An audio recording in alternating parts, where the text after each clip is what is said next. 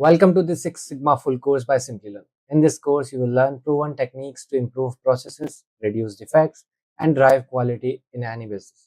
Six Sigma is a powerful methodology used worldwide to boost efficiency and deliver exceptional results. Now, here is why this is perfect timing. Six Sigma skills are in huge demand in 2025. Companies are actively seeking professionals who can streamline operations, cut costs, and improve quality. This course covers everything from lean principles and advanced statistics tools, breaking down complex ideas into easy practical lessons. Whether you are starting fresh or preparing for certification, we will guide you step by step to become a confident Six Sigma expert. So, ready to transform your career? Let's dive in. Before we move on, if you are interested in mastering advanced process optimization and becoming a Lean Six Sigma expert, this program is for you. Join Simplilearn's Lean Six Sigma Expert course to earn globally recognized green and black belt certification accredited by IASSC. You will gain hands-on experience with 13 Project 12 simulations and 18 Harvard case studies, plus master powerful tools like Minitab and generative AI for quality management. With 40 plus hours of live training, lifetime access, and 114 plus PDUs, you will be fully equipped to drive operational excellence and boost your career in just 10 weeks. So, ready to lead process improvements and stand out? Enroll now and transform your future journey. The course link is in the description box below. So let's get started. Six Sigma is a set of tools and techniques that have helped several companies around the world achieve business success. Hi guys, I'm Rahul from Simplilearn, and let's get started with our introduction to Six Sigma. Now let's understand this better with an example. Here let's talk about how things were before Six Sigma was introduced. Here Jenny and James are having a conversation with each other. Jenny is James's manager and she's not happy at all. She says James is in a lot of trouble. This is because she found out that the customers weren't happy with the organization's service and the operational costs were way too high. And as manager, James had to make sure that this did not happen. Now let's have a look at the same scenario in present day. Here we have Jenny congratulating James. She's very impressed with his work, but James says it's all thanks to Six Sigma methodology. So Jenny asks, she wants to know more about Six Sigma. So to understand Six Sigma, here's what you need to know. Firstly, we'll have to understand what is Six Sigma, what its advantages are, some of its methodologies, what are the different roles in a Six Sigma team, what is lean, what is a lean process, and what is Lean Six Sigma. So now let's get started with understanding what exactly is Six Sigma. The Six Sigma methodology makes sure to find as well as eliminate any sort of defect or variation that could be affecting your product, service, or process. Now this methodology is statistics based, is data driven, and focused on continuous improvement. Now this means that there's no end goal in the horizon. There's always another goal to reach. There are three core ideologies behind Six Sigma. The first one states that for any business to be successful, there's continuous efforts that are required so that you can achieve stable as well as predictable process results. The second ideology states that in any business or manufacturing process, there are certain characteristics that can be defined, measured, analyzed, and controlled. The final ideology says that along with the rest of the organization, the top level management plays a very important role to making sure that there's sustained quality. Now let's talk about the advantages of Six Sigma. Six Sigma can help produce a roadmap or a path through which you can easily find and reduce any sort of organizational risk and reduce the operational costs. Another advantage is that it helps improve the efficiency of the process and making sure that it works in a timely manner. It decreases defects, improves the overall tracking and monitoring process, and ensures that the products are aligned with the company's policies. It is also reported that it greatly helps improve customer as well as vendor satisfaction. It helps improve the cash flow and ensures that the products are complying with the regulations of the organization. Now let me tell you about the process of Six Sigma. Now Six Sigma projects are of basically two methodologies, the DMAIC and the DMADV. Now let's talk about DMAIC in detail. That's short for define, measure, analyze, improve, and control. This is one of the most commonly used methodologies in the world. This is commonly used by companies when they have to fix or improve an already existing product or process that does not meet the company's standards. Now let's have a look at the process. First phase is the define phase. In this phase, you define the problem that the customers are facing, you find out where you can improve, and you clearly understand what the customers require of you. The second phase is the measure phase. Now in this phase, you actually identify how well the process is doing in its current unaltered state. In the analyze phase, you process the data that you get from the measure phase and determine what exactly is the cause of the delay or variation. In the improve phase, you start by making small changes to the business process and make sure that the problem you identified earlier is being taken care of. And finally, in the control phase, you control the new process so that it doesn't go wrong and use the same knowledge for future processes. Now let's have a look at DMADV. This is short for define, measure, analyze, design, and verify. Now this is also commonly known as DFSS or the design for Six Sigma. Now this is commonly used by companies around the world when they have a new product that needs to be created all the way from scratch. In the first phase, which is the define phase, you define what the goal of the project is and what the customers require of you. In the measure phase, you measure as well as determine what the customer needs and how they respond to your products. In the analyze phase, you perform analyses to determine how you can improve your product or service so they can better serve your customers. In the design phase, you set up process details and make optimizations to the design to make sure your customer is satisfied. And finally, in the verify phase, you check how well the design is working out and how well it meets the customer's needs. Now before we go on, let's talk about how Six Sigma was used in reference to the earlier example, the situation that James was facing. A survey conducted by the organization James was working for indicated that the customers weren't very happy with the organization. So they decided to fix that with the help of Six Sigma. So they decided that the DMAIC methodology would be best suited to solve their problem. So let's have a look at what they did. Firstly, in the define phase, they used a tool called the voice of the customer. This tool represented the needs as well as requirements of the customer. This showed that the customers expected prompt delivery, the correct product selection, and a knowledgeable distribution team from the company. And now onto the measure phase. The company wanted to know why the customers didn't like them, so they performed some data collection. From there, they found out that they took 56% longer than other companies to deliver their product. So they decided to reduce the amount of time it takes between order entry and the delivery of the product. And now in the analyze phase. Here they knew what the issue was, but they wanted to know what exactly made their product's delivery so slow. Why were the customers receiving the product so late? Then they performed some analysis. Their analysis showed the possible causes. It could have been inaccurate sales plans, issues with their safety stock, issues with their vendors' delivery performance, and falling behind on the manufacturing schedule. Further analysis also indicated that most of their sales, almost 80%, came from 30% of their products. The issue was that they didn't have enough safety stock to satisfy the customers who required that 30% of products. And now onto the improve phase. So now that they knew what was causing their problem, they wanted to solve it. They began to have monthly reviews and tried to make sure that their in-demand products stayed in demand. Another thing that they wanted to focus on was to make sure that they could order and provide the customer with the products that they wanted. And finally, onto the control phase. They began to set up plans so that they could monitor the sales of that 30% of products that were selling the most. Each year, they would review how well a product was selling and replace it if it had fallen out of favor. Now, let me tell you what a Six Sigma team consists of. Let's talk about the roles in a Six Sigma team. First up is level 7. Now, these are individuals who are at the novice level. Now, these individuals don't know in great detail about what the project is, but they have a basic understanding of the principles and the methodology behind the program. Now, they usually support with smaller projects and with smaller issues, but these individuals found the foundation for the people who decide where the program is going. And now we're at level 6. Now, these are individuals who have a yellow belt certification. Now, they are core members of the Six Sigma team who have an understanding of how the basic metrics work and how they can perform some sort of improvement.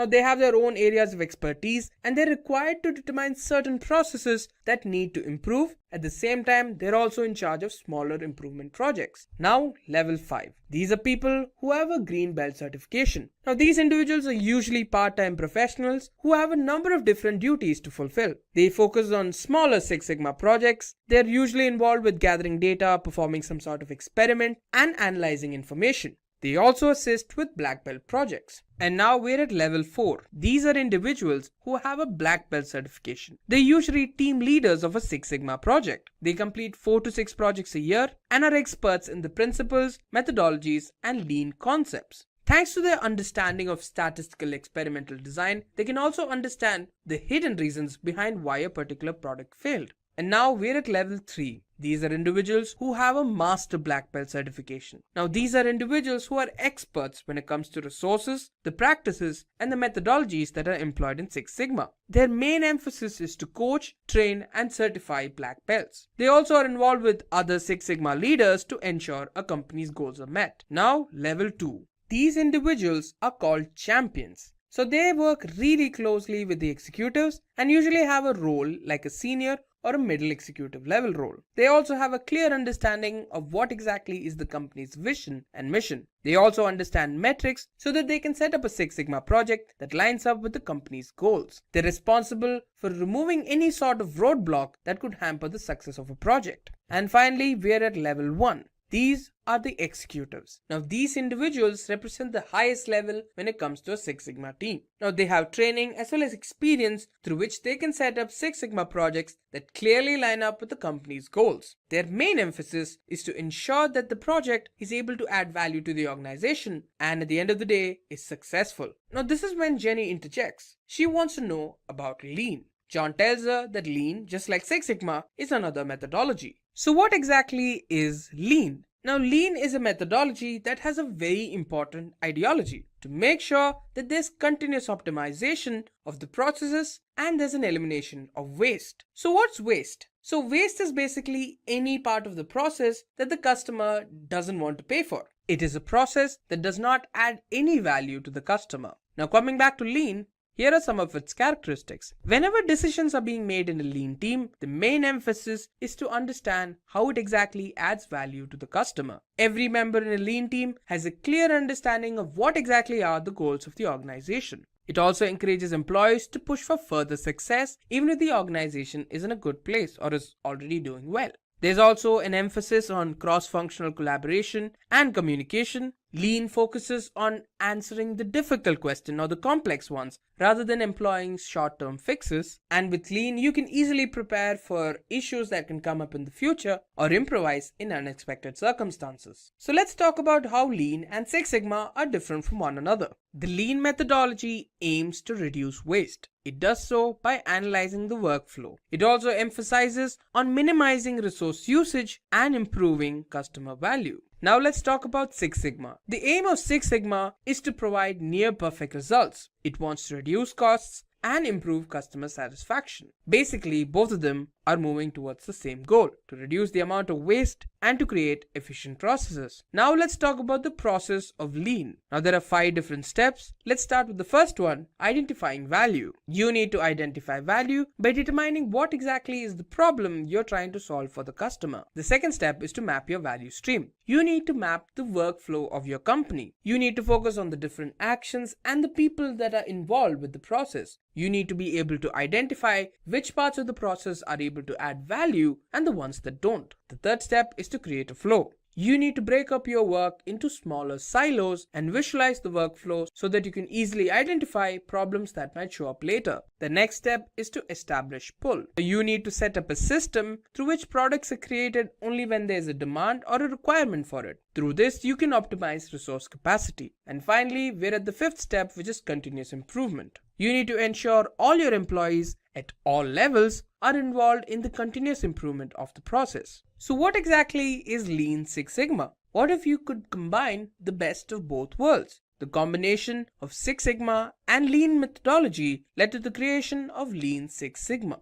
Lean Six Sigma is a methodology that aims to solve problems, removes any form of waste or inefficiency, and improving the working conditions of employees to make sure that they can serve the customers better. Now, this is a combination of the tools, methods, and principles that are employed in Lean and Six Sigma. Let's talk about some of its advantages. It aims to provide customers with a better experience by streamlining the process. With efficient power flows, it aims to drive higher results. It can reduce cost, remove waste, and prevent defects. It can help the organization handle day-to-day problems. The decreased lead times help increase capacity and profitability. And finally, it helps with people development and improving the morale of the organization. So here we have Jim carrying a stack of sheets in his very messy cubicle. Suddenly, Jim realizes a few things. He's lost a really important file. But that's not all. The bad news just keeps on coming. He remembers that his messy desk and area are the talk of the entire office. and thanks to this, he doesn't even want to get any work done. A little angry and annoyed with himself, Jim sits down in resignation. That's when John walks in. John asks him what's wrong. Jim tells him that he's in a mess and doesn't know what to do. That's when John tells him about his solution, the 5S methodology. Now, let me tell you everything I'm going to teach you. We'll be talking about what is the 5S methodology, benefits of the 5S methodology, the process of 5S, which consists of 5 other steps. So now, let's have a look at what exactly is the 5S methodology. The 5S methodology is a popular workplace organization methodology that was introduced in Japan and was first implemented by Toyota Motor Corporation. The primary reason it was developed was to make just-in-time manufacturing possible. So what is just-in-time? It's a form of manufacturing that aims to produce only the amount of product needed when it's needed. The 5S methodology basically focuses on cleanliness and organization, while at the same time focusing on maximizing efficiency and profit. So you could say that 5S provides a framework whose main focus is using visual management, which is a way to visually communicate a number of things like performance, standards, or warnings in a way that requires little to no training to interpret, so that you can emphasize on using a mindset as well as tools to ensure there's efficiency and value being created. So what you're doing in this methodology is observing, analyzing, collaborating, searching for waste, and then removing it. So what makes this methodology so special? Let's find out. First off, we have optimized organization. Thanks to 5S, every component that you need for work is kept in a way that's easily accessible and easy to use. So no more time is wasted on looking for items, deciding how they can be used, or even returning them. Then we have improved efficiency. The 5S methodology enables companies to focus on ways to eliminate waste while enhancing the company's bottom line. This is made possible by improving the company's products and services, and by extension, this is able to lower costs. Next, we have bigger storage density. Now, since 5S is mainly focused on removing the unnecessary items from the work area, there's a lot of free space open for efficient usage. Then, there's increased safety. So now that all the unnecessary clutter and waste is removed from the work area, it's much safer for the employee to work in. And finally, we have improved workspace morale. Now, since the workspace is a lot more cleaner, safer, and more organized, the morale among employees is also greatly improved. Now, let's have a look at the process of the 5S methodology.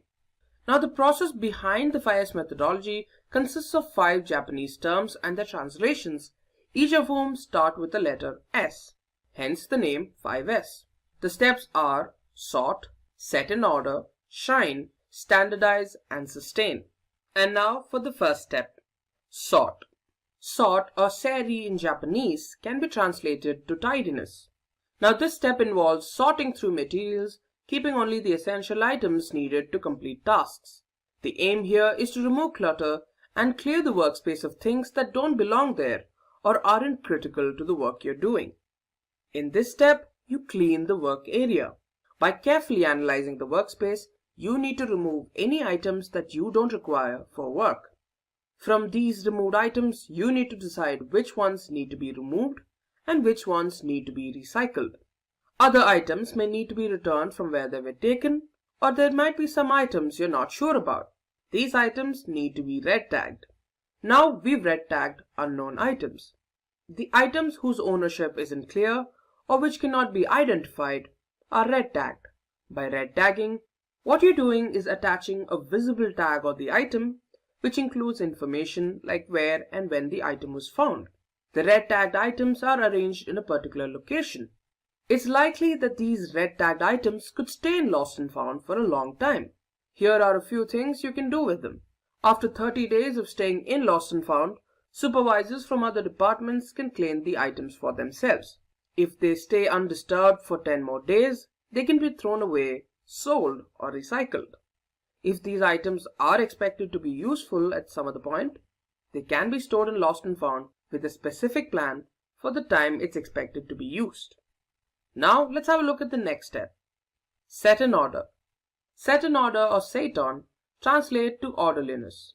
Here the aim is to organize the work area, which means Items need to be easy to find, use, and return. So first off, you need to create a 5S map. The 5S map is a floor plan or a diagram that can provide an overview of the work area, process, or station.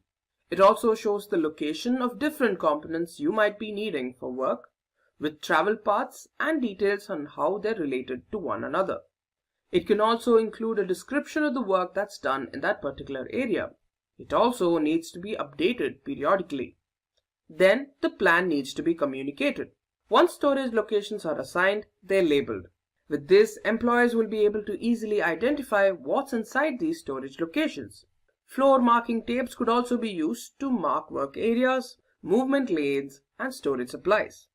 Now, let's have a look at the next step. Shine.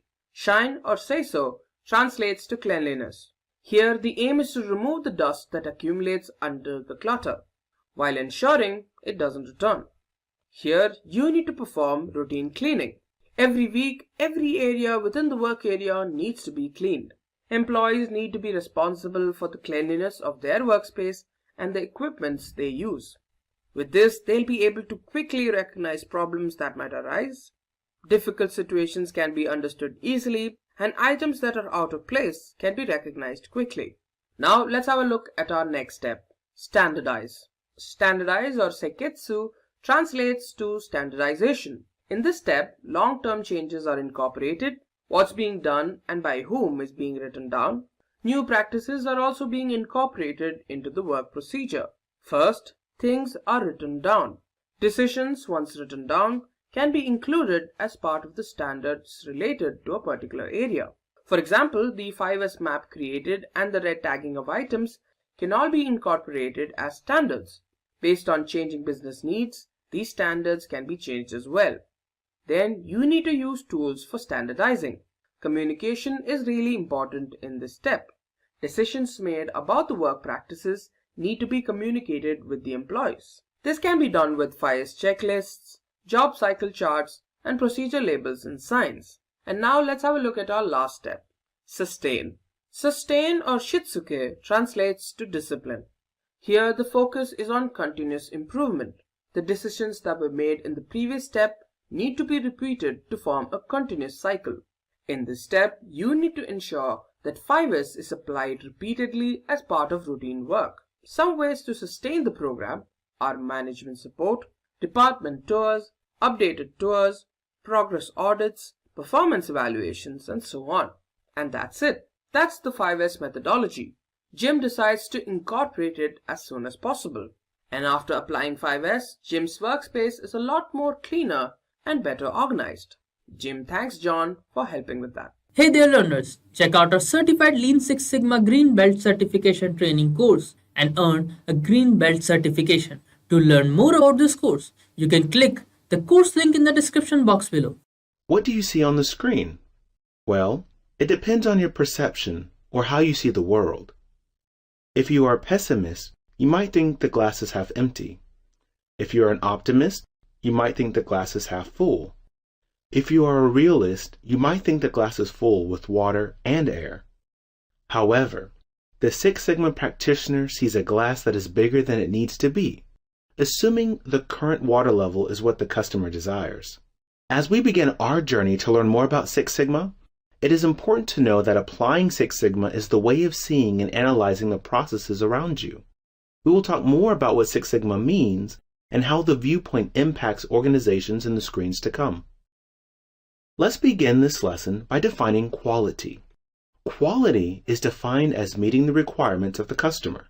Well, what features do you look for when purchasing a car? What facilities do you want in your house or apartment when buying one? What do you expect from a premium chocolate candy bar? Answers to these questions will tell what quality means to you for each of these items. Here's a snapshot of the quality journey with a few key milestones. In the 1930s, the idea of statistical process control was conceived by Walter Shewhart to monitor and control a process using statistical methods. This was used extensively during World War II to quickly expand industrial capabilities of the U.S.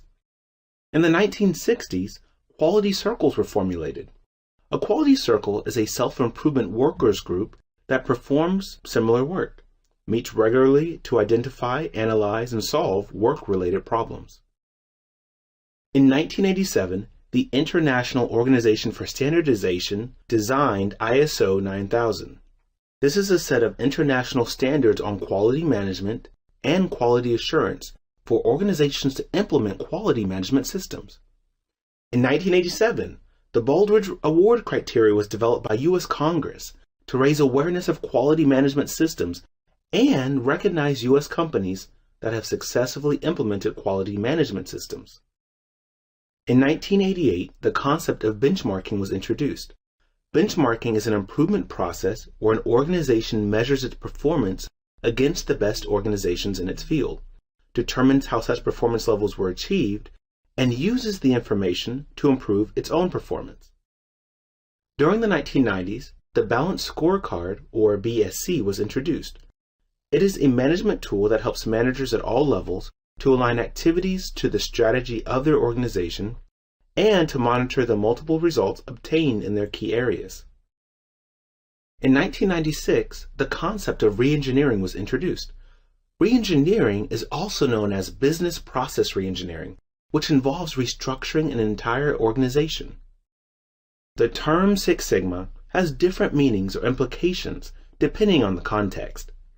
Sigma is a Greek letter used in the statistical world to represent a measure of variability. The Six Sigma process is an important method of quality principles and techniques. Also, Six Sigma is a business strategy to change company culture with top management support. The Sigma level is a measure of performance for a business process or service. So when you say Six Sigma, there are several definitions that are all correct.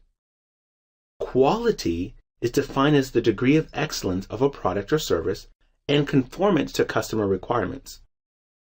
Taking a process to Six Sigma level ensures the quality of product and increase in profits as the primary goal.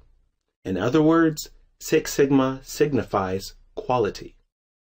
In 1986, Bill Smith and Mikhail Harry at Motorola started the Six Sigma initiative to improve performance.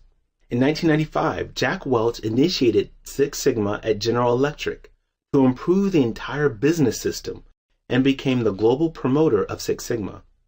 In 1998, Allied Signal saved $500 million with the use of Six Sigma. In 2000, General Electric saved $2 billion annually with the use of Six Sigma. And in 2001, Motorola saved $16 billion cumulatively with the use of Six Sigma. Six Sigma is a business methodology that employs a customer-centric, fact-based approach to reduce process variation and waste. This helps us dramatically improve customer satisfaction, increase shareholder value, and strengthen employee commitment. The methodology is designed to make companies rethink the way they do business and generate improvements in processes and services. Following are the benefits of implementing Six Sigma in an organization. It eliminates the root cause of problems and defects in a process, creates robust products and services, reduces process variation and waste, ensures customer satisfaction, achieves process standardization, reduces rework by getting it right the first time, addresses key business requirements, helps gain competitive advantage, and helps achieve organizational goals. Following are the 3 reasons why organizations are successful with Six Sigma. It is a proven systematic problem-solving methodology that follows a tried and effective process known as DMAIC, which improves productivity and efficiency by eliminating defects. Six Sigma is customer-focused. This methodology ensures businesses align their projects to customers' needs. It allows organizations to produce better products and services and improves customer loyalty. Lastly, Six Sigma achieves long-term improvements based on data-driven statistical analysis to prioritize issues and fix root causes. The Six Sigma process is known as DMAIC. DMAIC comprises 5 phases: define, measure, analyze, improve, and control. These phases are the roadmap to problem solving and improving our processes. The effectiveness of Six Sigma method is derived from its structure. Each phase has an overarching objective and specific deliverables that need to be completed. which helps us achieve the objectives. The purpose of the define phase is to document the problem, the desired outcome, goals, and deliverables. The purpose of the measure phase is to obtain baseline process performance levels and quantify the problem. The focus of the analyze phase is to identify the key root causes for process variation and defects. The purpose of the improve phase is to develop, test, and implement the solutions. The goal of the control phase is to monitor the key factors and maintain the gains. You learn the aspects of the DMAIC process. Now we'll look at the tools used in each phase. The list of tools corresponds to the DMAIC phase in which they are used. The use or application of these tools gives the expected deliverables in each DMAIC phase for a Greenbelt. Some of the tools listed are not required in every Six Sigma Greenbelt project. These tools give us an insight into the problem and lead us toward the real issues in our processes. That is, with more experience, you are likely to know the tools you need for your projects. In the define phase, we use SIPOC, Voice of the Customer or VOC, Critical to Quality, CTQ, the Quality Function Deployment or QFD, Failure Modes and Effects Analysis, known as the FMEA or the FMEA, and the Cause and Effect CNE matrix. In the measure phase, we use Measurement System Analysis or MSA, control charts, process capability, and normality plots. In the analyze phase, we use Simple Linear Regression or SLR, Pareto charts, fishbone diagram, failure modes and effects analysis, the FMEA, multivariate charts, and hypothesis testing. In the improve phase, we use brainstorming, piloting, and also the failure modes effects analysis and design of experiments, DOE. In the last phase, control, we use control charts, a control plan, and measurement system analysis. This lesson provides an overview of the Certified Six Sigma Green Belt, or CSSGB course. A process is a series of steps designed to produce a product and/or service according to the requirement of the customer. A process mainly consists of four parts: input, process steps, output, and feedback.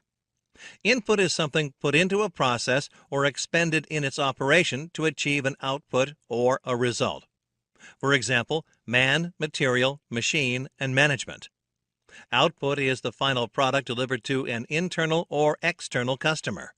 For example, product or services. It is important to understand that if the output of a process is an input for another process, the latter process is the internal customer. Each input can be classified as controllable, represented as C, non-controllable, represented as NC, noise, represented as N, and critical, represented as X. The most important aspect of the process is the feedback. As can be inferred from the image, any change in the inputs causes change in the output. Therefore, Y equals F of X. Feedback helps in process control because it suggests changes to the inputs. Let us learn about the process of Six Sigma in the next screen. Let us understand how Six Sigma works in this screen. Six Sigma is successful because of the following reasons. Six Sigma is a management strategy. It creates an environment where the management supports Six Sigma as a business strategy and not as a standalone approach or a program to satisfy some public relations need. Six Sigma mainly emphasizes the DMAIC method of problem solving. Focus teams are assigned well-defined projects that directly influence the organization's bottom line with customer satisfaction and increased quality being byproducts. Six Sigma also requires extensive use of statistical methods. The next screen will focus on some key terms used in Six Sigma. Let us look at the Sigma level chart in this screen. As discussed earlier, the Six Sigma quality means 3.4 defects in 1 million opportunities, or a process with a 99.99966% yield. The Sigma level chart given on the screen shows the values for other Sigma levels. Please take a look at the values carefully. Let us understand the benefits of Six Sigma in the next screen. The organizational benefits of Six Sigma are as follows. A Six Sigma process eliminates the root cause of problems and defects in a process. Sometimes the solution is creating robust products and services that mitigate the impact of a variable input or output on a customer's experience.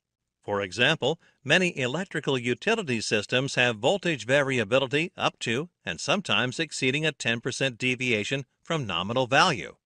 Thus, most electrical products are built to tolerate the variability, drawing more amperage without damage to any components or the unit itself. Using Six Sigma reduces variation in a process and thereby reduces waste in a process. It ensures customer satisfaction and provides process standardization. Rework is substantially reduced because one gets it right the very first time. Further, Six Sigma addresses the key business requirement. Six Sigma can also be used by organizations to gain advantage and become world leaders in their respective fields. Ultimately, the whole Six Sigma process is to satisfy customers and achieve organizational goals. In the next screen, let us understand Six Sigma and quality. Taking a process to Six Sigma level ensures that the quality of the product is maintained. The primary goal of improved quality is increased profits for the organization. In very simple terms, quality is defined as the degree of excellence of a product or a service provided to the customer. It is conformance to customer requirement. If the customer is satisfied with the product or service, then the product or service is of the required quality. Let us look at the history of quality in the next screen. In the mid-1930s, Statistical Process Control, SPC, was developed by Walter Shewhart and used extensively during World War II to quickly expand the U.S.'s industrial capabilities. SPC is the application of statistical techniques to control any process. Walter Shewhart's work on the common cause of variation and special cause of variation, assignable, has been used proactively in all Six Sigma projects. The approach to quality has varied from time to time. In the 1960s, there were quality circles, which originated in Japan. It was started by Kaoru Ishikawa. Quality circles were self-improvement groups composed of a small number of employees belonging to a single department. Quality circles brought in improvements with little or no help from the top management. In 1987, ISO 9000 was introduced. ISO stands for International Organization for Standardization. ISO 9000 is a set of international standards on quality management and quality assurance to help organizations implement quality management systems. ISO 9000 is still in effect. Baldrige Award, now known as the Malcolm Baldrige National Quality Award, was developed by the U.S. Congress in 1987 to raise awareness of quality management systems as well as recognize and award U.S. companies that have successfully implemented quality management systems. In 1988, another quality approach was developed known as benchmarking. In this approach, an organization measures its performance against the best organizations in its field, determines how such performance levels were achieved, and the information is used by the organization to improve itself. Then in the 1990s, there was the balanced scorecard approach. It is a management tool that helps managers of all levels to monitor their results in their key areas so that one metric is not optimized while another is ignored. During the year 1996 through 1997, an approach known as re-engineering was developed. This approach involved the restructuring of an entire organization and its processes. Integrating various functional tasks into cross-functional processes is one of the examples of re-engineering. In the next screen, let us find out about the quality gurus and their contribution to the field of quality. Let us focus on Six Sigma and the business system in this screen. Business systems are designed to implement a process or a set of processes. A business system ensures that process inputs are at the right place and at the right time so that each step of the process has the resource it needs. A business system design should be responsible for collecting and analyzing data so that continual improvement of its processes, products, and services is ensured. A business system has processes, sub-processes, and steps as its subsets. Human resources, manufacturing, and marketing are some examples of processes in a business system. Six Sigma improves a business system by continuously removing the defects in its processes and also by sustaining the changes. A defective item is any product or service that a customer would reject. A customer can be the user of the ultimate product or service, or can be the next process downstream in the business system. Let us learn about Six Sigma projects and organizational goals in the following screen. Let us understand the structure of the Six Sigma team in this screen. There are totally 5 levels in the Six Sigma screen. The first level consists of the top executives of the organization. These people lead change and provide direction as they own the vision of the organization. For any improvement initiative to work, it is important that top management of the organization be actively involved in its propagation.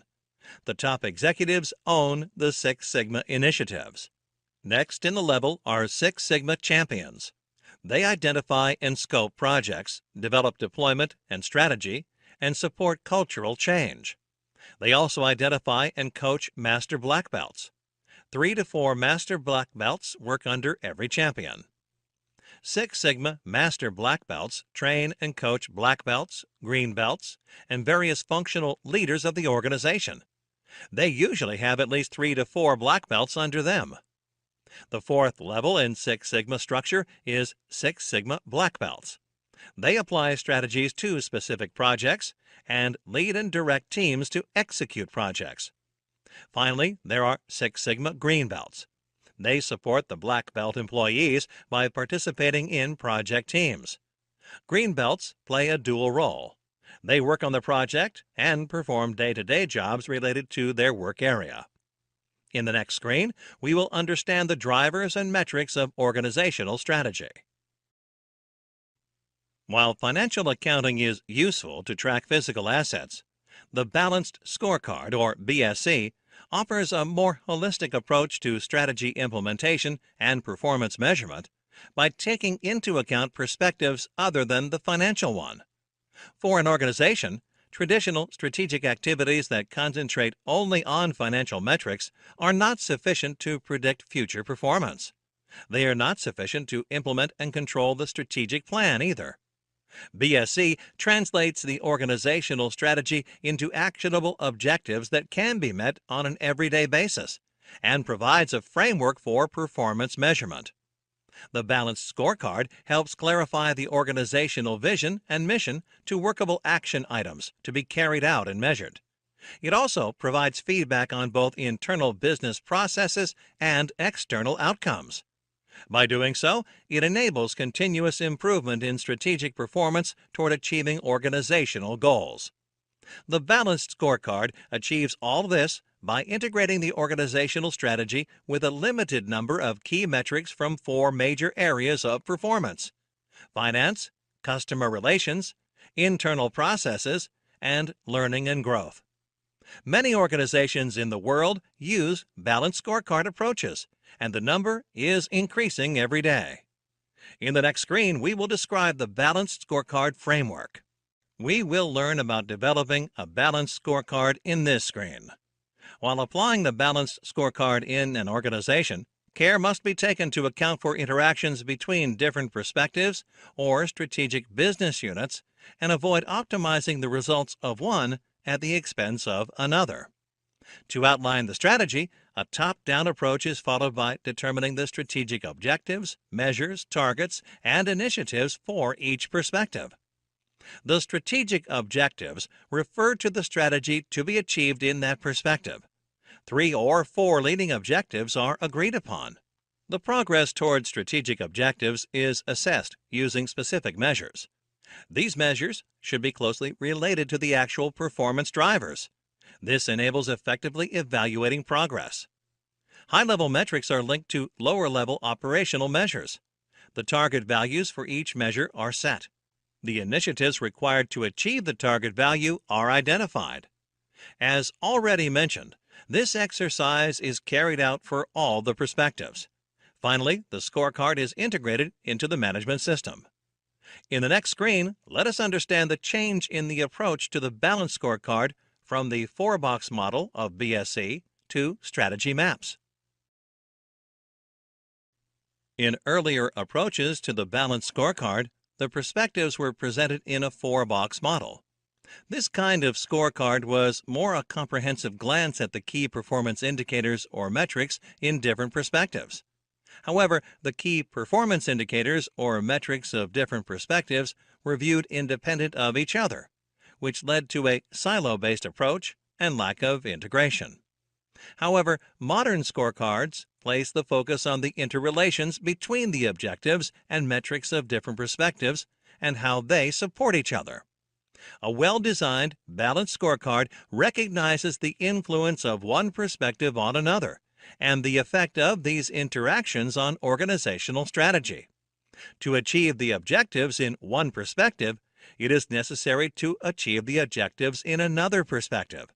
In short, the 4 perspectives form a chain of cause and effect relationships. A map of interlinked objectives from each perspective is created. These objectives represent the performance drivers, which determine the effectiveness of strategy implementation. This is called a strategy map. The function of a strategy map is to outline what the organization wants to accomplish and how it plans to accomplish it. The strategy map is one-page view of how the organization can create value. For example, financial success is dependent on giving customers what they want, which in turn depends on the internal processes and learning and growth at an individual level. In the next screen, we will look at the impact of the balanced scorecard on the organization. The balanced scorecard and strategy map force managers to consider cause and effect relationships, which leads to better identification of key drivers and a more rounded approach to strategic planning. The BSC enables the organization to improve in the following ways. Being a one-page document, a strategy map can easily be communicated and facilitates understanding at all levels of the organization. An organization is successful in meeting its objectives only when everyone understands the strategy. The balanced scorecard also forces an organization to measure what really matters and manage information better so that quality of decision-making is higher. Creating performance reports against a balanced scorecard allows for a structured approach to reporting progress. It also enables organizations to create reports and dashboards to communicate performance transparently and meaningfully. As expected, a balanced scorecard helps an organization to better align itself and its processes to the strategic goals outlined in the BSC. The overall objectives of the BSC can be cascaded into each business unit to enable that unit to work toward the common organizational goal. All the activities of the organization, such as budgeting or risk management, are automatically aligned to the strategic objectives. To conclude, the balanced scorecard is a simple and powerful tool that, when implemented correctly, equips an organization to perform better. Let us proceed to the next topic of this lesson in the following screen. In this topic, we will look at what lean is and how lean is applied to a process. Let us start with the lean concepts in the next screen. Let us look at the process issues in this screen. Lean focuses on 3 major issues in a process, known by their Japanese names, Muda, Mura, and Marie. Muda refers to non-value adding work. Mura represents unevenness, and Marie represents overburden. Together, they represent the key aspects in lean. Let us look at the types of waste in the next screen.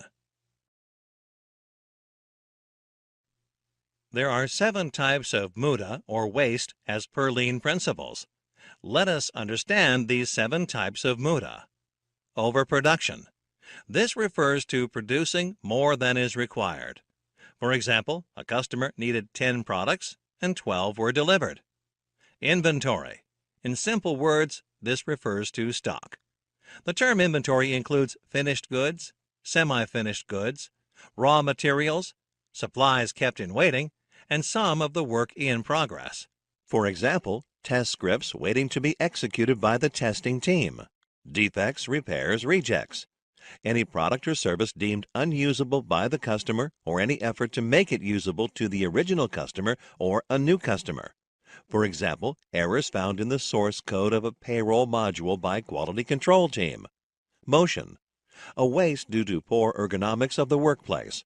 For example, finance and account teams sit on the first floor, but invoices to customers are printed on the ground floor, causing unnecessary personnel movement. Overprocessing, additional process on a product or service to remove unnecessary attribute or feature is overprocessing. For example, a customer needs a bottle and you deliver a bottle with extra plastic casing. A customer needs ABEC3 bearing and your process is tuned to produce more precise ABEC7 bearings, taking more time for something the customer doesn't need. Waiting.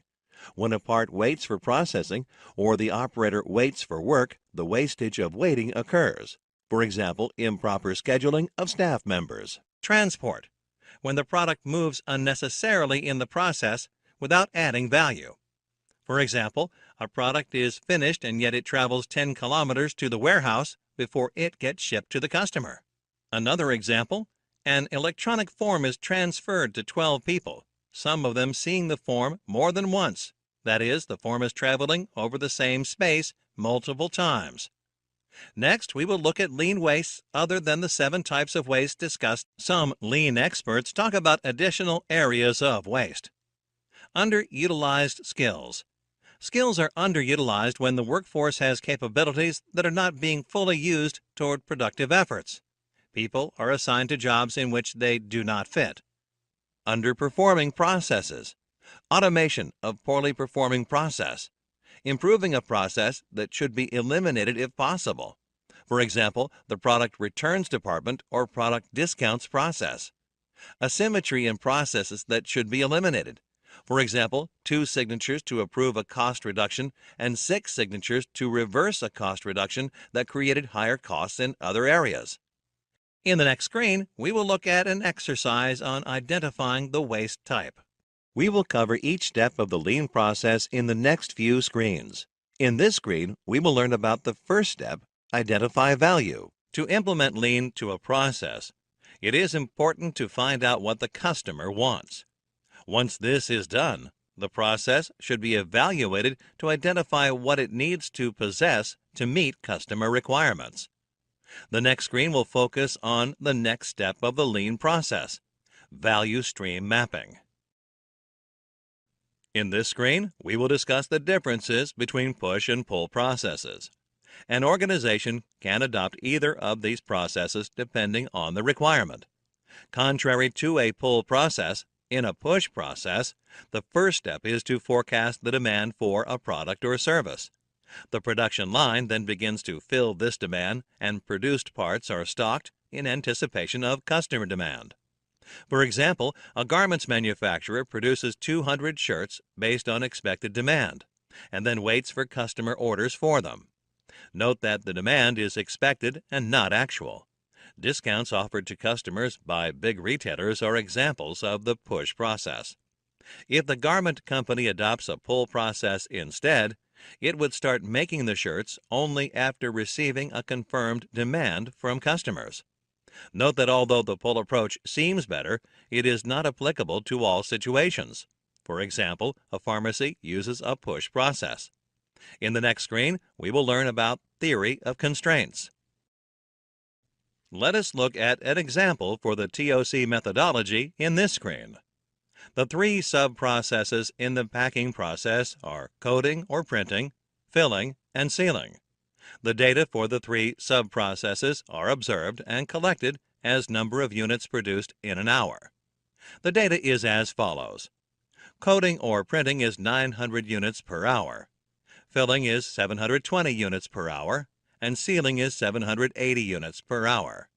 How can you implement the TOC methodology in this example? Let us build the TOC map for this example. The first step in the TOC methodology is to identify the constraint. Looking at the data, the output per hour from the filling process is 720. This is the constraint in the system. In the second step, the constraint is exploited by analyzing the performance using data. To break the constraint, a repair and maintenance personnel can be assigned to maintain the filling machine on a daily basis. In the third step, the other fixes in the repair and maintenance function are made as subordinate decisions to the one taken in step 2. In this example, carry out the maintenance of the filling machine. In the fourth step, the constraint is elevated by implementing the decisions. In this example, remove the damages from the filling machine. The next step is to go back to step 1 and identify the next system constraint. As per the data collected after implementation of the first cycle of the TOC, sealing can be identified as the next system constraint. Let us now analyze the data before and after TOC implementation in this example.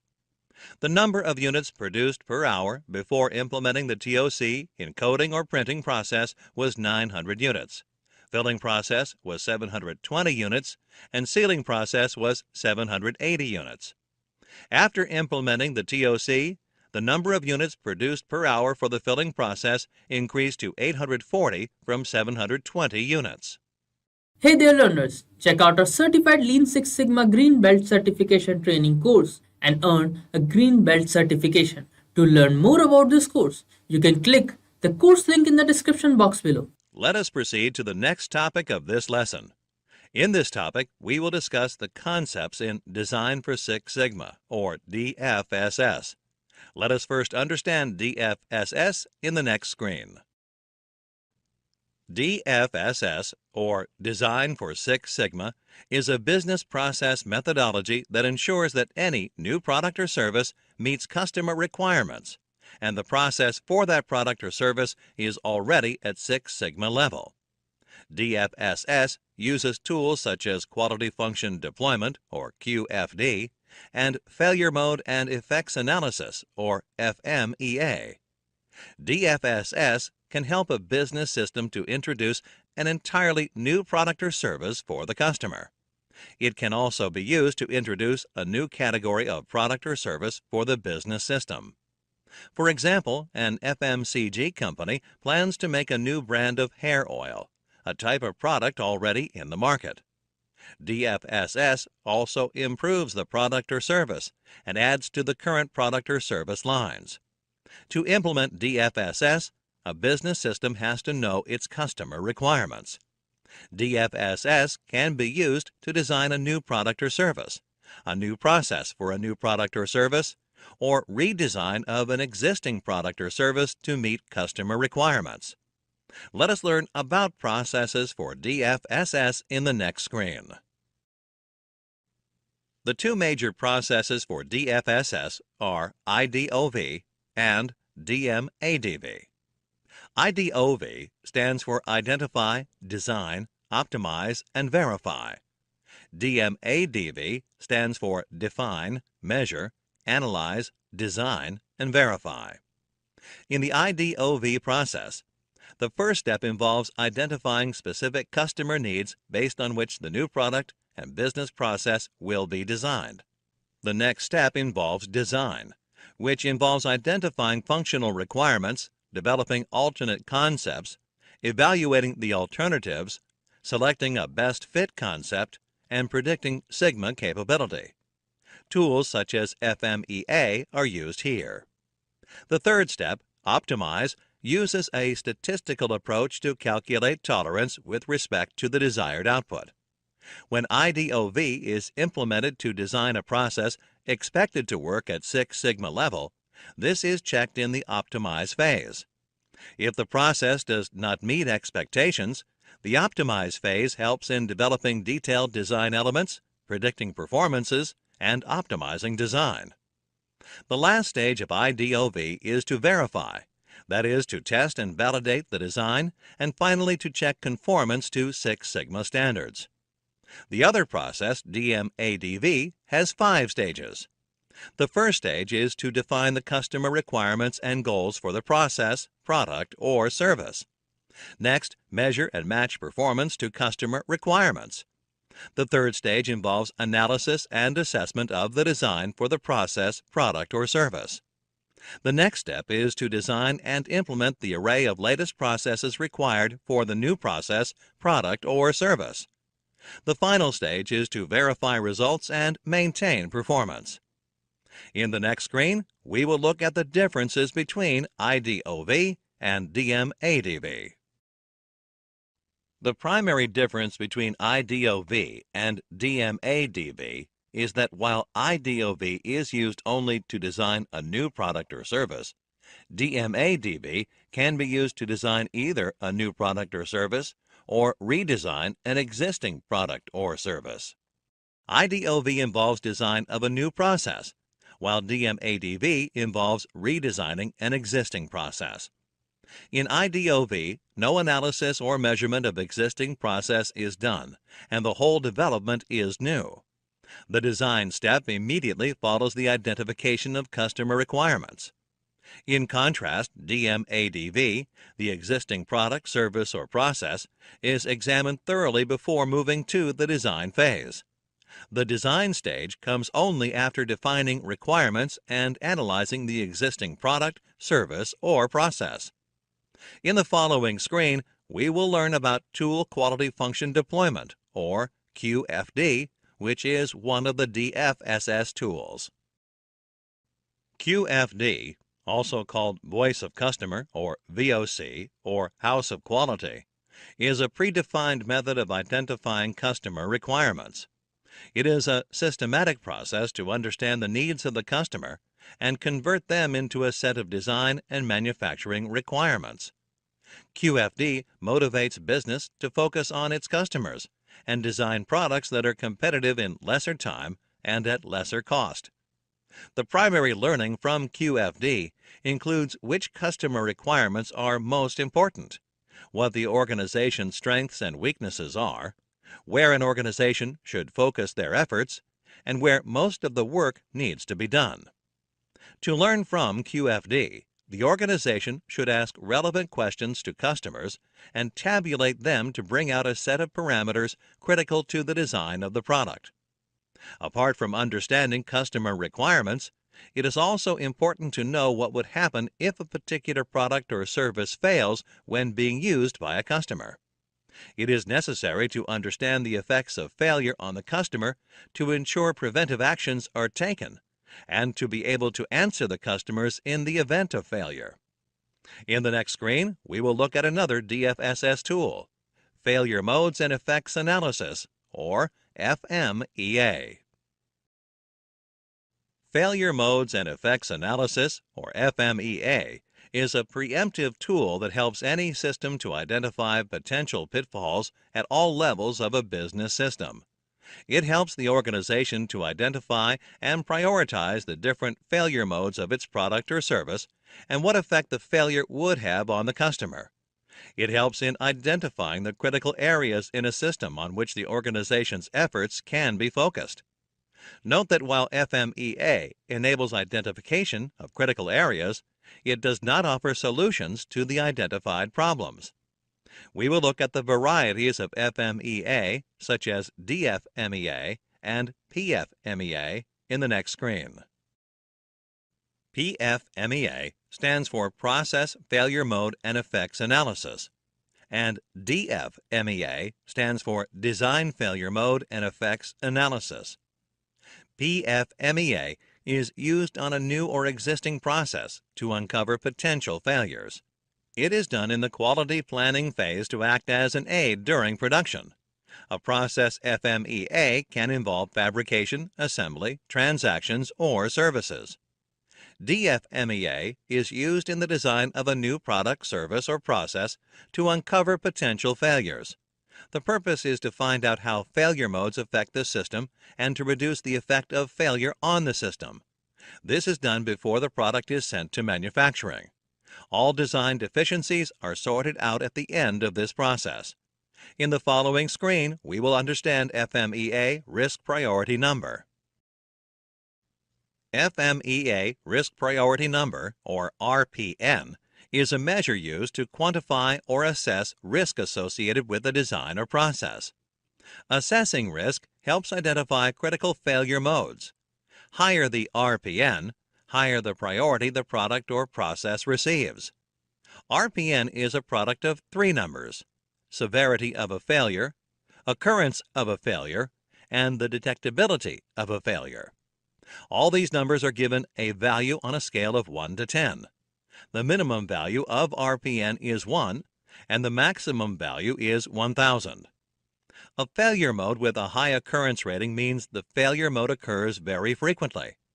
A mode with a high severity rating means that the mode is really critical to ensure safety of operations. A mode with a high detection rating means that the current controls are not sufficient. In the next screen, we will look at the FMEA table. The FMEA table helps plan improvement initiatives by underlining why and how failure modes occur and helps organizations plan for their prevention. Typically, FMEA is applied on the output of root cause analysis and is a better tool for focus or prioritization as compared to multivoting. One important aspect of FMEA is that it does not need data. Experts in a particular area can form the FMEA table without having to look at data from any source. In functions such as human resources, the FMEA table is very useful, as there might not be much data available to the problem-solving team. The sample FMEA table is given on the screen. Please go through the contents for better understanding. In the following screen, we will discuss severity of risk priority number and scale criteria. Let us first discuss severity. Severity refers to the seriousness of the effect of the failure mode, or how critical the failure mode is to the customer or the process. The severity of a failure mode is rated on a scale of 1 to 10 using a severity table. Different industries follow different structures for the severity table. A high severity rating indicates a mode is critical to operational safety. For example, a team working on FMEA of a radioactive plant may insert fatal as the effect with rating 10. Another example is the severity table for a sports team. The team manager wants to rate the severity of failure of the team in an upcoming game. She might rate it at 9 given that the team would lose a big sponsorship should they face defeat, which could in turn be hazardous to the team's future. Shown here is a generalized table of severity. The severity rating can never be changed. For example, if a mode has a rating of 9 before improvement, it will continue to have a rating of 9 after improvement too. Let us look at occurrence of RPM and scale criteria. Occurrence is the probability that a specific cause will result in the particular failure mode. As with severity, occurrence is rated on a scale of 1 to 10 based on a table. Like the severity table, higher the occurrence of a failure, higher is its rating. Again, this table might vary depending on the industry and scenario. Sometimes the project team can use data here if available. Based on past data, the probability of occurrence of a failure can easily be rated. Shown here is a generalized table. Let us next look at detection of RPN and scale criteria. Detection is the probability that a particular failure will be detected. The table shown here is again a generalized one. The rating here is a bit different from severity or occurrence. Higher the detectability of a failure, lower is its rating. This is because if the failure can easily be detected, then everyone would know of it, and therefore there would be less or no damage. For example, if detection is impossible, the failure is given a rating of 10. Please note that at the start of a Six Sigma project, the failure mode is given a relatively high detection rating. Let us look at an example of FMEA and RPN in the next screen. In this example, A bank wants to recognize and prioritize the risks involved in the process of withdrawing cash from an ATM. It can be observed from the table that not having a control in place for network issues has the highest RPN. This is due to the detectability for a network issue being very low. The next set of information in the table shows the action taken by the bank's management to address the failure modes. Following the implementation, the new RPN is calculated, retaining the security level at 9. This is because the actions were not directed at reducing the severity, but at the causes of failure. It can be seen that the new RPN is much lower, and the risk for both causes has been mitigated. This lesson will cover the details of the define phase. Six Sigma can be applied to everything around. It can be applied across almost 70 different sectors. However, it cannot be applied to all problems. The first step is to check if the project qualifies to be a Six Sigma project. The questions that need to be asked are as follows. Is there an existing process? To implement the DMAC methodology of problem solving, a process needs to exist. The process should be in operation for the development of the product or service. Is there a problem in the process? Ideally, the process should not have any problem. If there is a problem in the process performance, the process needs to be improved. Is the problem measurable? The problem has to be measurable in order to assess the root cause and the impact of the problem on the process. Does the problem impact customer satisfaction? If the problem affects customer satisfaction, an action needs to be taken immediately, else the customer may start finding alternate products or switch to competitors' products. Does working on the problem impact profits of the company? It is very essential to assess the impact of the project on the profits of the company. If the project affects the profits of the company adversely, then such a project is not feasible. Is the root cause of the problem unknown? If the root cause of the problem is visible, then a Six Sigma project is not required. Other problem-solving techniques can be used in this case.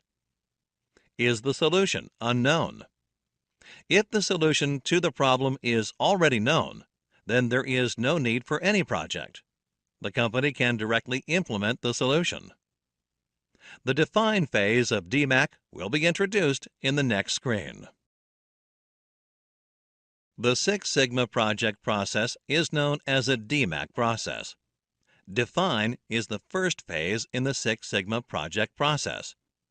In the define phase, the problem is defined and the Six Sigma team is formed. The objectives of the define phase are as follows. Clearly define the problem statement through customer analysis. Understand customer requirements, and ensure that the Six Sigma project goals are aligned to these requirements. Define the objectives of the Six Sigma project. Plan the project in terms of time, budget, and resource requirements. Define the team structure for the project and establish roles and responsibilities. In the next screen, let us learn about benchmarking. Benchmarking is the process of comparing an organization's business processes, practices, and performance metrics with that of industry leaders. There are various types of benchmarking. Let us briefly look at each type. Process benchmarking entails comparing specific processes to a leading company or an industry standard. This is useful to obtain a simplified view of business operations and enables a focused review of major business functions. Process benchmarking includes comparisons of production processes, data collection processes, performance indicators, and productivity and efficiency reviews. Financial benchmarking is performed to assess overall competitiveness and productivity. It is done by running a detailed financial analysis and analyzing the result. Performance benchmarking involves comparison of products and services with those of competitors with the intention of evaluating the organization's competitiveness. Product benchmarking involves designing new products or services or upgrading existing products or services. This can involve reverse engineering a competitor's products to study the strengths and weaknesses and modeling the new product on these findings. Strategic benchmarking refers to studying strategies and problem-solving approaches in other industries. Functional benchmarking is the focused analysis of a single function with the aim of improving it. Complex functions may need to be divided into processes before benchmarking is done. Competitive benchmarking includes standardizing organizational strategies, process, products, services, and procedures against the competitors in the same industry. Collaborative benchmarking is a type of benchmarking where the standardization of various business parameters is carried out by a group of companies and the information is shared. If the subsidiary units of a company or its various branches carry out the benchmarking, it is called collaborative benchmarking. Let us take a look at best practices for benchmarking in the next screen. Best practice is a method that ensures continuous improvement, leading to exceptional performance. It is also a method to sustain and develop the process continuously. Some of the best practices in benchmarking are as follows. Increase the objectives or scope of benchmarking. Set the standards and path to be followed at the initial stage. Reduce unnecessary effort and comply with the scope. Recognize the best in the industry to set a benchmark. Share the information derived from benchmarking. In the next screen, we will discuss project selection. Let us understand process, business process, and business system in this screen. A process is a series of steps designed to produce a product or service to meet the requirement of a customer. A process mainly consists of three elements: input, process, and output. A business process is a systematic organization of objects, such as people, machinery, and materials, into work activities designed to produce a required product or service. As shown on the screen, a process is a subset of a business process. A business process is, in turn, a part of a business system. A business system is a value-added chain of various business processes, such as sales or finance. For example, payroll calculation is a process in the HR business process of an IT company, which is a business system. In the next screen, we will look at the process elements. Let us discuss the challenges to business process improvement in this screen. The improvement to a business process of an organization faces challenges due to the traditional business system structure, because it is generally grouped around the functional aspect. The main problem in a functionally grouped organization is the movement or flow of a product or service. A product or service has to go through various functions and their functional elements to reach the customer or end user. The other problem is management of the flow of products or services across various functional elements. This is difficult as usually there is no one in charge. These business process improvement problems can be solved using the project management approach to produce the product or service. In the next screen, we will learn about process owners and different stakeholders of a project. The representation of where the process owner and stakeholders are placed in the organizational hierarchy is on the screen. The process owner is a person at a senior level in the hierarchy. He is the one who takes responsibility for the performance and execution of a process, and also has the authority and the ability to make necessary changes. On the other hand, a stakeholder is a person, group, or organization which is affected or can affect an organization's actions. Businesses have many stakeholders like stockholders, customers, suppliers, company management, employees of an organization, and their families, the society, etc. Let us discuss the effects of process failure on various stakeholders in the next screen. While it is an absolute business necessity to keep one's stakeholders satisfied at all times, failure to meet one or more process objectives may result in negative effects on them. In such situations, for the stockholders, the perceived value for the company gets reduced. Customers may seek other competitors for their deals, while imposing penalties and finding recourse in legal action against the company. Suppliers may be on the losing front with delayed payments or not being paid at all. Company management may require cost cutdown. Employees will receive diminishing wages. The community and society will be affected due to pollution created by the organization. In the next screen, we will understand the relationship between business and the stakeholder. In the diagram shown on the screen, each stakeholder is both a supplier as well as a customer, forming many closed-loop processes that must be managed, controlled, balanced, and optimized for the business to thrive. Communication is the key in such situations and is facilitated through internal company processes. The next screen covers the importance and relevance of stakeholder analysis. Stakeholder analysis is an important task to be completed before doing a Six Sigma project. A business has many stakeholders, and any change to a business process affects some or all of them. When a process does not meet its objectives, it results in the stakeholders being negatively affected, which in turn affects the organization's performance. The Six Sigma team must factor in the reasons why a stakeholder may oppose the change effort. Let us proceed to the next topic of this lesson in the following screen. In this topic, we will discuss voice of the customer. Let us start with how to identify the customer in the following screen. Customers are the most important part of any business. A customer is someone who decides to purchase, pays, consumes, and gets affected by a particular product or service. It is critical to identify and understand the customer requirements.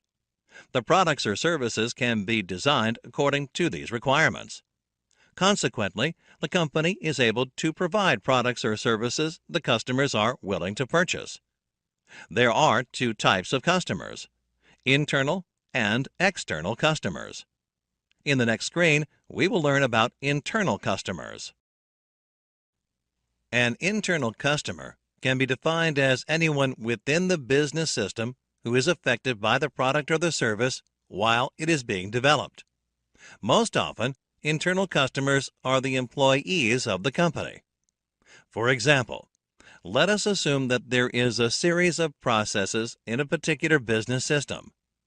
In such a scenario, the second process is the internal customer for the first process. The third process is an internal customer for the second process, and so on. The basic needs of an internal customer are to be provided proper tools and necessary equipment, imparted proper training, and given specific instructions to carry out their responsibilities. However, the needs are not limited to these alone.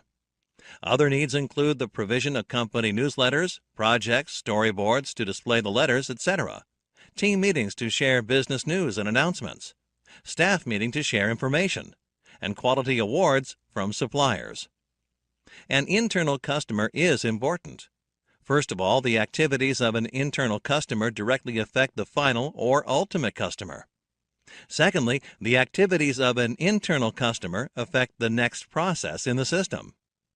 Finally, an internal customer also affects the quality of the product developed or service provided. When the needs of the internal customers, in most cases employees, are met, they are more likely to have higher perceptions of quality and also contribute to greater productivity. The satisfaction levels of the internal customers can be improved in various ways. These include a higher amount of internal communication through company newsletters and team meetings, recognitions for work, quality awards, etc. Constant training on how to be ahead and well-equipped in a competitive environment is very essential too. In the next screen, we will learn about external customers. This screen focuses on the positive effects of a project on the customers. The most important aspect of any process improvement project is the customers. Internal customers are the ones who drive the project. Hence, the effect of the project on internal customers is a critical factor that needs to be considered. The positive impact of a project on the internal customers is as follows. The project is driven by highly motivated individuals or internal customers who are aware of the project objectives and scope. Individuals belonging to a credible project understand the project deliverables and display high levels of job satisfaction. These individuals go the extra mile to take up tasks beyond their job description. Such individuals make a highly motivated team focused on delivering their responsibilities in order to meet the customer requirements. Working together in a positive environment also improves team spirit and bonding. The positive impact of a project on the external customers is as follows. Process improvement projects analyze the problems and come up with an effective solution, consequently ensuring a better product. A successful process improvement project assists the organization in effectively meeting customer expectations or requirements. There is visible improvement in customer service. Good quality product and service ensures high customer satisfaction. Let us learn about different methods of customer data collection in the following screen. Once you begin to identify the customer types, you need to look forward to collecting customer data. Collecting data from customers is very essential, as it helps consider the levels at which these customers affect the business. Begin by collecting feedback from both internal as well as external customers. Customer feedback helps fill the gaps and improve the various business processes in the organization. It helps define a good quality product as perceived by the customer and identify qualities that make the competitor's products or service better. It also helps identify factors which provide a competitive edge to the product or service on offer. There are various methods to collect feedback from the customers. Many of you might be involved in a similar activity at some point or the other. Popular and common methods are surveys conducted through questionnaires, focus groups, individual interviews with the customers. Customer complaints received via call centers, emails, and feedback forms are also quite prevalent. Feedback received in this form are from dissatisfied customers. In the next screen, we will learn about questionnaires. Let us discuss the advantages and disadvantages of questionnaires in this screen. The advantages of a questionnaire are that it costs less. The phone response rate is high, anywhere from around 70 to 90%, and it produces faster results. Also, analysis of mail questionnaires requires few trained resources. Questionnaire is a method used to gather data. However, there are a few disadvantages associated with it. There may be incomplete results and unanswered questions leading to a lack of clarity. The response rate of mail surveys is about 20 to 30% only. At times, phone surveys can produce undesirable results, as the interviewer can influence the person being interviewed. We will differentiate between telephone survey and web survey in the next screen. There are different methods to collect data for a survey. The methods need to be based on the requirements and needs of the organization. The popular methods of survey are the telephone survey and web survey. Both have their own drawbacks and benefits, which are given on the screen. The organization needs to choose a method of collecting data according to the situation. It is recommended to go through the content for a better understanding. In the next screen, we will learn about focus groups. Let us now discuss the advantages and disadvantages of using a focus group for data collection. The interaction in a focus group generates information, provides in-depth responses, and can address more complex questions or qualitative data. It is an excellent platform to get critical to quality or CTQ definitions as well.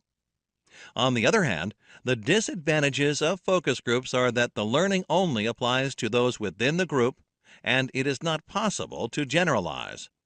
The information collected is more qualitative than quantitative, which is another drawback.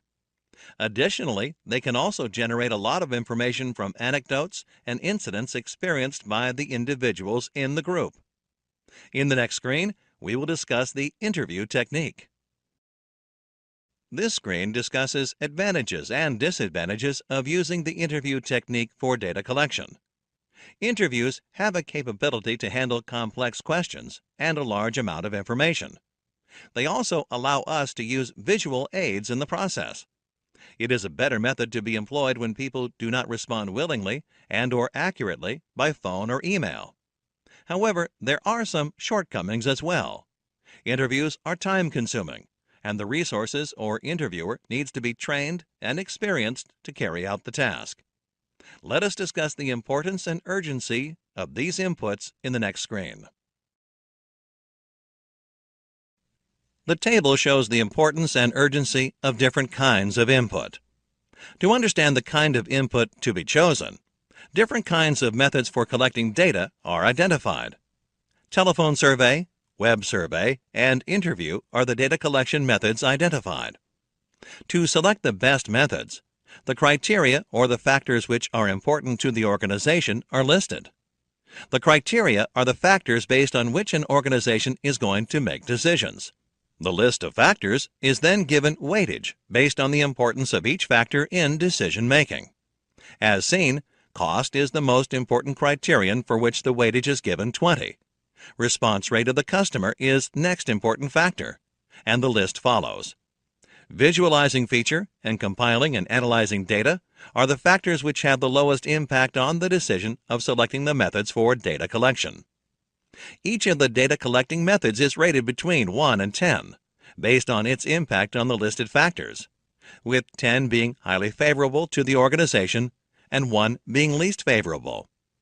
After rating all the methods with the factors listed, the sum or total is calculated.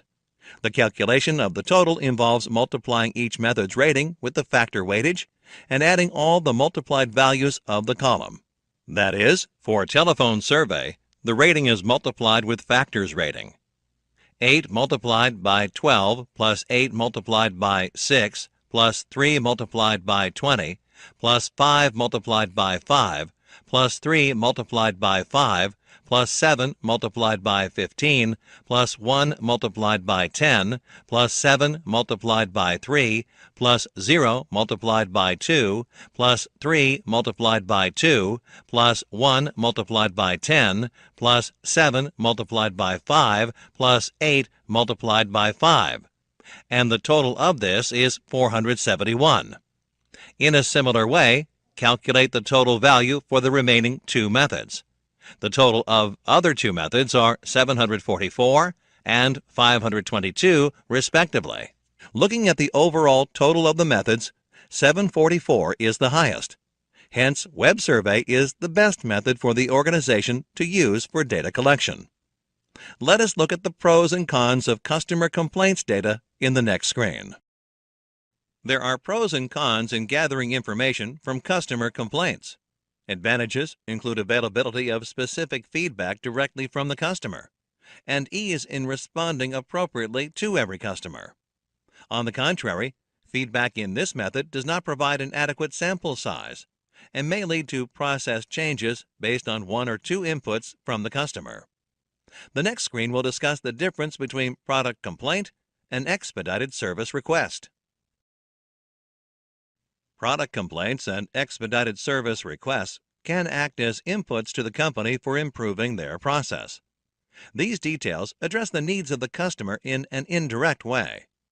A product complaint means that the customer is not happy with the product that he has purchased from the company.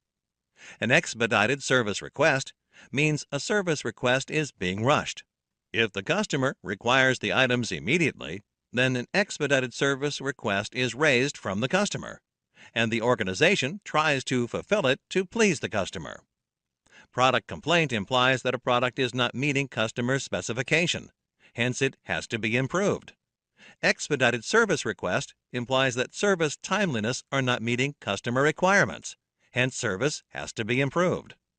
Product complaint also implies that the customer needs for product are not completely identified, whereas expedited service request implies that the customer timings need to be recalculated. Let us discuss the importance and urgency of these inputs in the next screen. The table shows the importance and urgency of different kinds of input.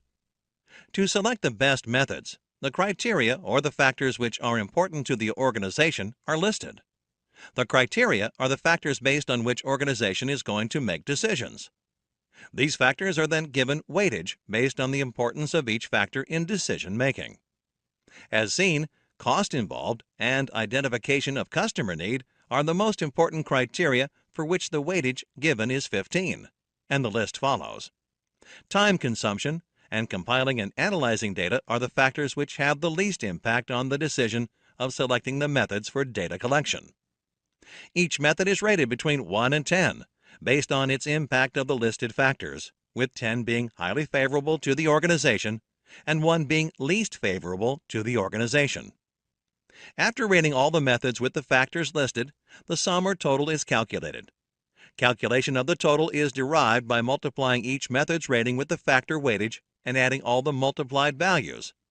That is, for product complaint, the rating is multiplied with the factor's rating. 8 multiplied by 15 plus 4 multiplied by 15 plus 3 multiplied by 2 plus 1 multiplied by 10 plus 1 multiplied by 10 plus 1 multiplied by 10 plus 1 multiplied by 8 plus 1 multiplied by 10 plus 4 multiplied by 2 plus 1 multiplied by 8 plus 1 multiplied by 10. And the total of this is 260. In the similar way, calculate the total value for expedited service request. The total of expedited service request is 817, and hence it is effective to the organization. Let us discuss the key elements of data collection tools in the next screen. Data collection tools will be selected based on the type of data to be collected. The key elements that make these tools effective are as follows. Data is collected directly from the primary source or customer. Hence, there is no scope for miscommunication or loss of information. Data is collected exclusively for the stated purpose. Hence, data is highly reliable. The data is captured after understanding the organizational purpose. This makes the data exclusively relevant and serves the purpose of the organization. Data is collected instantaneously when there is a requirement. This ensures that the data is up to date. Hence, the data is valid. The tools accurately define customer requirements. The customer requirements could be current needs or improvement to the product or service that they are currently using. The tools help to get enough information about customer requirement through which the process for improving or creating the product or service that the customer requires can be developed. In the next screen, we will discuss how the collected data can be reviewed. Collated data must be reviewed to eliminate vagueness, ambiguity, and any unintended bias. Nutra Worldwide buys laptops for its employees from a company that is into manufacture and sales of laptops. The company also provides servicing and repairs for their products to the customers. To understand the level of customer satisfaction in Nutra Worldwide and to improve its process, the laptop company is conducting a survey. The questionnaire, which was prepared initially, questionnaire before review, had questions that led to ambiguity, vagueness, and unintended bias. Let us look at each item on the survey. To understand the level of usage of the laptop and to know their customer better, the survey is raising a question related to the occupation of the customer. It gives the option of student or professional.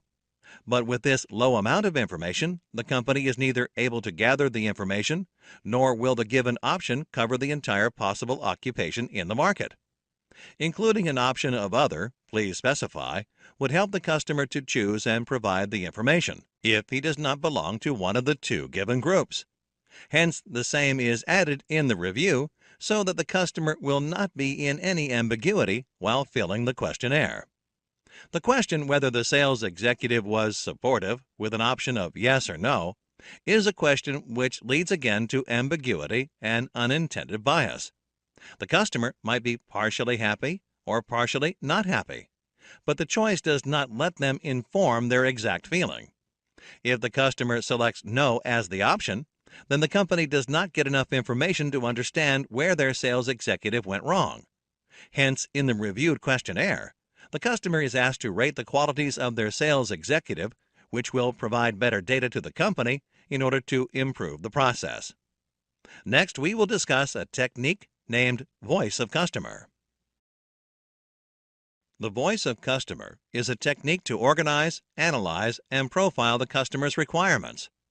Voice of the Customer is an expression for listening to the external customer. The table shows the customer requirements while purchasing an air conditioner. In all cases, the customer is purchasing for his or her domestic usage. Each customer is further categorized according to his needs and requirements. When the customer says that he needs a silent air conditioner, he needs sound sleep at night in the bedroom. This is primarily to remain fresh the next morning and to get rid of the noisy ceiling fan being used currently. In case the customer says that he needs an efficient AC, he needs a machine which provides good cooling at night in the bedroom. This is mainly because it gets extremely hot in summer. Also, he currently uses a ceiling fan which is not so effective in summers. On the other hand, when the customer wants to buy an AC which is not too costly, he has limited cash for the purchase. He wants to purchase a low-cost AC. Let us discuss the importance of translating customer requirements in the next screen. Customer requirement is the data collected from customers that gives information about what they need or want from the process. Customer requirements are often high-level, vague, and non-specific. Some customers may give you a set of specific requirements to the business, but broadly, customers' requirements are a reflection of their experience. Customer requirements, when translated into critical process requirements that are specific and measurable, are called critical to quality (CTQ) factors.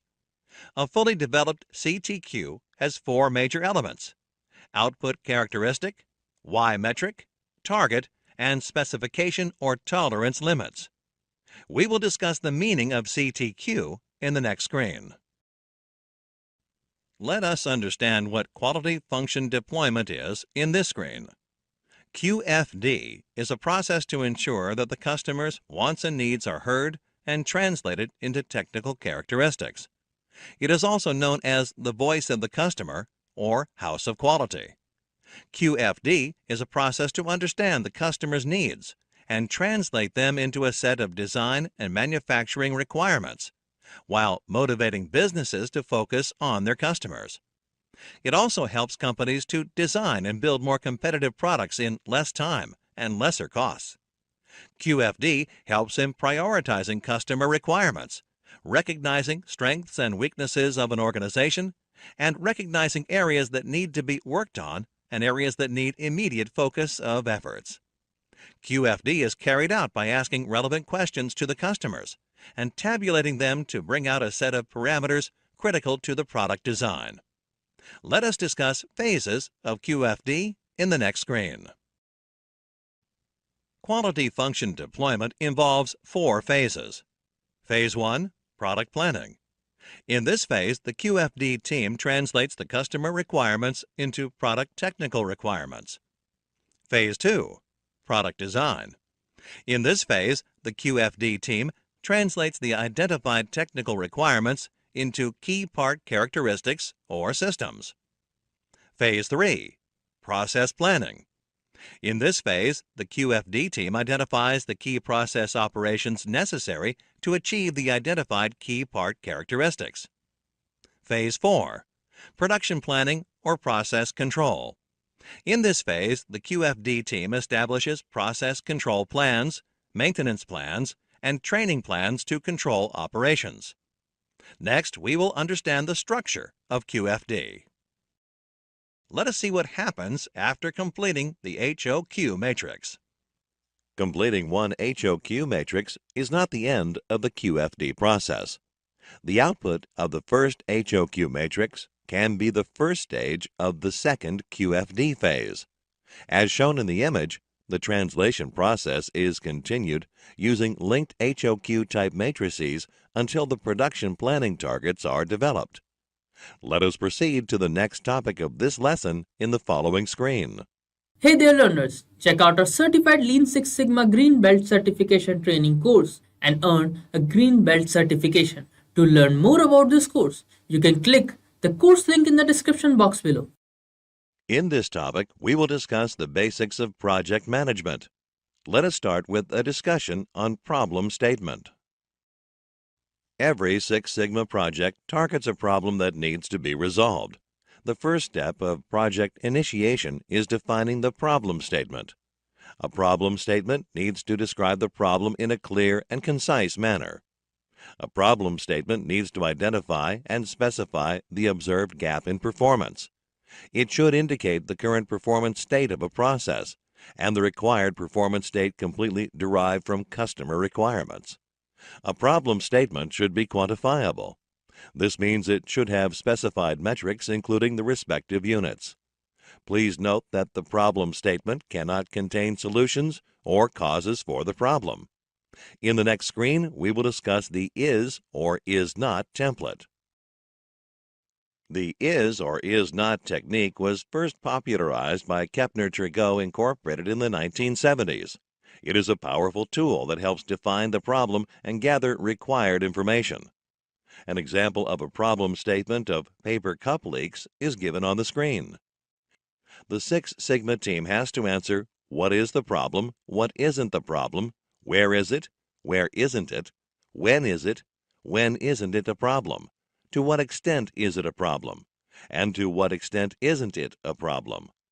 The information is then used to fill the question areas in the is and is not issue template. In the analysis phase, if a cause cannot describe the is and the is not data, then it's not likely the main cause. In the next screen, we will list the criteria for the project objectives. The project objectives must meet the SMARTS criteria. SMARTS is an acronym of the characteristics desired in project objectives: specific, measurable, attainable, relevant, time-based, and stretch. The project deliverables should be specific. Example: hospitals maintain records of all patients. Often, a few forms are rejected or missed due to errors in recording the ID numbers. In this case, setting the objective as reduce form rejection is very vague. Instead, reduce patient ID errors in recording lab results is specific and effectively targets solving the problem. The project objectives should be quantifiable. Example: setting the objective as fewer form rejections is very vague. Instead, reduce patient ID errors by 30% sets a specific goal. The project objectives should be achievable and practical. The project objectives should be relevant to the problem. The project objectives must specify a time frame within which they should be delivered. The project objectives must not be easily achievable. Example: most problems and errors can be reduced by creating awareness. Hence, the objective must stretch beyond the easily attainable state. In the next screen, we will understand project documentation. Project documentation refers to creating documents to provide details about the project. Such documents are used to gain a better understanding of the project, prevent and resolve conflict among stakeholders, and share plans and status for the project. Documentation of a project is critical throughout the project. Some of the benefits achieved through project documentation are mentioned below. Documentation serves as written proof for execution of the project. It helps teams achieve a common understanding of the requirements and the status of the project. It removes personal bias, as there is a documented history of discussions and decisions made for the project. Depending on the nature of the project, each project produces a number of different documents. Some of these documents are the project charter, project plan and its subsidiary plans. Other examples of project documentation include project status reports, including key milestones report, risk items, and pending action items. The frequency of these reports is determined by the need and complexity of the project. These reports are sent to all stakeholders to keep them abreast of the status of the project. Another example of project documentation is the final project report. This report is prepared at the end of the project and includes a summary of the complete project. Project storyboard, inputs generated from statistical tools, outputs from spreadsheets, checklists, and other miscellaneous documents are also classified as project documents. In the next screen, we will understand project charter. We will list the project charter sections in this screen. The major sections of a project charter are project name and description, business requirements, name of the project manager, project purpose or justification, including ROI, stakeholder and stakeholder requirements, broad timelines, major deliverables, constraints and assumptions, and the budget summary of the charter. In the next screen, we will understand the project plan. A project plan is the final approved document which is used to manage and control the various processes within the project and ensure its seamless execution. The project manager uses the project charter as an input to create a detailed project plan. A project plan comprises various sections, prominent among them being the project management approach, the scope statement, the work breakdown structure, the cost estimates, scheduling, defining performance baselines, marking major milestones to be achieved, and the key members and required staff personnel for the project. It also includes the various open and pending decisions related to the project and the key risks involved. Additionally, it also contains references to other subsidiary plans for managing risk, scope, schedule, etc. In the next screen, we will learn about project scope. We will look at different techniques used for interpreting the project scope in this screen. Project scope can be interpreted from the problem statement and project charter using various tools like the Pareto chart and the SIPOC map. The principle behind the Pareto chart, or the 80-20 principle as we know it, is a vital few, trivial many. The Pareto chart helps the teams to trim the scope of the project by identifying the causes which have a major impact on the outcome of the project.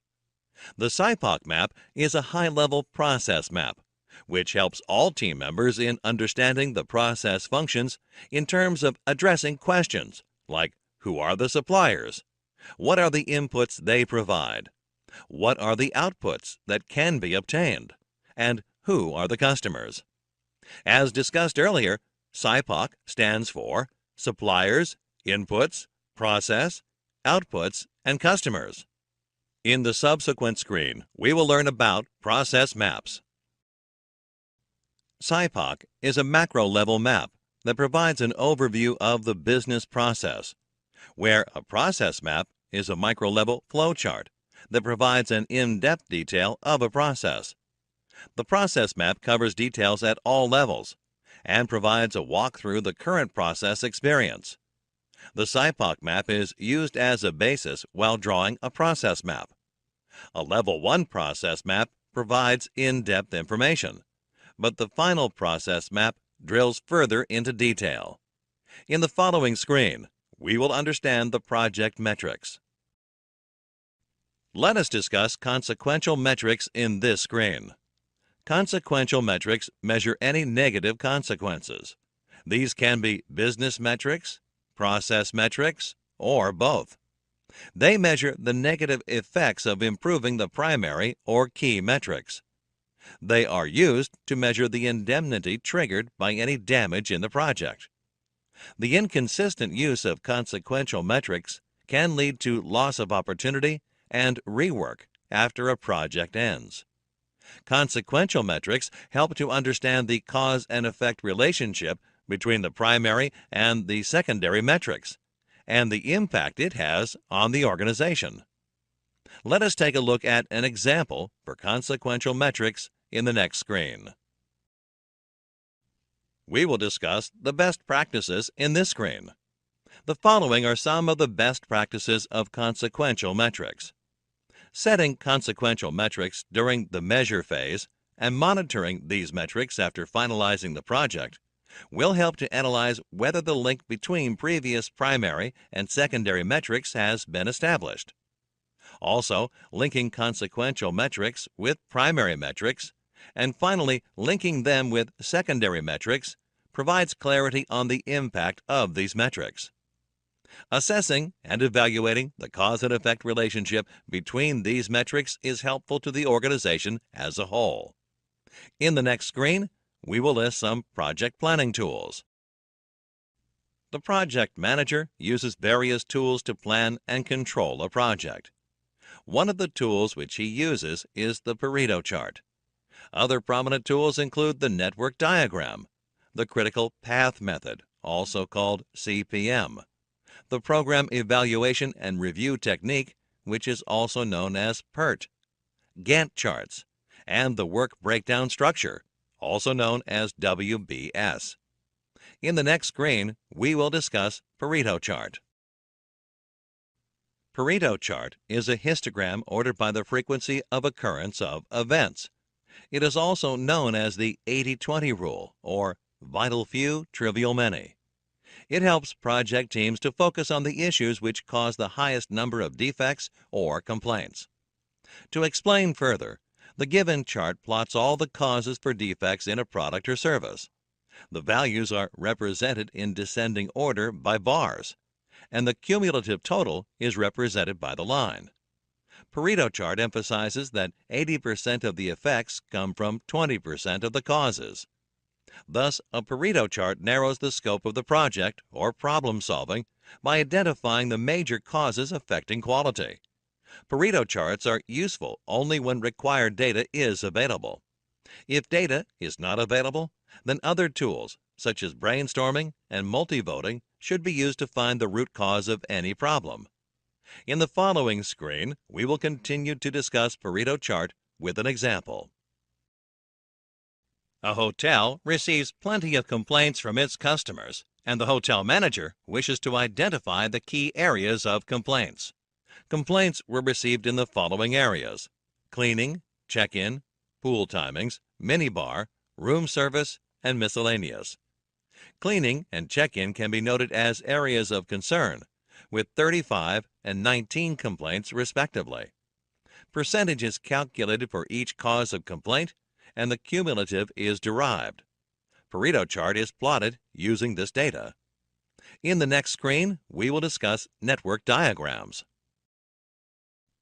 Network diagrams are one of the tools used by the project manager for project planning.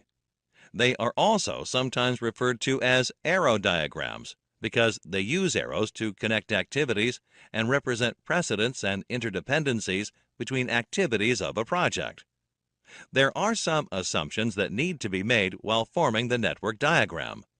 The first assumption is that before a new activity begins, all pending activities have been completed. The second assumption is that all arrows indicate logical precedence. This means that the direction of the arrow represents the sequence that activities need to follow. The last assumption is that a network diagram must start from a single event and end with a single event. There cannot be multiple start and end points to the network diagram. In the next screen, let us discuss some terms related to network diagram. For the network diagram to calculate the total duration of the project manager needs to define 4 dates for each task. The first 2 dates relate to the date by when the task can be started. The first date is early start. This is the earliest date by when the task can start. The second date is late start. This is the last date by when the task should start. The second 2 dates relate to the dates when the task should be complete. Early finish is the earliest date by when the task can be completed. Late finish is the last date by when the task should be completed. The duration of the task is calculated as the difference between the early start and early finish of the task. The difference between the early start and late start of the task is called the slack time available for the task. Slack can also be calculated as the difference between the early finish and late finish dates of the task. Slack time, or float time for a task, is the amount of time the task can be delayed before it causes a delay in the overall project timeline. In the next screen, we will discuss critical path method. Critical path method, also known as CPM, is an important tool used by project managers to monitor the progress of the project and to ensure that the project is on schedule. The critical path for a project is the longest sequence of tasks on the network diagram. The critical path in the given network diagram is highlighted in orange. Critical path is characterized by zero slack for all tasks on the sequence. This means that the smallest delay in any of the tasks on the critical path will cause a delay in the overall timeline of the project. This makes it very important for the project manager to closely monitor the tasks on the critical path and ensure that the tasks go smoothly. If needed, the project manager can divert resources from other tasks that are not on the critical path to tasks on the critical path to ensure that the project is not delayed. When a project manager removes resources from such tasks, he needs to ensure that the task does not become a critical path task because of the reduced number of resources. During the execution of the project, the critical path can easily shift because of multiple factors and hence needs to be constantly monitored by the project manager. A complex project can also have multiple critical paths. In the next screen, we will discuss project evaluation and review technique. We will understand the concept of risk in this screen. Risk is an uncertain event or consequence probable of occurring during a project. The main objectives of any project are time, cost, quality, and scope. Risk affects at least one of the four project objectives. It is important to understand that risk can be both positive as well as negative. A positive risk enhances the success of the project, whereas a negative risk is a threat to a project's success. Some of the terms used in risk analysis and management are risk probability, issue, and risk consequences. The likelihood that a risk will occur is called risk probability. To assess any risk is to assess the probability and impact of the risk. Issue is the occurrence of a risk. Risk consequences are the effects on project objectives if there is an occurrence of a risk or issue. In the subsequent screen, we will understand the process of risk analysis and management. We will list and understand some of the elements of risk analysis in this screen. Qualitative method. Qualitative methods like interview, checklists, and brainstorming are used to identify potential risks. Quantitative method. Quantitative methods are data-based, and a computer is required to calculate and analyze. These methods are used to evaluate the cost, time, and probabilistic combination of individual uncertainties. Feasibility. Feasibility is the study of the project risk. This is usually carried out in the beginning of the project when the project is most flexible and risks can be reduced at a relatively low cost. It helps in deciding different implementing options for the projects. Potential impact. Once the potential risks are identified, the impact of these on the project is determined. Using this data, possible solutions for the risks are identified. RPN. RPN of a failure is the product of its probability of occurrence, severity, and detectability. A failure is prioritized based on its RPN value. A high RPN indicates high risk. RPN assists to prioritize risks. Avoiding risk. When potential risks are identified, their impact in terms of cost, time, resources, and objective perspective is calculated. If the impact is huge, then avoiding the risk is the best option. Mitigating risk. Mitigating is the second option when dealing with risks. The loss that arises from mitigating a risk is much less than the loss that arises from the temporary avoiding of risk. Accepting the risk. If a risk cannot be avoided or mitigated, then it has to be accepted. The risk will be accepted if it doesn't greatly impact the cost, time, and product objective. In the following screen, we will discuss benefits of risk analysis. Benefits of risk analysis are as follows. Once the risk has been identified, it can be either mitigated, transferred, or accepted. When risk is identified in a task, slack time is provided as a buffer. Identifying risks also helps in setting up an actual timeline for a project. Slack time for an activity in a project could be the result of a risk identified proactively. Identifying risks helps in setting realistic expectations from the project by communicating the risk probability and consequence to stakeholders. Risk analysis also helps to identify and plan contingency activities if the risk becomes an issue. The project team is then well prepared to work on the issue, thereby reducing the impact of the risk. In the following screen, we will take a look at the risk assessment matrix. The potential risks of a project are assessed using the risk assessment matrix. It covers potential risk areas like project scope, team, personnel, material, facility and equipment, and communication. Each of these areas is assessed in terms of risk of loss of money, productivity, resources, and customer confidence. In the subsequent screen, we will discuss project closure. By definition, a project has a beginning and an end. But without a formal closure process, project teams can fail to recognize the end, and then the project can drag on, sometimes at great expense. Every project requires closure. For large or complex projects, it's a good idea to close each major project phase, for example, design, code, and test individually. Project closure ensures that outcomes match the stated goals of the project. Customers and stakeholders are happy with the results. Critical knowledge is captured. The team feels a sense of completion, and project resources are released for new projects. In the next screen, we will list the goals of a project closure report. The project closure report is created to accomplish the following goals.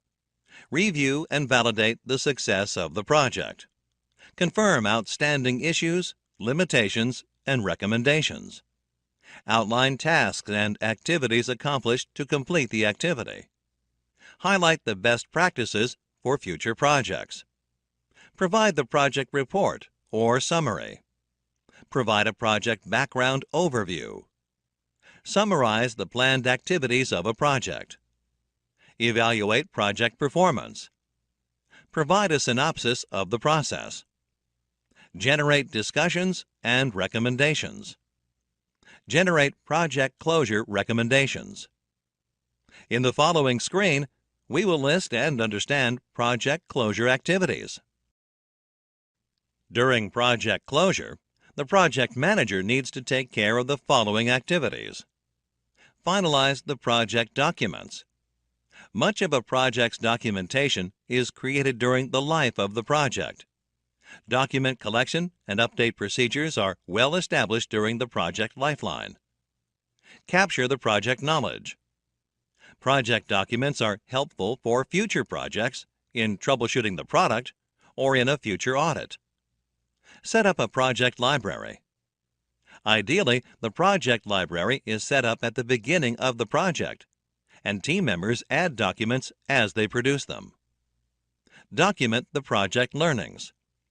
Project learnings can be captured through team meetings, meetings with stakeholders and sponsor, and through feedbacks from consultants and vendors.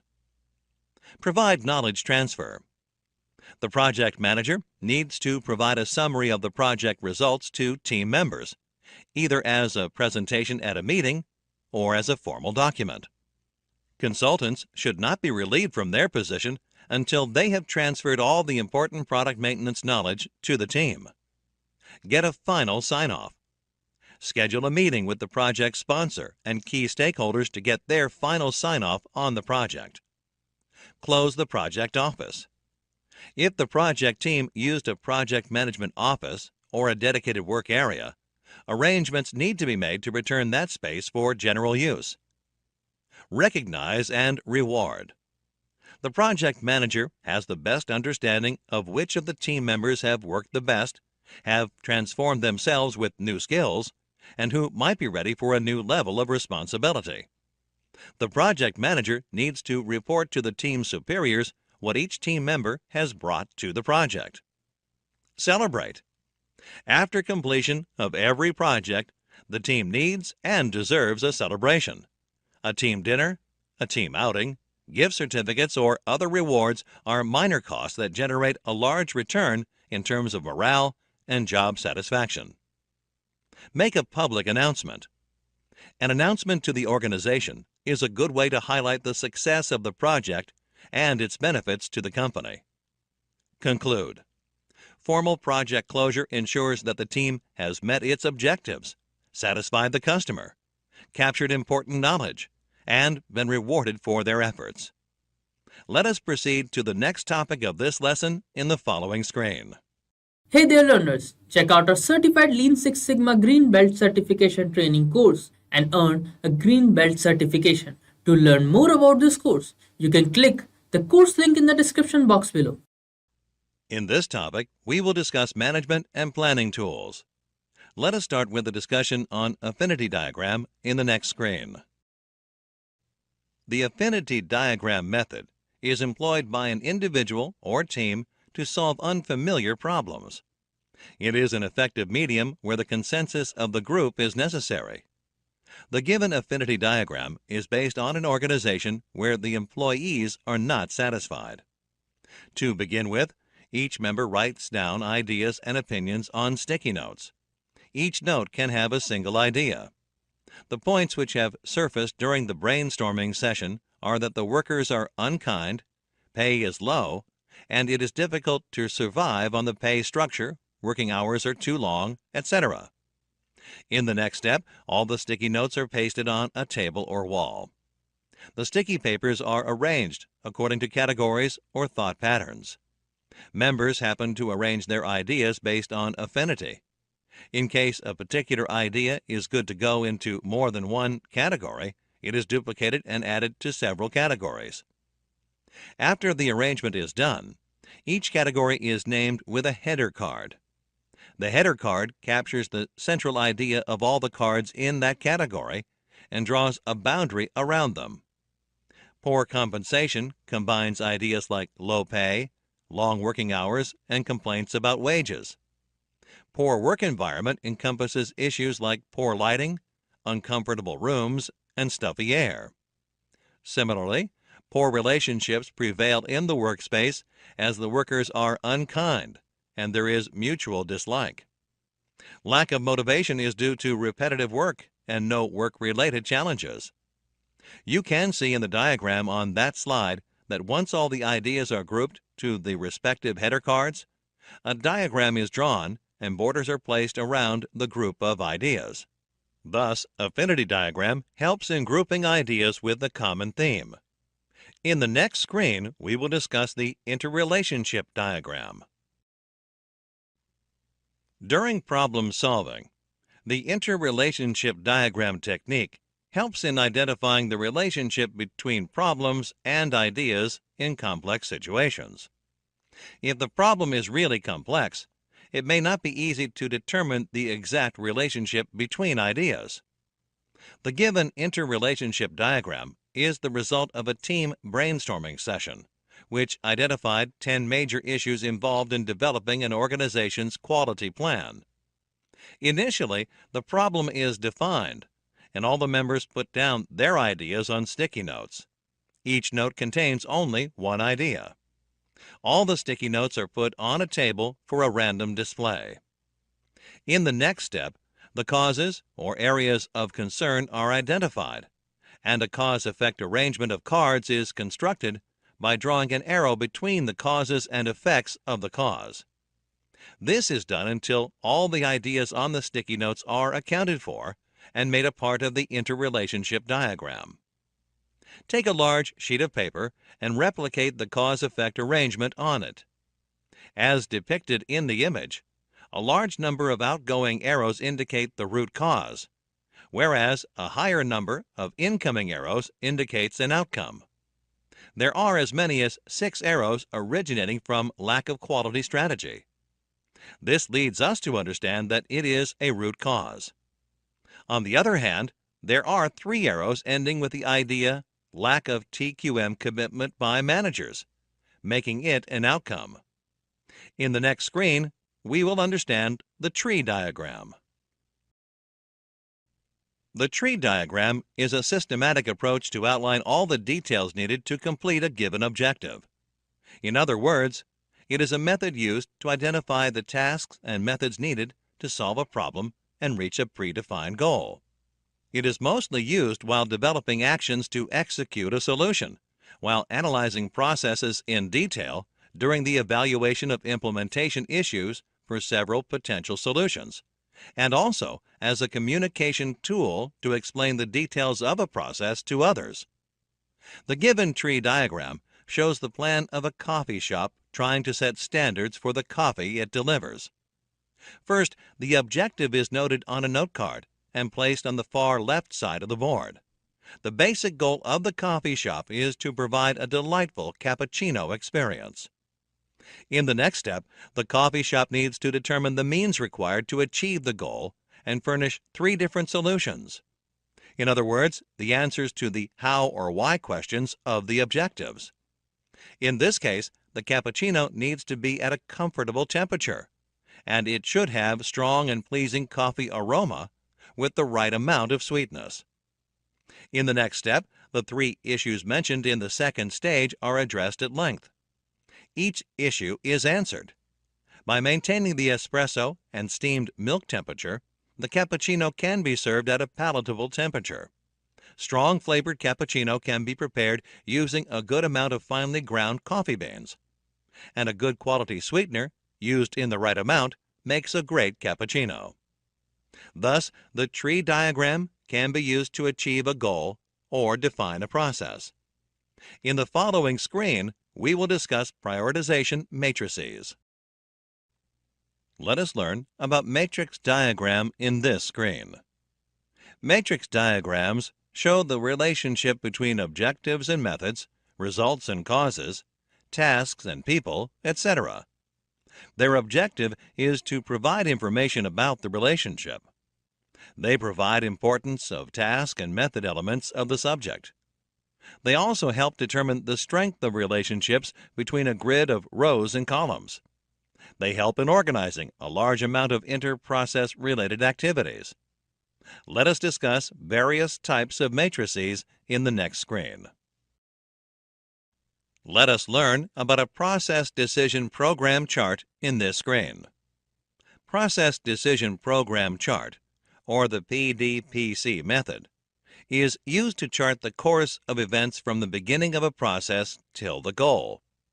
While emphasizing the ability to identify the failure of important issues on activity plans, the PDPC helps create appropriate contingency plans to limit the number of risks involved.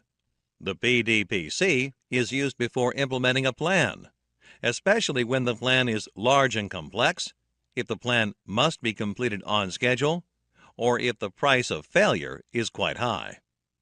The given process decision program chart shows the process which can help in securing a contract.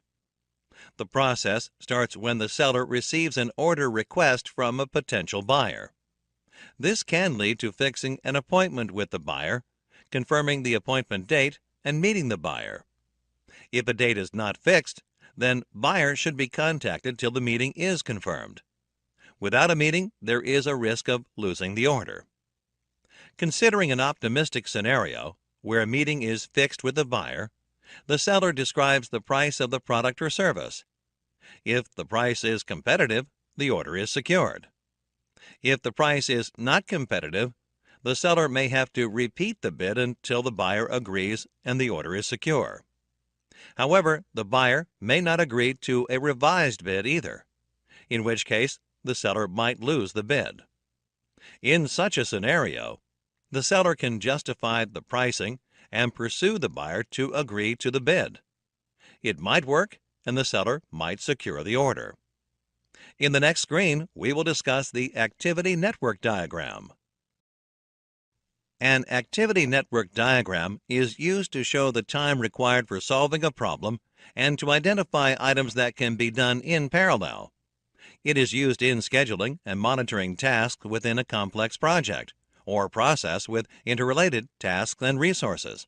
Moreover, it is also used when you know the steps of the project or process, their sequence, and the time taken by each of the steps involved. The original Japanese name for this tool is arrow diagram. The given activity network diagram shows a house construction plan and identifies the factors involved separately, like the amount of time for each operation in one situation, the relationship of work without time for each operation, and an operation by itself. The number of days is denoted by D. So the time taken for an activity like foundation to scaffolding takes around 5 days plus 4 days, which is 9 days in total. The line joining electrical work and interior walls is dotted. This shows relation between them, but without any timeline. Basically, it means that electrical work has to be done before interior walls, but the time is either not important or not available. Let us proceed to the next topic of this lesson in the following screen. In this topic, we will introduce business results for projects. Let us start with the discussion on defect per unit. We will learn about throughput yield in this screen. Throughput yield, or TPY, is the number of acceptable pieces at the end of a process divided by the number of starting pieces, excluding scrap and rework. Throughput yield is used to measure a single process only. If the DPU is known, TPY can be easily calculated as e to the power of the negative of DPU. Here, e is the mathematical constant and has a value of 2.7183. The expression can also be stated as DPU equals the negative of natural logarithm e of TPY. In the next screen, we will discuss rolled throughput yield. Rolled throughput yield, or RTY, is the probability of the entire process producing zero defects. RTY is the true measure of process efficiency and is considered across multiple processes. It is important as a metric when a process has excessive rework. TDPU is total defects per unit and is defined for a set of processes. When the total defects per unit is known, rolled throughput yield is calculated using the expression e to the power of negative of TDPU. The expression can also be written as TDPU is equal to negative of natural logarithm of RTY. When the defectives are known, rolled throughput yield can be calculated as the product of each process's first pass yield, or FPY. First pass yield is the number of products which pass without any rework over the total number of units. First pass yield is calculated as total number of quality products over total number of units. Total number of quality products is total number of units minus total number of defective units. In the following screen, we will understand FPY and RTY with an example. We will discuss process capability in this screen. Process capability, or CP, is defined as the inherent variability of a characteristic of a process or a product. In other words, it might also mean how well a process meets customer requirement. CP is an indicator of capability of a process and is expressed as difference of USL and LSL divided by product of Six Sigma. USL stands for Upper Specification Limit. LSL is Lower Specification Limit, and sigma is the standard deviation of a process. The difference between USL and LSL is also called the specification width or tolerance. In the following screen, we will discuss Process Capability Indices. Process Capability Indices, or CPK, was developed to objectively measure the degree to which a process meets or does not meet customer requirements. It was developed to account for the position of mean with respect to USL and LSL. To calculate CPK, the first step is to determine if the process mean is closer to the LSL or the USL. If the process mean is closer to LSL, CPKL is determined. CPKL is mean minus LSL divided by product of 3 and sigma. If the process mean is closer to USL, CPKU is calculated. CPKU is USL minus mean divided by product of 3 and sigma. Here, mean is the process average, and sigma represents the standard deviation. If the process mean is equidistant, either of the specification limit can be chosen. CPK takes up the value of CPKU and CPKL, depending on whichever is the lower value. In the next screen, we will understand process capability indices with an example. In this screen, we will discuss CPK and CP interpretations. A CP value of less than 1 indicates the process is not capable. Even if CP is greater than 1, to ascertain if the process really is not capable, check the CPK value. A CPK value of less than 1 indicates that the process is definitely not capable, but might be if CP is greater than 1 and the process mean is at or near the midpoint of the tolerance range. The CPK value will always be less than CP, especially as long as the process mean is not at the center of the process tolerance range. Non-centering can happen when the process has not understood the customer expectations clearly, or the process is complete as soon as the output reaches a specific limit. For example, a shirt size of 40 has a target chest diameter of 40 inches, but the process consistently delivers shirts with a mean of 41 inches as the chest diameter. A machine stops removing material as soon as the measured dimension is within specified limit. Let us proceed to the next topic of this lesson in the following screen. In this topic, we will discuss team dynamics and performance. Let us start with a discussion on team stages. There are 5 typical stages in the team building process. Each team passes through these stages as they start and proceed through the project.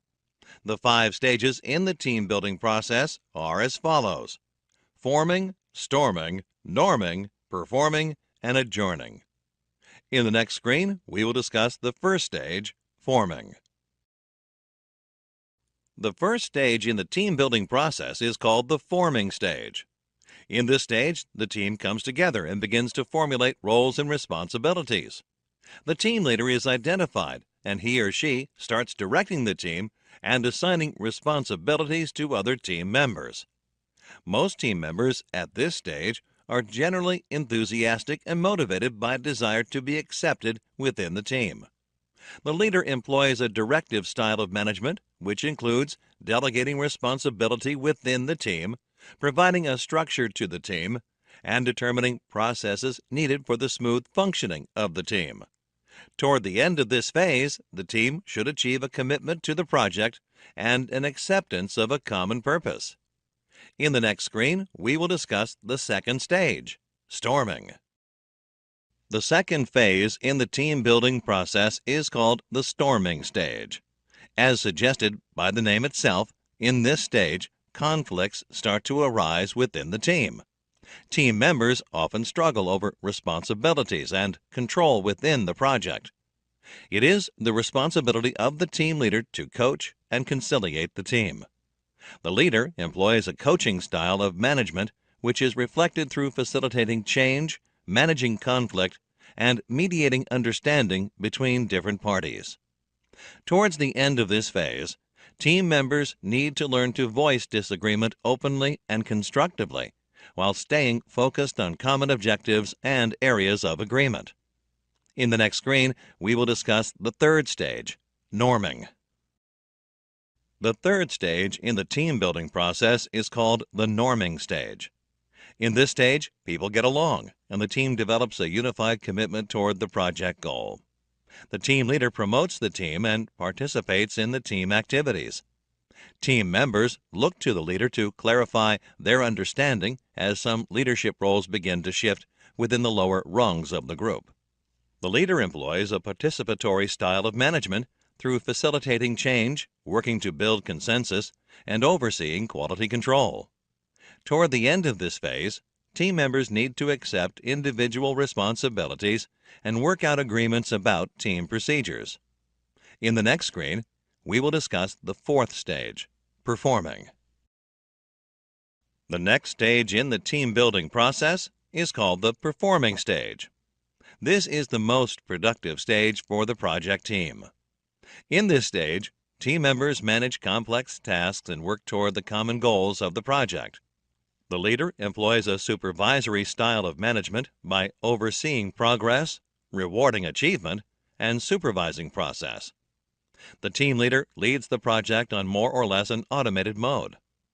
When the project has completed successfully, or when the end is in sight, the team moves into the final stage. In the next screen, we will discuss the fifth stage, adjourning. The last stage of team building is called the adjourning stage. In this stage, the project is winding down and the goals are within reach.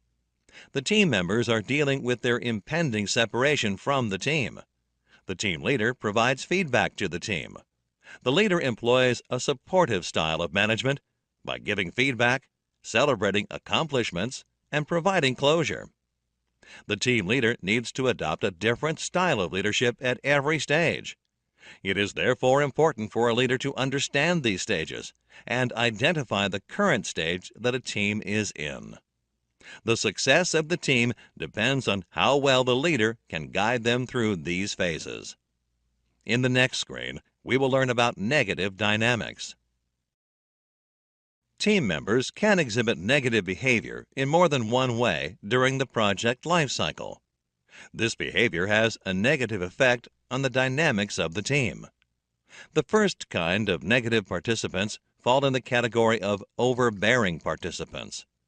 These participants use their influence or expertise to take on a position of authority, discounting contributions from other team members. To cope with such participants, team leaders must establish ground rules for participation and reinforce that the group has the right to explore any area pertinent to team goals and objectives. Another kind of negative participant is often referred to as the dominant participant.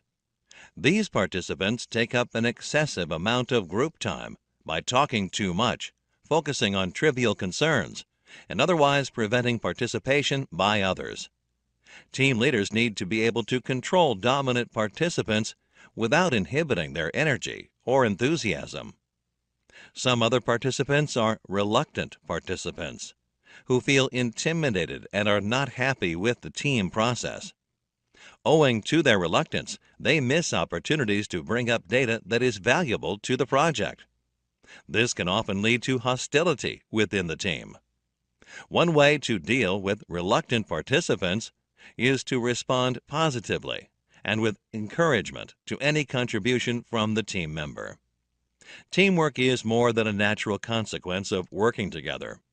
Team management is more than building a relationship with individual team members. All teams face group challenges that need group-based diagnosis and problem solving to ensure that negative participants are able to contribute and perform as part of the team. In the next screen, we will learn about group challenges. Six Sigma team and their responsibilities are described here. Various roles assist the smooth execution of a Six Sigma project. These roles are required to support the project by providing the information and resources that are needed to execute the project. The first important member of the Six Sigma team is the executive sponsor. Sponsors are the source or conduit for project resources, and they are usually the recipients of the benefits the project will produce. The sponsor is responsible for setting the direction and priorities for the organization. The sponsor may be a functional manager or an external customer. The next important role is that of the process owners. They work with the black belts to improve their respective processes. They provide functional expertise about the process to the project. Usually, this role is played by the functional managers in charge of specific processes. The next role in the project is that of the champions.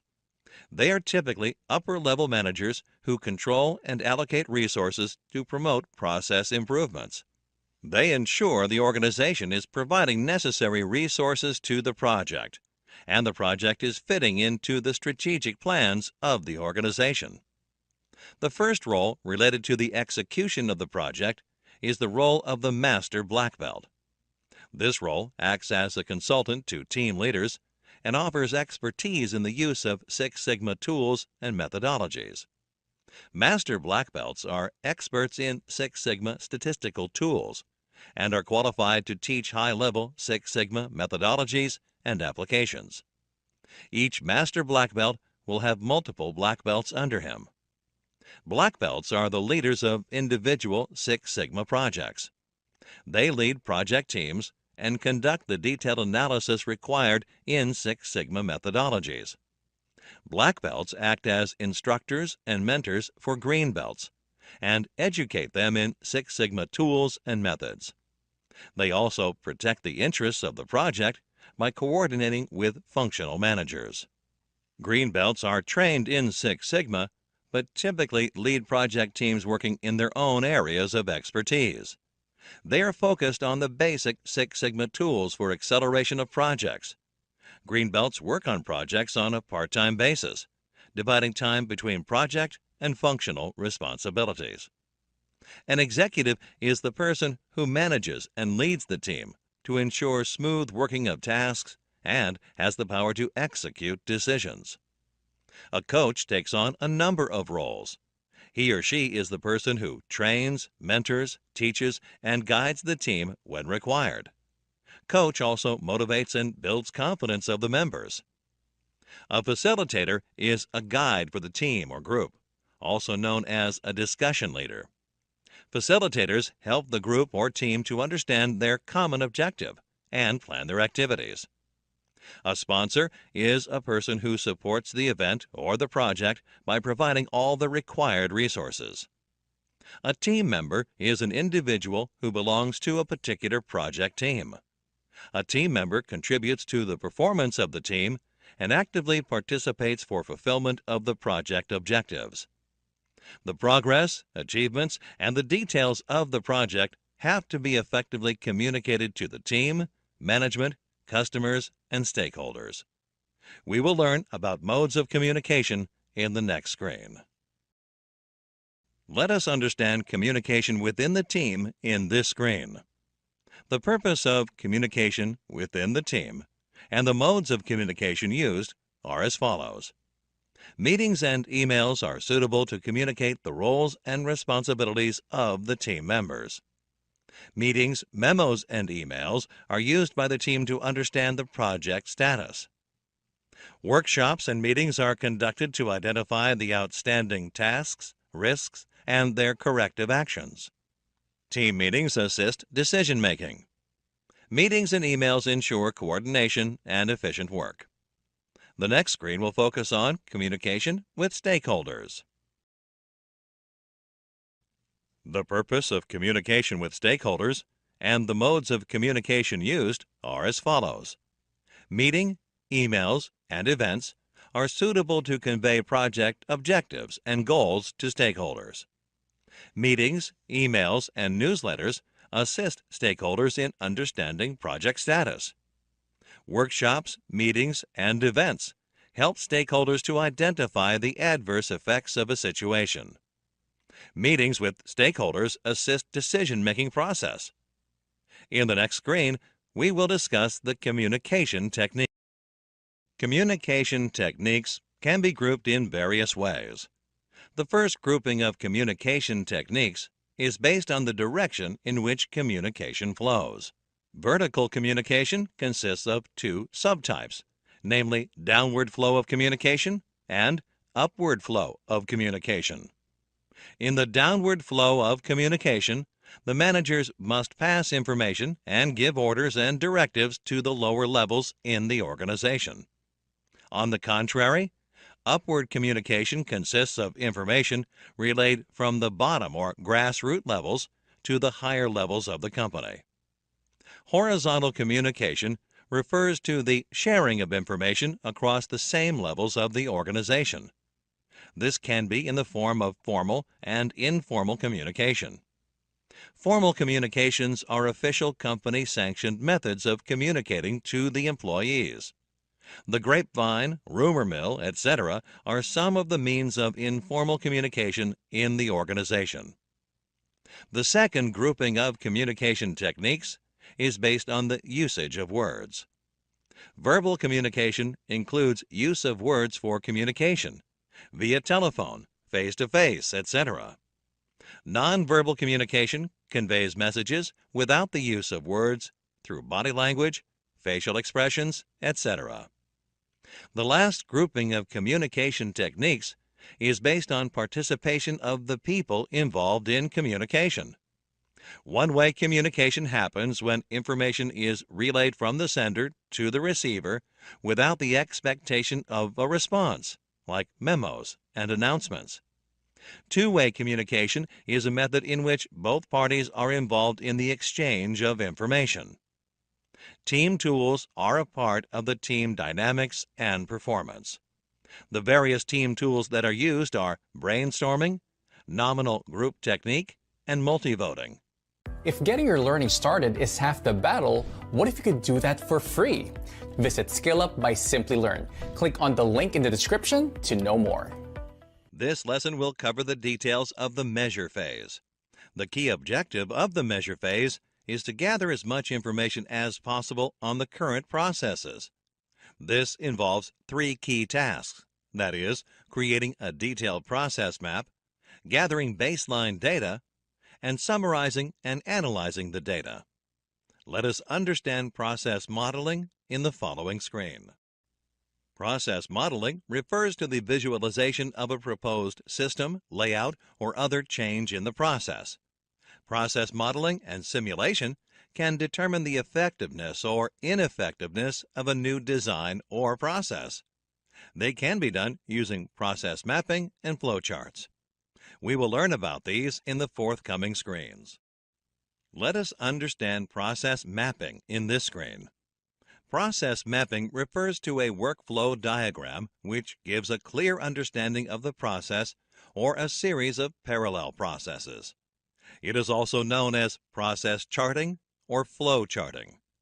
Process mapping can be done either in the measure phase or the analyze phase. The features of process mapping are as follows.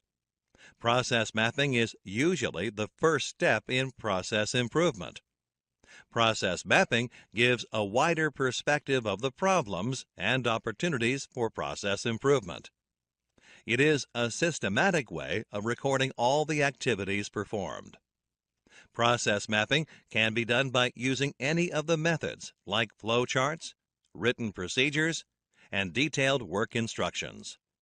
Let us learn about flowchart in the following screen. A flowchart is a pictorial representation of all the steps of a process in consecutive order.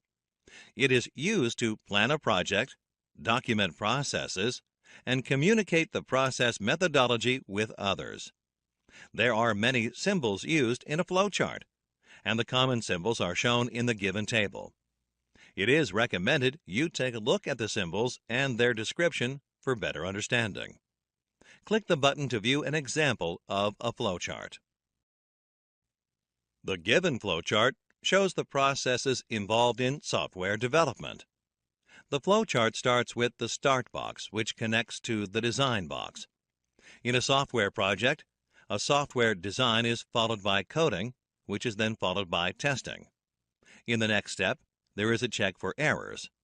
In case of errors, it is evaluated for the error type. If it is a design error, it goes back to the beginning of the design stage. If it is not a design error, it is then routed to the beginning of the coding stage. On the contrary, if there are no errors, the flowchart ends. Let us learn about written procedures in this screen. A written procedure is a step-by-step guide to direct the reader through a task. It is used when the process of a routine task is lengthy and complex, and it is essential for everyone to strictly follow the rules. Written procedures can also be used when you want to know what is going on during product or process development phases. There are a number of benefits of documenting procedures. Writing procedures help you avoid mistakes and ensure consistency. They streamline the process and help your employees take relevant decisions and save a lot of time. Written procedures help in improving quality. They are simple to understand, as they tend to describe the processes at a general level. In the next screen, we will discuss how work instructions are helpful in understanding the process in detail. Work instructions define how one or more activities involved in a procedure should be written in a detailed manner with the aid of technology or other resources like flowcharts. They provide step-by-step details for a sequence of activities organized in a logical format so that an employee can follow it easily and independently. For example, in the internal audit procedure, how to fill out the audit results report comes under Work Instructions. Selection of the 3 process mapping tools is based on the amount of detail involved in the process. For a less detailed process, you can select Flowchart, and for a detailed process with lots of instructions, you can select Work Instructions. Click the button to view an example of work instructions. This example shows the work instructions for shipping electronic instruments. The company name is Nutri Worldwide Inc. The instructions are written by Brianna Scott and approved by Andrew Murphy. It is a 1-page instruction. The work instructions are documented for the shipping of electronic instruments by the shipping department. The scope of the project states that it is applicable to shipping operations. The procedure is divided into 3 broad steps. As a first step, the order for the shipment must be prepared. In this step, the shipping person receives an order number from the sales department through an automatic order system.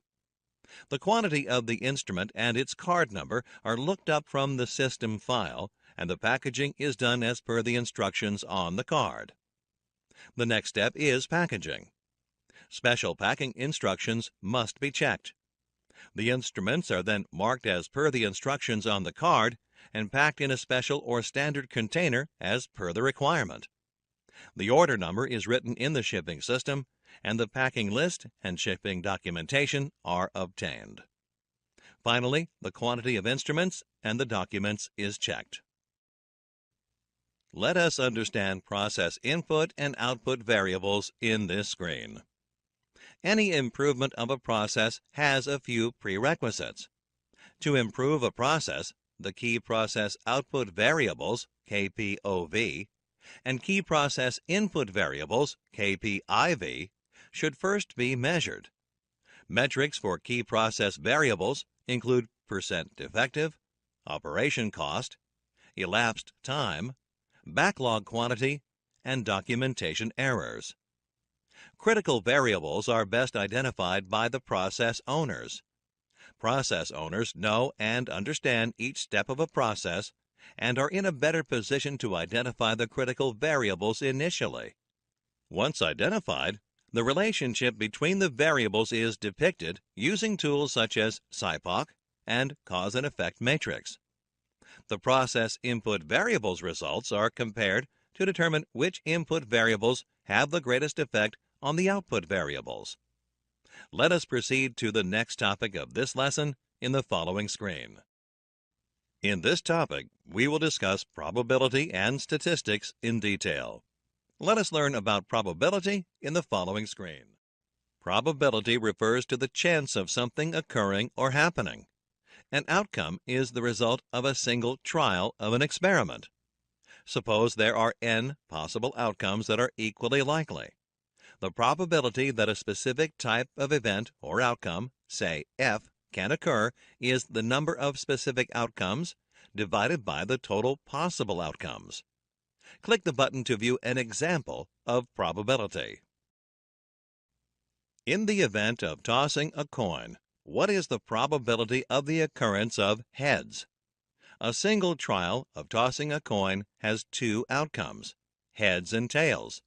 Hence, the probability of heads occurring is 1 divided by 2, the total number of outcomes. Let us look at some basic properties of probability in this screen. There are 3 basic properties of probability.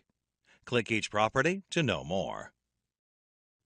Property 1 states that the probability of an event is always between 0 and 1, both inclusive.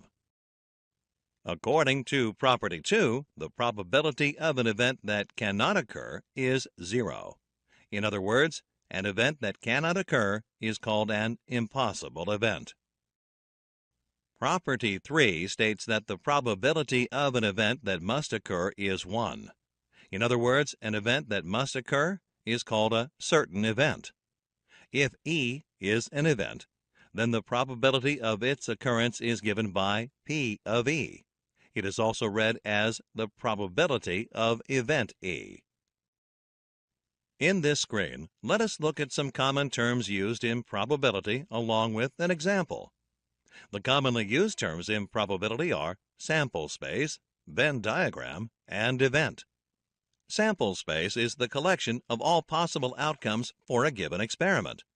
In the coin example discussed earlier, the sample space consists of one instance each of heads and tails. If 2 coins are tossed, the sample space would be 4 in total. A Venn diagram shows all hypothetically possible logical relations between a finite collection of sets. An event is a collection of outcomes for an experiment, which is any subset of the sample space. Click the button to view an example of probability. What is the probability of getting a 3 followed by 2 when a dice is thrown twice? When the dice is thrown twice, the first throw can have any number from 1 to 6. Similarly, the second throw can also have any number from 1 to 6. So the total sample space is 6 times 6. That is 36. The event in this case is 3 followed by 2. This can happen in only one way. So the probability in the question is 1 divided by 36. Let us discuss the basic concepts of probability in this screen. Some basic concepts of probability are independent event, dependent event, mutually exclusive, and mutually inclusive events. Click each concept to know more. When the probability of occurrence of an event does not affect the probability of occurrence of another event, the 2 events are said to be independent. Suppose you rolled a dice and flipped a coin at the same time. The probability of getting any number on the dice in no way influences the probability of getting heads or tails on the coin.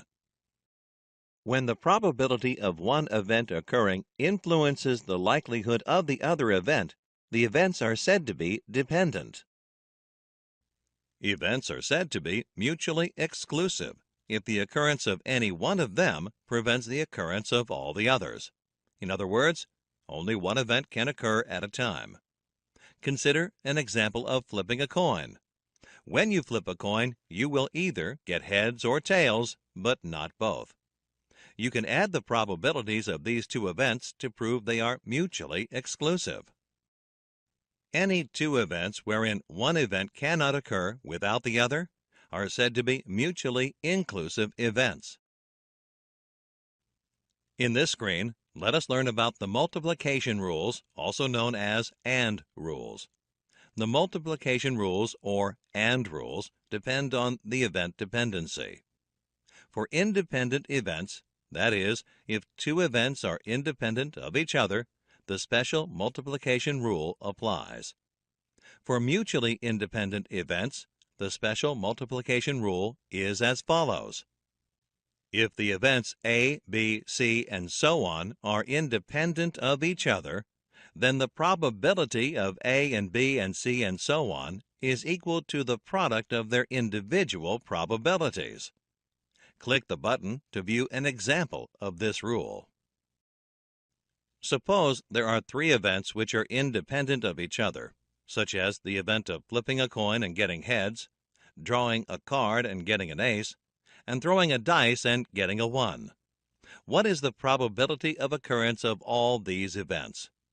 The answer is, the probability of A and B and C is equal to the product of their individual probabilities, which is half multiplied by 1/13 multiplied by 1/6.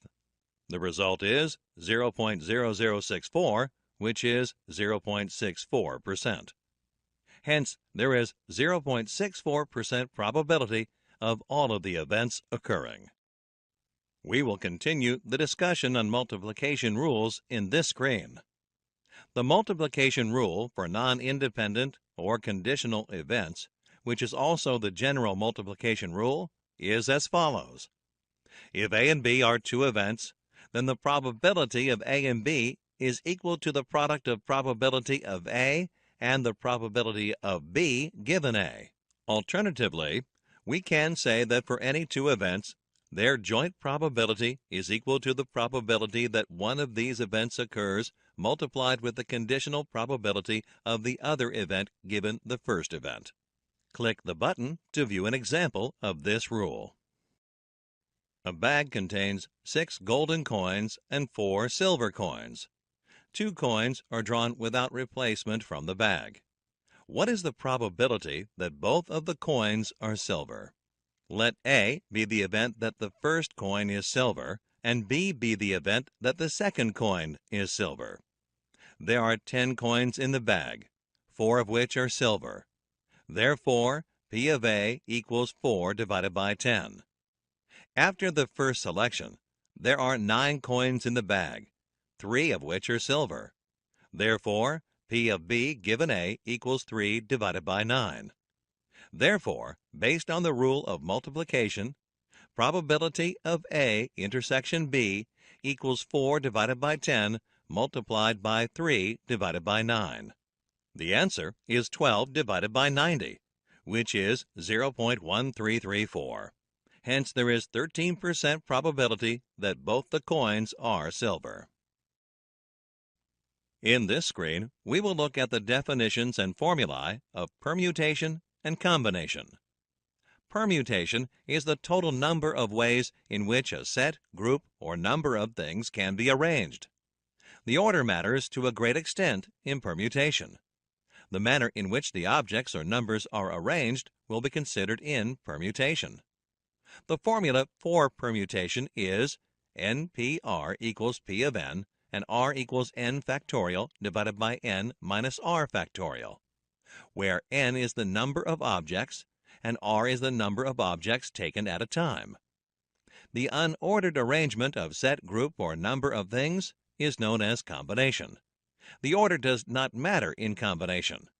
The formula for combination is NCR equals C of n and R equals n factorial divided by r factorial multiplied by n minus r factorial, where n is the number of objects and r is the number of objects taken at a time. Let us look at an example for calculating permutation and combination in the following screen. From a group of 10 employees, a company has to select 4 for a particular project. In how many ways can the selection happen given the following conditions? When the arrangements of employees needs to be different. When the arrangement of employees need not be different.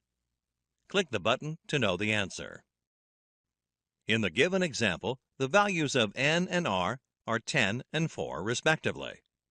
Let us consider the first condition. From a group of 10 employees, 4 employees need to be selected. The arrangement needs to be different. Using the permutation formula, NPR equals P of n and R equals n factorial divided by n minus r factorial. 10P4 equals P of 10 and 4 equals 10 factorial divided by 10 minus 4 factorial equals 5040. Therefore, the 4 employees can be selected in 5040 ways. Let us now consider the second condition. From a group of 10 employees, 4 employees need to be selected. The arrangement of employees need not be different.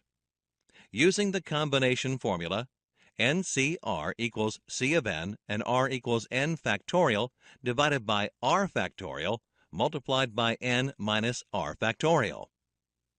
10C4 equals C of 10 and 4 equals 10 factorial divided by 4 factorial multiplied by 10 minus 4 factorial equals 210.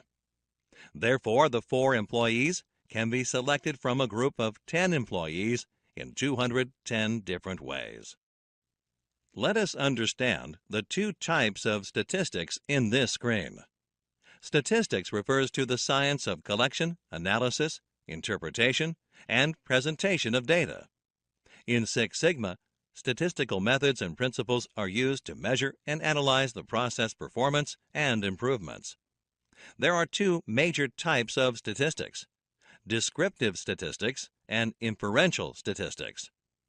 Descriptive statistics is also known as enumerative statistics, and inferential statistics is also known as analytical statistics.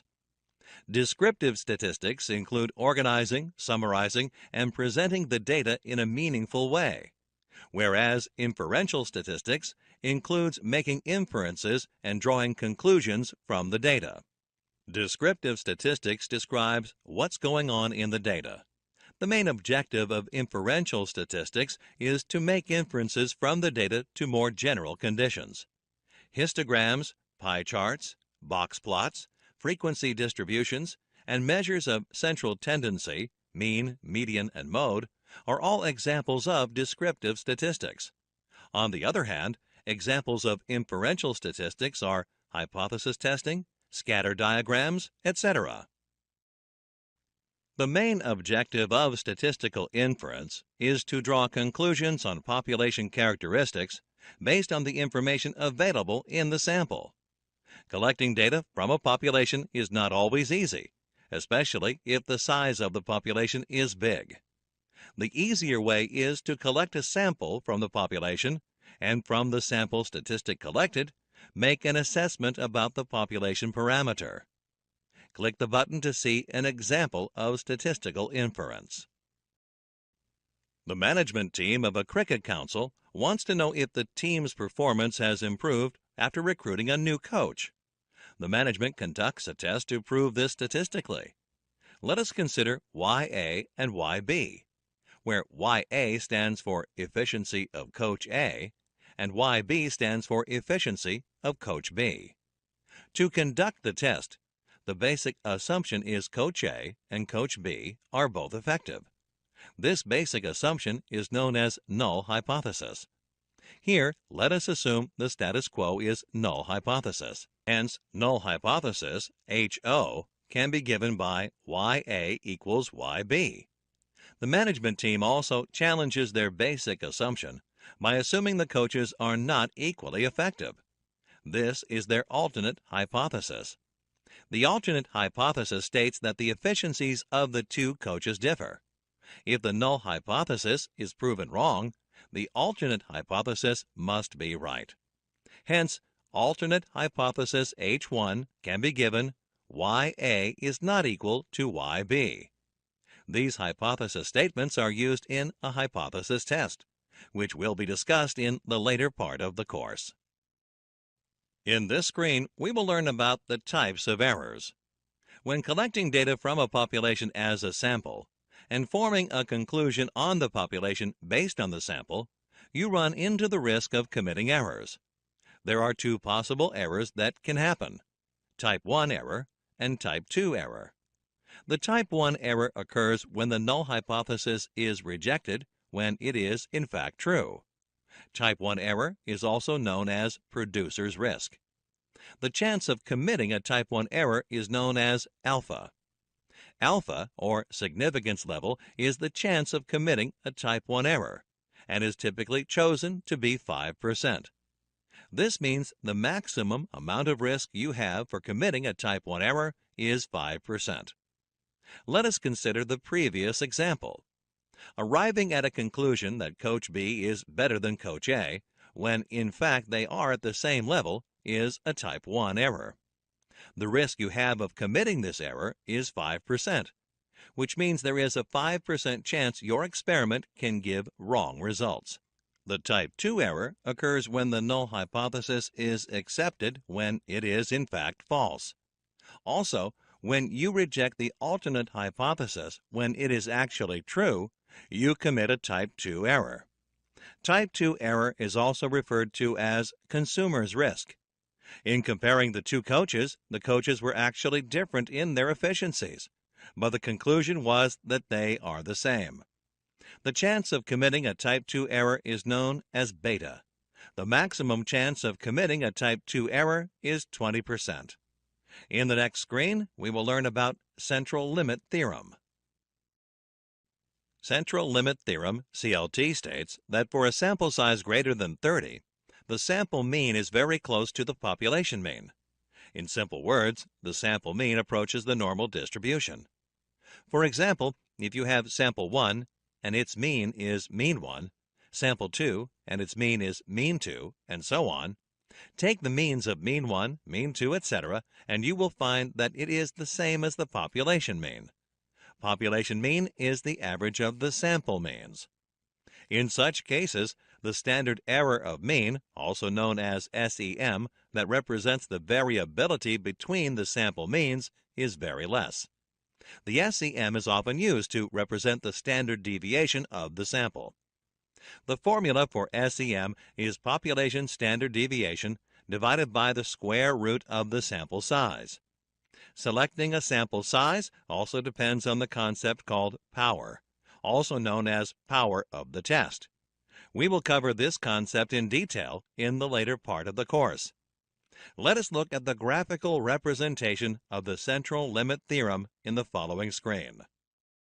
The plot of the three numbers 2, 3, and 4 looks as shown in the graph. It is interesting to note that the total number of times each digit is chosen is 6. When the plot of the sample mean of 9 samples of size 2 each is drawn, it looks like the red line which is plotted in the figure. The x-axis shows numbers of the mean which are 2, 2.5, 3, and 4. On the y-axis, the frequency is plotted. The point at which arrows from number 2 and 3 converge is the mean of 2 and 3. Similarly, the point at which arrows from 2 and 4 converge is the mean of the numbers 2 and 4. Let us discuss the concluding points of the central limit theorem in the next screen. The central limit theorem concludes that the sampling distributions are helpful in dealing with non-normal data. If you take the sample data points from a population and plot the distribution of the means of the sample, you get the sampling distribution of the means. The mean of the sampling distribution, also known as the mean of means, will be equal to the population mean. Also, the sampling distribution approaches normality as the sample size increases. Note that CLT enables you to draw inferences from the sample statistics about the population parameters. This is irrespective of the distribution of the population. CLT also becomes the basis for calculating confidence interval for hypothesis tests, as it allows the use of a standard normal table. Let us proceed to the next topic of this lesson in the following screen. In this topic, we will cover the concept of statistical distributions. Let us start with discrete probability distribution in the following screen. Discrete probability distribution is characterized by the probability mass function. It is important to be familiar with discrete distributions while dealing with discrete data. Some of the examples of discrete probability distribution are binomial distribution, Poisson distribution, negative binomial distribution, geometric distribution, and hypergeometric distribution. We will focus only on the two most useful discrete distributions, binomial distribution and Poisson distribution. Like most probability distributions, these distributions also help in predicting the sample behavior that has been observed in a population. Let us learn about binomial distribution in the following screen. Binomial distribution is a probability distribution for discrete data. Named after the Swiss mathematician Jacob Bernoulli, it is an application of popular knowledge to predict the sample behavior. Binomial distribution also describes the discrete data as a result of a particular process, like the tossing of a coin for a fixed number of times, and the success or failure in an interview. A process is known as Bernoulli's process when the process output has only two possible values like defective or OK, pass or fail, and yes or no. Binomial distribution is used to deal with defective items. Defect is any non-compliance with a specification. Defective is a product or service with at least one defect. Binomial distribution is most suitable when the sample size is less than 30 and less than 10% of the population. It is the percentage of non-defective items, provided the probability of creating a defective item remains the same over a period. Let us look at the equation. The probability of exactly R successes out of a sample size of n is denoted by P of R, which is equal to NCR whole multiplied by P to the power of R and 1 minus P whole to the power of n minus R. In the equation, P is the probability of success, R is the number of successes desired, and n is the sample size. To continue discussing the binomial distribution, let us look at some of its key calculations in the following screen. The mean of a binomial distribution is denoted by mu and is given by n multiplied by p. The standard deviation of a binomial distribution is denoted by sigma, which is equal to n multiplied by p multiplied by 1 minus p. The method of calculating factorials, say factorial of 5, is the product of 5, 4, 3, 2, and 1, which is equal to 120. Similarly, factorial of 4 is the product of 4, 3, 2, and 1, which is equal to 24. Let us look at an example of calculating binomial distribution in the next screen. Suppose you wish to know the probability of getting heads 5 times in 8 coin tosses. You can use the binomial equation for the same. Click the Answer button to see how this is done. The tossing of a coin has only two outcomes, heads and tails. It means that the probability of each outcome is 0.5, and it remains fixed over a period of time. Additionally, the outcomes are statistically independent. In this case, the probability of success denoted by P is 0.5. The number of successes desired is denoted by R, which is 5, and the sample size is denoted by N, which is 8. Therefore, the probability of 5 heads is equal to factorial of 8, CR, which is 8 divided by factorial of 5, and factorial of 8 minus 5, whole multiplied by 0.5 to the power of 5, multiplied by 1 minus 0.5, whole to the power of 8 minus 5. This calculation gives a result of 0.2187, which is equal to 21.87%. Let us learn about Poisson distribution in this screen. Poisson distribution is named after Simeon Denis Poisson and is also used for discrete data. Poisson distribution is an application of the population knowledge to predict the sample behavior. It is generally used for describing the probability distribution of an event with respect to time or space. Some of the characteristics of Poisson distribution are as follows. Poisson distribution describes the discrete data resulting from a process like the number of calls received by a call center agent or the number of accidents at a signal. Unlike binomial distribution, which deals with binary discrete data, Poisson distribution deals with integers, which can take any value. Poisson distribution is suitable for analyzing situations wherein the number of trials, similar to the sample size in binomial distribution, is large and tends towards infinity.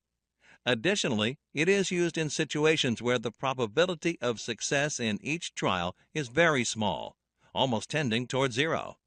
This is the reason why Poisson distribution is applicable for predicting the occurrence of rare events like plane crashes, car accidents, etc., and is therefore widely used in the insurance sector. Poisson distribution can be used for predicting the number of defects as well, given a low defect occurrence rate. Let us look at the formula for calculating Poisson distribution in the next screen. The Poisson distribution for a probability of exactly x occurrences is given by p of x equals to lambda to the power of x multiplied with log e to the power of minus lambda whole divided by factorial of x. In this equation, lambda is the mean number of occurrences during the interval, x is the number of occurrences desired, and e is the base of natural logarithm, which is equal to 2.71828. The mean of the Poisson distribution is given by the lambda, and the standard deviation of a Poisson distribution is given by sigma, which is the square root of lambda. Let us look at an example to calculate Poisson distribution in the next screen. The past records of a road junction which is accident-prone show a mean number of 5 accidents per week at this junction. Assume that the number of accidents follows a Poisson distribution, and calculate the probability of any number of accidents happening in a week. Click the button to know the answer. Given the situation, you know that the value of lambda, or mean, is 5. So P of 0, that is, the probability of 0 accidents per week, is calculated as 5 to the power of 0 multiplied by e to the power of minus 5 whole divided by factorial of 0. The answer is 0.006. Applying the same formula, the probability of 1 accident per week is 0.03. The probability of more than 2 accidents per week is 1 minus the sum of probabilities of 0, 1, and 2 accidents, which is 0.884. In other words, the probability is 88.4%. Let us learn about normal distribution in this screen. The normal or Gaussian distribution is a continuous probability distribution. The normal distribution is represented as n and depends on 2 factors. Mu, which stands for mean, and sigma, which gives the standard deviation of the data points. Normal distribution normally has a higher frequency of values around the mean and lesser occurrences away from it. It is often used as a first approximation to describe real-valued random variables that tend to cluster around a single mean value. The distribution is bell-shaped and symmetrical. The total area under the normal curve is 1, which is P of x. Various types of data, such as body weight, height, the output of a manufacturing device, etc., follow the normal distribution. Additionally, normal distribution is continuous and symmetrical, with the tails asymptotic to the x-axis, which means they touch the x-axis at infinity. Let us continue to discuss normal distribution in the following screen. In a normal distribution, to standardize comparisons of dispersion or the different measurement units like inches, meters, grams, etc., a standard z variable is used. The uses of z value are as follows. While the value of z, or the number of standard deviations, is unique for each probability within the normal distribution, it helps in finding probabilities of data points anywhere within the distribution. It is dimensionless as well. That is, it has no units such as millimeters, liters, coulombs, etc. There are different formulas to arrive at the normal distribution. We will focus on one commonly used formula for calculating normal distribution, which is z equals y minus mu whole divided by sigma. Here, z is the number of standard deviations between y and the mean, denoted by mu. Y is the value of the data point in concern. Mu is mean of the population or data points, and sigma is the standard deviation of the population or data points. Let us look at an example for calculating normal distribution in the following screen. Suppose the time taken to resolve customer problems follows a normal distribution with a mean of 250 hours and standard deviation of 23 hours. Find the probability of a problem resolution taking more than 300 hours. Click the button to know the answer. In this case, y is equal to 300, mu equals 250, and sigma equals 23. Applying the normal distribution formula, z is equal to 300 minus 250 whole divided by 23. The result is 2.17. When you look at the normal distribution table, the z value of 2.17 covers an area of 0.98499 under itself. This means the probability of a problem taking 0 to 300 hours to be resolved is 98.5%, and therefore the chances of a problem resolution taking more than 300 hours is 1.5%. Let us understand the usage of z-table in this screen. The graphical representation of z-table usage is given here. The probability of areas under the curve is 1. For the actual value, one can identify the z-score by using the z-table. As shown, this probability is the area under the curve to the left of point plus a to 0. Using the actual data, when you calculate mean and standard deviation, and the values are 25 and 5 respectively, it is the normal distribution. If the same data is standardized to a mean value of 0 and standard deviation value of 1, it is the standard normal distribution. In the next screen, we will take a look at the z-table. The z-table gives the probability that z is between 0 and a positive number. There are different forms of normal distribution z-tables followed globally. The most common form of z-table with positive z-scores is shown here. The value of a, called the percentage point, is given along the borders of the table in bold and is to 2 decimal places. The values in the main table are the probabilities that z is between 0 and plus a. Note that the values running down the table are to 1 decimal place. The numbers along the column change only for the second decimal place. Let us look at some examples on how to use a z-table in the following screen. Let us find the value of p of z less than 0. The table is not needed to find the answer once we know that the variable z takes a value less than or equal to 0. First, the area under the curve is 1, and second, the curve is symmetrical about z equals 0. Hence, there is 0.5 or 50% above chance of z equals 0 and 0.5 or 50% below chance of z equals 0. Let us find the value of p of z greater than 1.12. In this case, the chance of z is greater than a number, in this case 1.12. You can find this by using the following fact. The opposite or complement of an event of A is the event of not A. That is, the opposite or complement of event A occurring is the event A not occurring. Its probability is given by p of not equal A equals 1 minus p of A.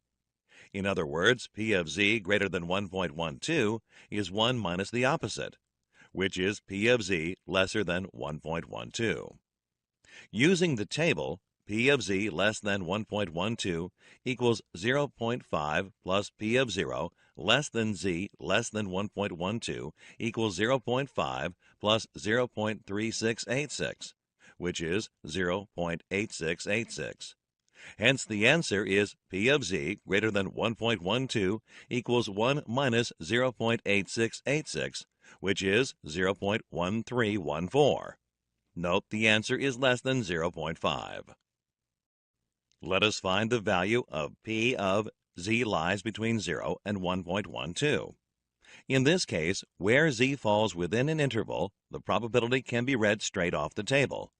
P of z lies between 0 and 1.12 equals 0.3686. We will learn about chi-square distribution in this screen. Chi-square distribution is also known as chi-squared or chi-square distribution. Chi-squared with k-1 degrees of freedom is the distribution of a sum of the squares of k independent standard normal random variables. The chi-square distribution is one of the most widely used probability distributions in inferential statistics. It is also known as hypothesis testing, and the distribution is used in hypothesis tests. When used in hypothesis tests, it only needs one sample for the test to be conducted. Conventionally, degree of freedom is k-1, where k is the sample size. For example, if w, x, y, and z are 4 random variables with standard normal distributions, then the random variable f, which is the sum of w square, x square, y square, and z square, has a chi-square distribution. The degrees of the freedom of the distribution df equals the number of normally distributed variables used. In this case, df is equal to 4. Let us look at the formula to calculate chi-square distribution in the following screen. Chi-square calculated, or sigma, or the chi-square index equals f of o minus f of e whole square divided by f of e. Here, f of o stands for an observed frequency, and f of e stands for an expected frequency, determined through a contingency table. Let us understand t-distribution in the next screen. The t-distribution method is the most appropriate method to be used in the following situations. When you have a sample size of less than 30, when the population standard deviation is not known, when the population is approximately normal.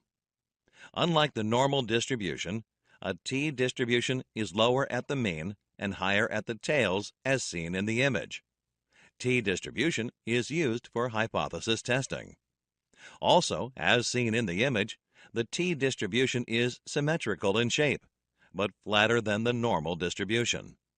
As the sample size increases, the t-distribution approaches normality.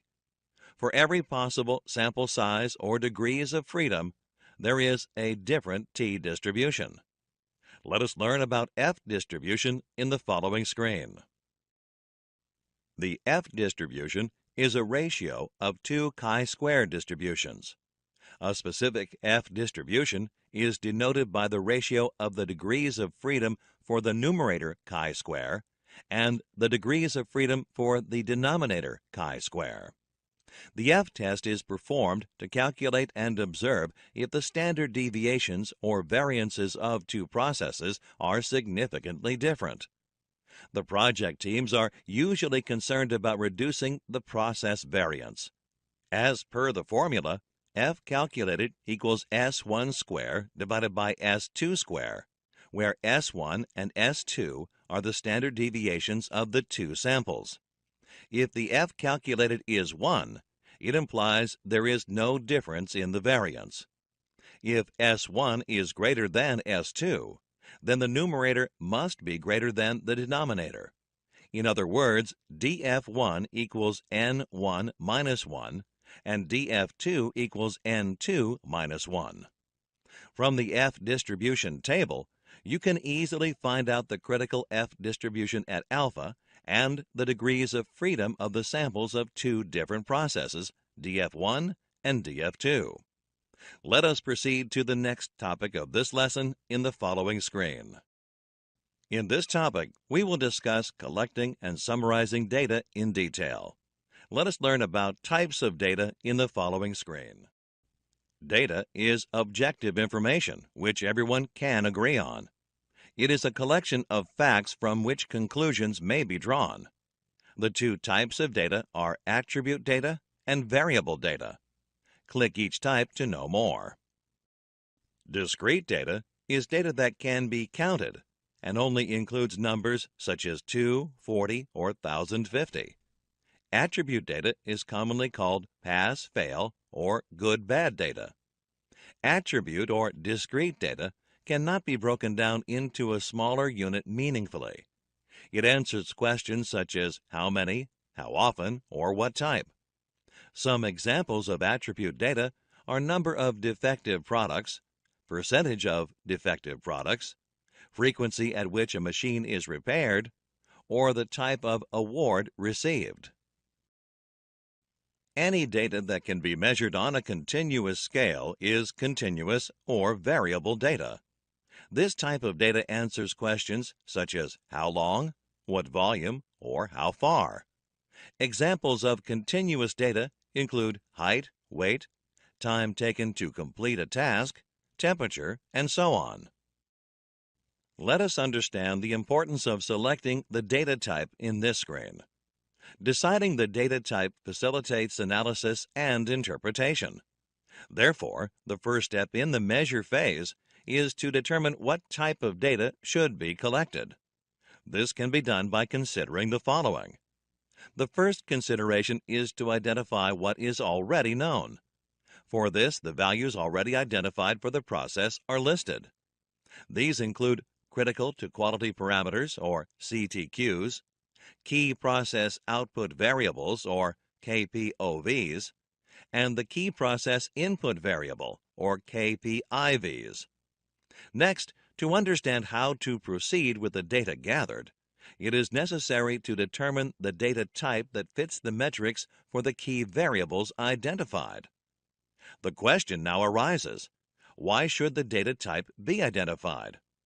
This is important, as it enables the right set of data to be collected, analyzed, and used to draw inferences. It is not advisable to convert one type of data into another. Converting attribute data to variable data is difficult and requires assumptions to be made about the process. It may also require additional data gathering, including retesting units. Let us look at measurement scales in the following screen. There are 4 measurement scales arranged in the table in increasing order of their statistical desirability. In the nominal scale, the data consists of only names or categories, and there is no possibility of ordering. An example of this type of measurement can be a bag of colored balls, which contains 10 green balls, 5 black balls, 8 yellow balls, and 9 white balls. This is the least informative of all scales. The most appropriate measure of central tendency for this scale is mode. In the ordinal or ranking scale, data is arranged in order, and values can be compared with each other. An example of this scale can be the ratings given to different restaurants: 3 for A, 5 for B, 2 for C, and 4 for D. The central tendency for this scale is median or mode. The interval scale is used for ranking items in step order along a scale of equidistant points. For example, the temperatures of 3 metal rods are 100 degrees, 200 degrees, and 600 degrees Fahrenheit, respectively. Note that 3 times 200 degrees is not the same as 600 degrees as a temperature measurement. The central tendency here is mean, median, or mode. Mean is used if the data does not have any outliers. The ratio scale represents variable data and is measured against a known standard or increment. However, this scale also has an absolute zero, that is, no numbers exist below 0. An example of the ratio scale are physical measures where height, weight, and electric charge represent ratio scale data. Note that negative length is not possible. Again, here you would use mean, median, or mode as the central tendency measure. In the next screen, we will learn about assuring data accuracy. To ensure data is accurate, sampling techniques are used.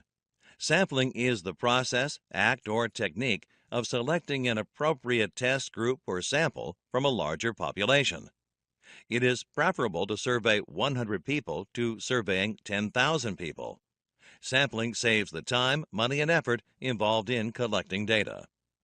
The 3 types of sampling techniques described here are random sampling, sequential sampling, and stratified sampling.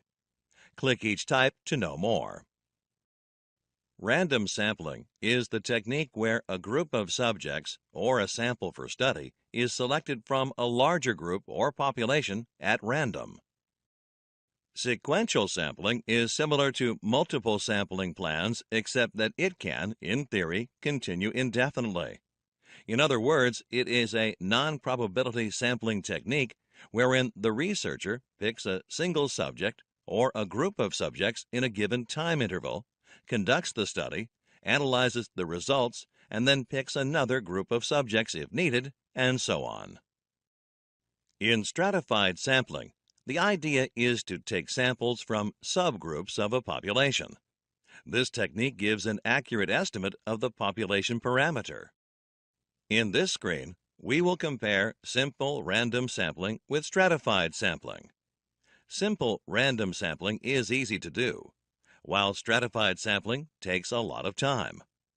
The possibility of simple random sampling giving erroneous results is very high, while stratified sampling minimizes the chances of error. Simple random sampling doesn't have the power to show possible causes of variation, while stratified sampling, if done correctly, will show assignable causes. In the next screen, we will look at the check sheet method of collecting data.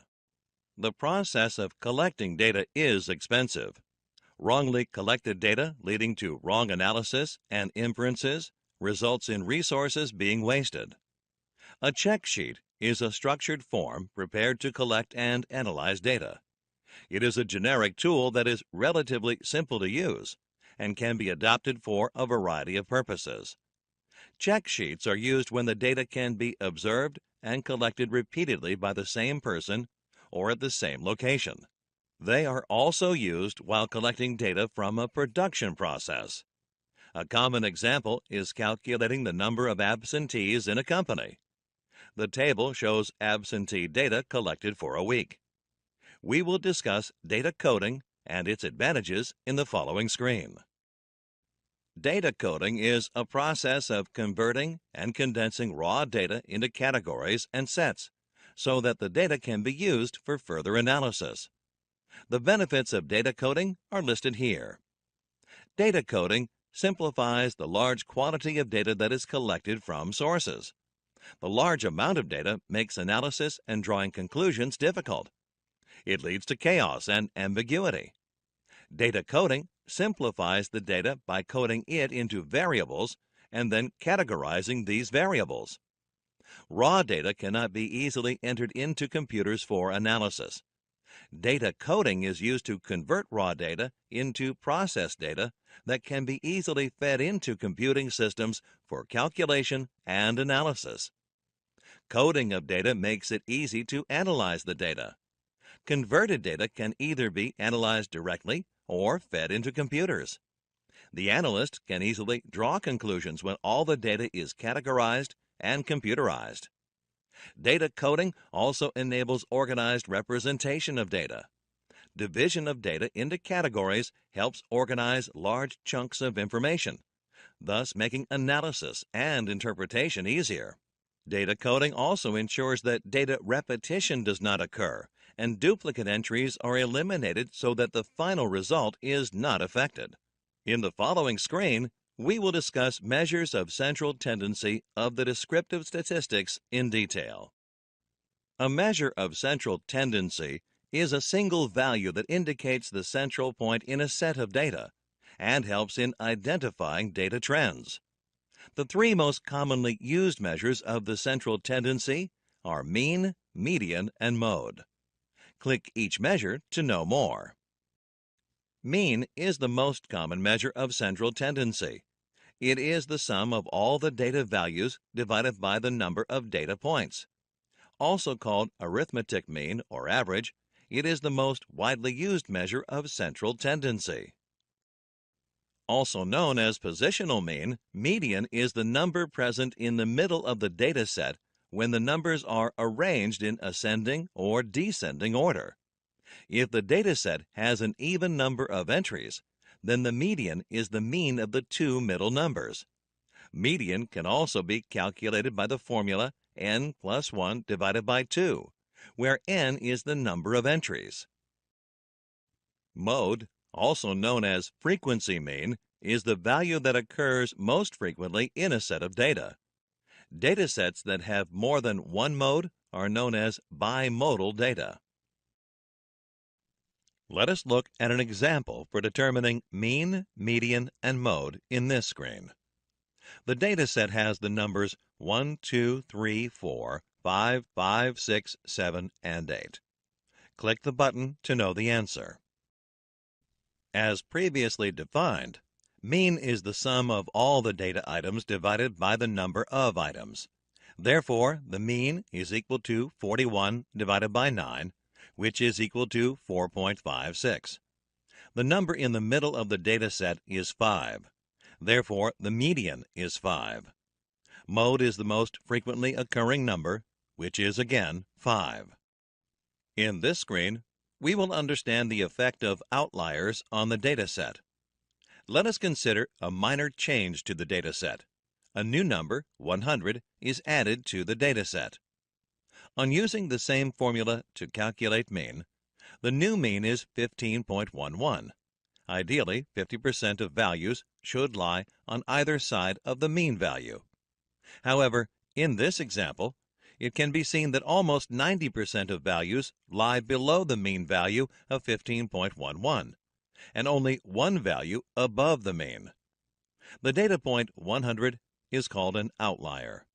An outlier is an extreme value in the data set that skews the mean value to one side of the data set.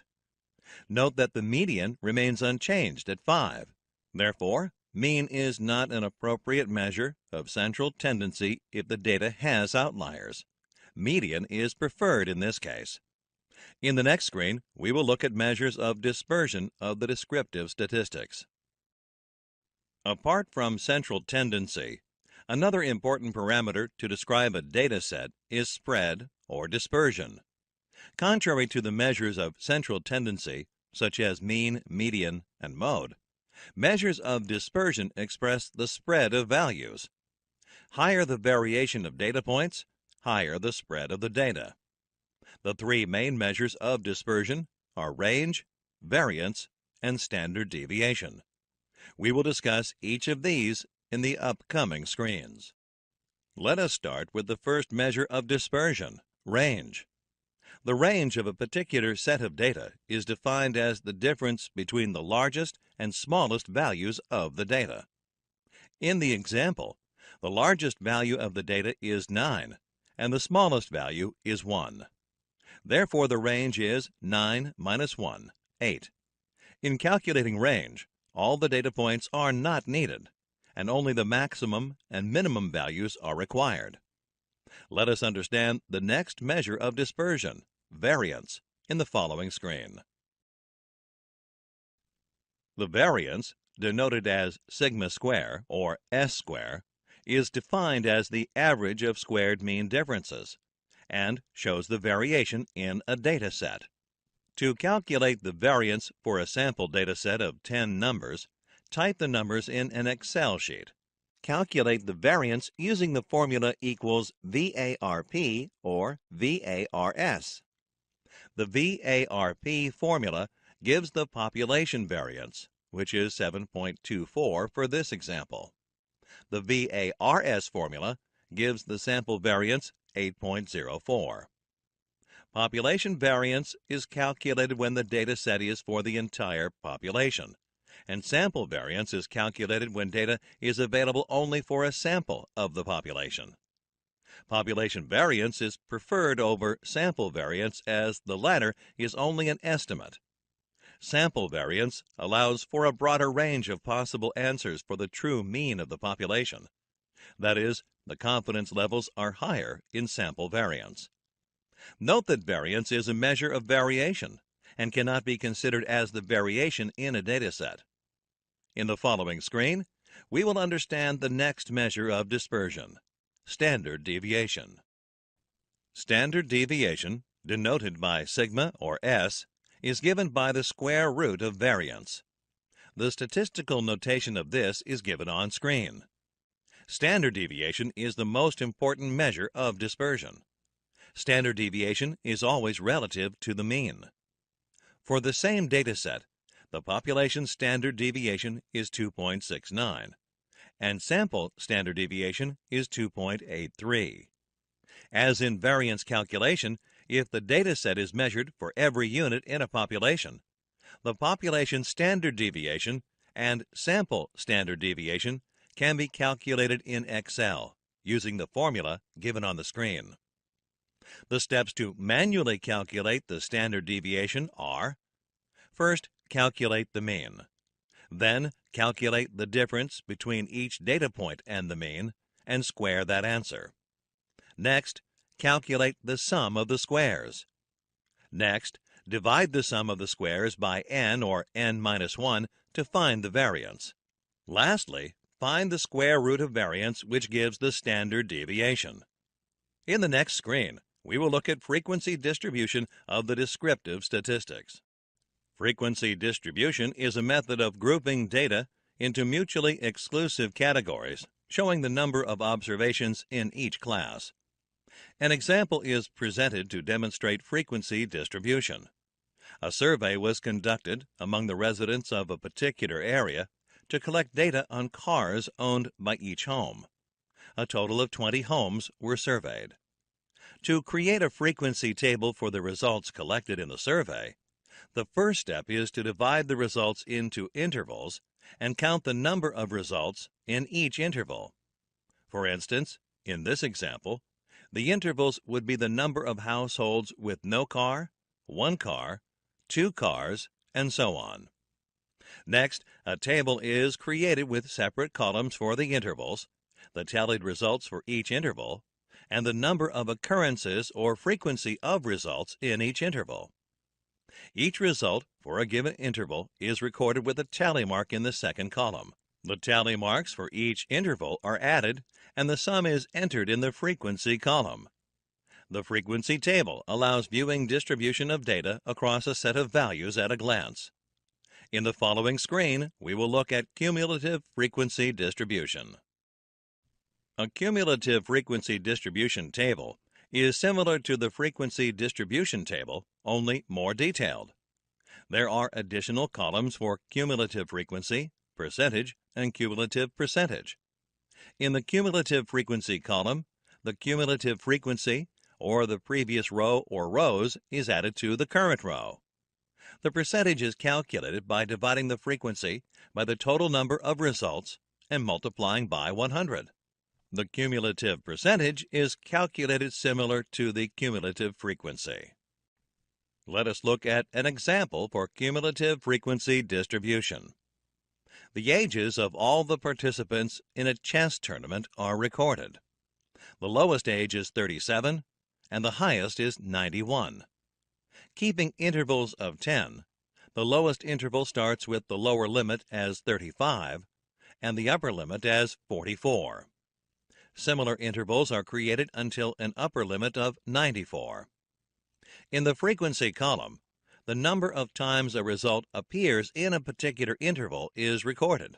In the cumulative frequency column, the cumulative frequency of the previous row is added to the frequency of the current row. For the first row, the cumulative frequency is the same as the frequency. In the second row, the cumulative frequency is 1 plus 2, which is 3, and so on. In the percentage column, the percentage of the frequency is listed by dividing the frequency by the total number of results, which is 10, and multiplying the value by 100. For instance, in the first row, the frequency is 1 and the number of results is 10. Therefore, the percentage is 10. The final column is the cumulative percentage column. In this column, the cumulative frequency is divided by the total number of results, which is 10, and the value is multiplied by 100. Note that the last number in this column should be equal to 100. In this example, the cumulative frequency is 1 and the total number of results is 10. Therefore, the cumulative percentage of the first row is 10. Let us look at the stem and leaf plots, which is one of the graphical methods of understanding distribution. Graphical methods are extremely useful tools to understand how data is distributed. Sometimes, merely by looking at the data distribution, Errors in a process can be identified. The stem and leaf method is a convenient method of manually plotting data sets. It is used for presenting data in a graphical format to assist visualizing the shape of a given distribution. In the example on the screen, the temperatures in Fahrenheit for the month of May are given. To collate this information in a stem and leaf plot, all the tens digits are entered in the stem column, and all the units digits against each tens digit are entered in the leaf column. To start with, the lowest value is considered. In this case, the lowest temperature is 51. In the first row, 5 is entered in the stem column and 0 in the leaf column. The next lowest temperature is 58. 8 is entered in the leaf column, corresponding to 5 in the stem. The next number is 59. All the temperatures falling in the 50s are similarly entered. In the next row, the same process is repeated for temperatures in the 60s. This is continued till all the temperature values are entered in the table. Let us understand another graphical method in the next screen: box and whisker plots. A box and whisker graph based on medians or quartiles is used to display a data set in a way that allows viewing the distribution of the data points easily. Consider the following example. The lengths of 13 fish caught in a lake were measured and recorded. The data set is given on the screen. The first step to draw a box and whisker plot is, therefore, to arrange the numbers in increasing order. Next, find the median. As there is an odd number of data entries, the median is the number in the middle of the data set, which, in this case, is 12. The next step is to find the lower median or quartile. This is the median of the lower 6 numbers. The middle of these numbers is halfway between 8 and 9, which would be 8.5. Similarly, the upper median or quartile is located for the upper 6 numbers to the right of the median. The upper median is halfway between the two values 14 and 14. Therefore, the upper median is 14. Let us now understand how the box and whisker chart is drawn using the values of the median and upper and lower quartiles. The next step is a numbered line is drawn extending far enough to include all the data points. Then a vertical line is drawn from the median point 12. The lower and upper quartiles, 8.5 and 14 respectively, are marked with vertical lines, and these are joined with the median line to form 2 boxes, as shown on the screen. Next, 2 whiskers are extended from either ends of the boxes, as shown to the smallest and largest numbers in the data set, 5 and 20 respectively. The box and whiskers graph is now complete. The following inferences can be drawn from the box and whisker plot. The lengths of the fish range from 5 to 20.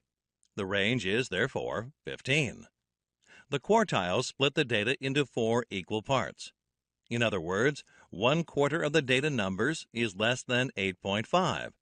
1/4 between 8.5 and 12. Next quarter of the data numbers are between 12 and 14. And another quarter has data numbers greater than 14. In this screen, we will learn about another graphical method, scatter diagrams. A scatter diagram, or scatter plot, is a tool used to analyze the relationship or correlation between 2 sets of variables, x and y, with x as the independent variable and y as the dependent variable.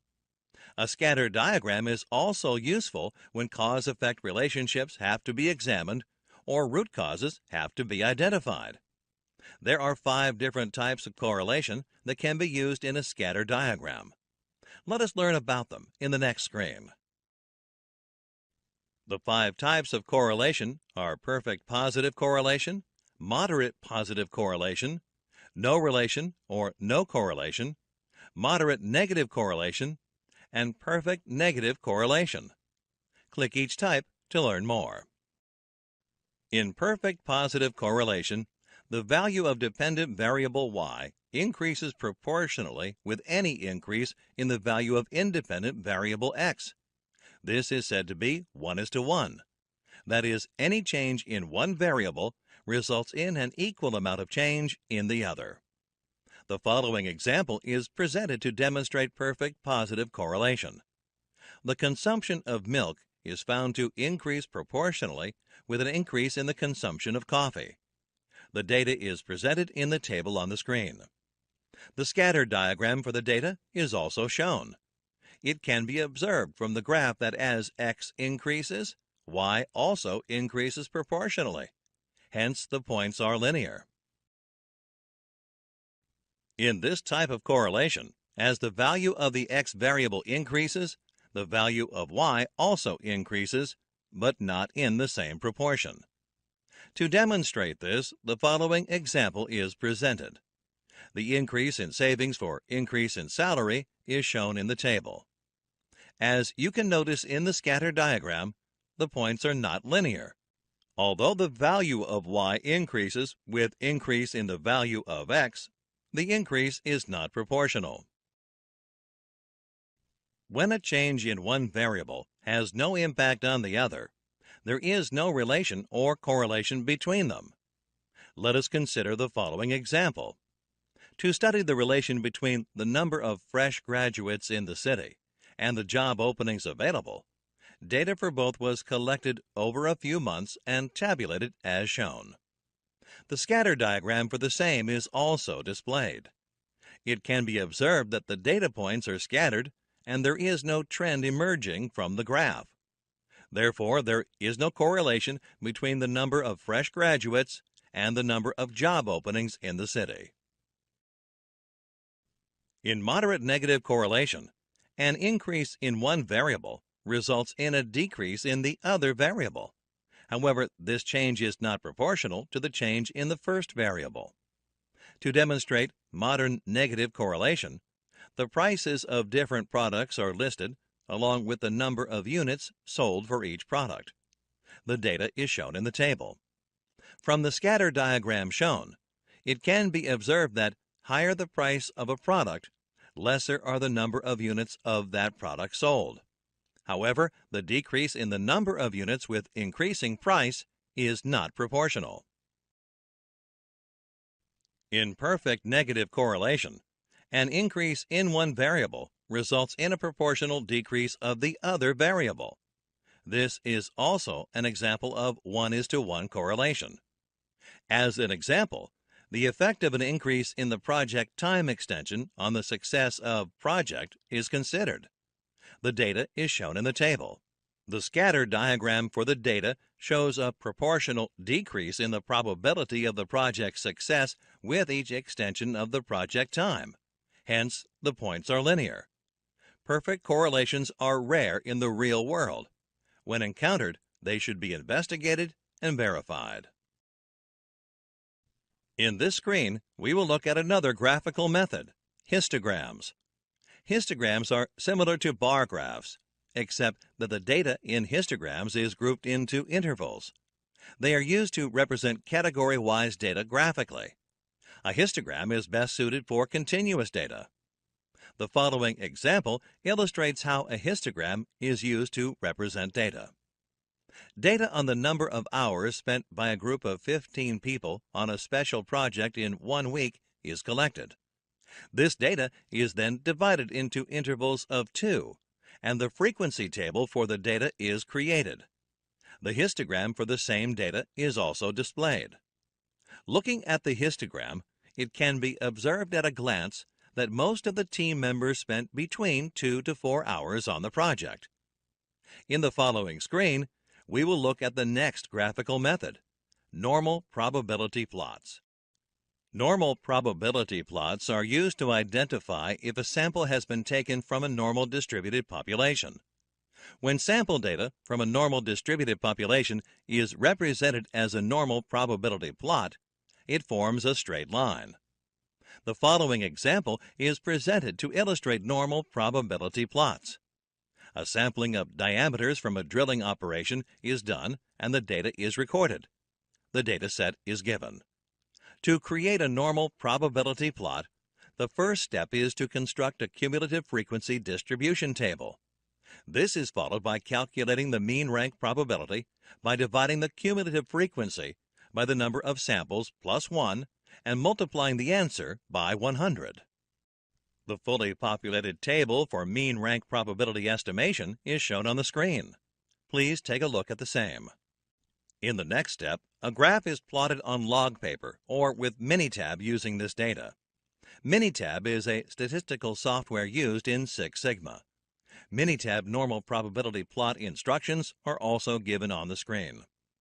The completed graph is shown on the screen.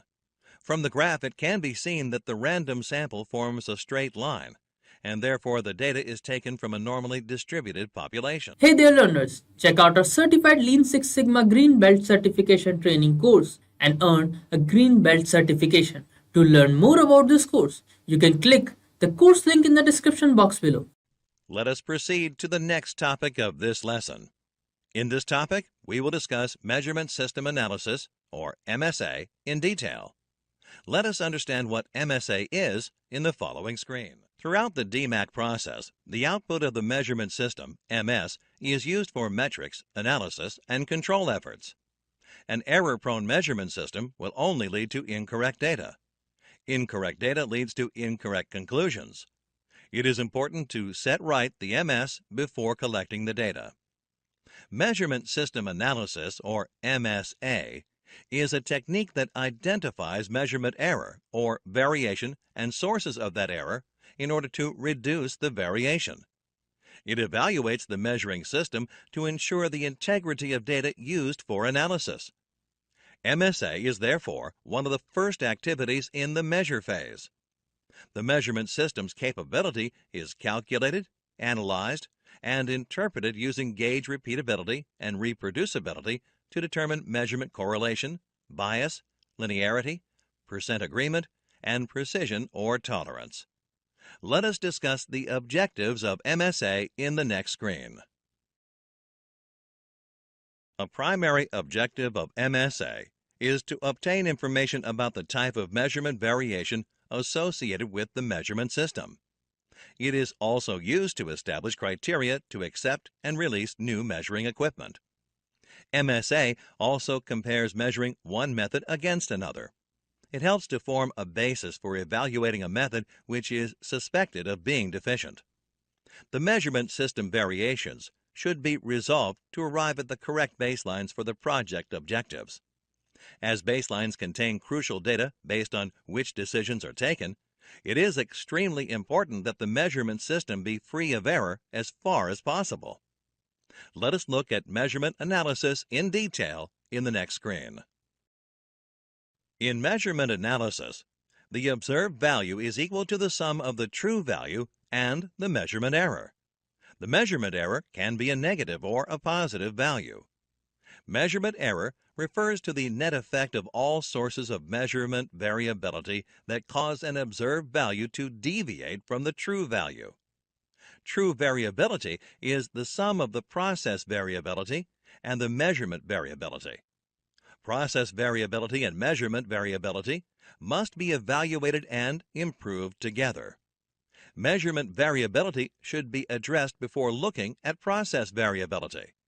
If process variability is corrected before resolving measurement variability, then any improvements to the process cannot be trusted to have taken place, owing to a faulty measurement system. In the following screen, we will identify the types of measurement errors.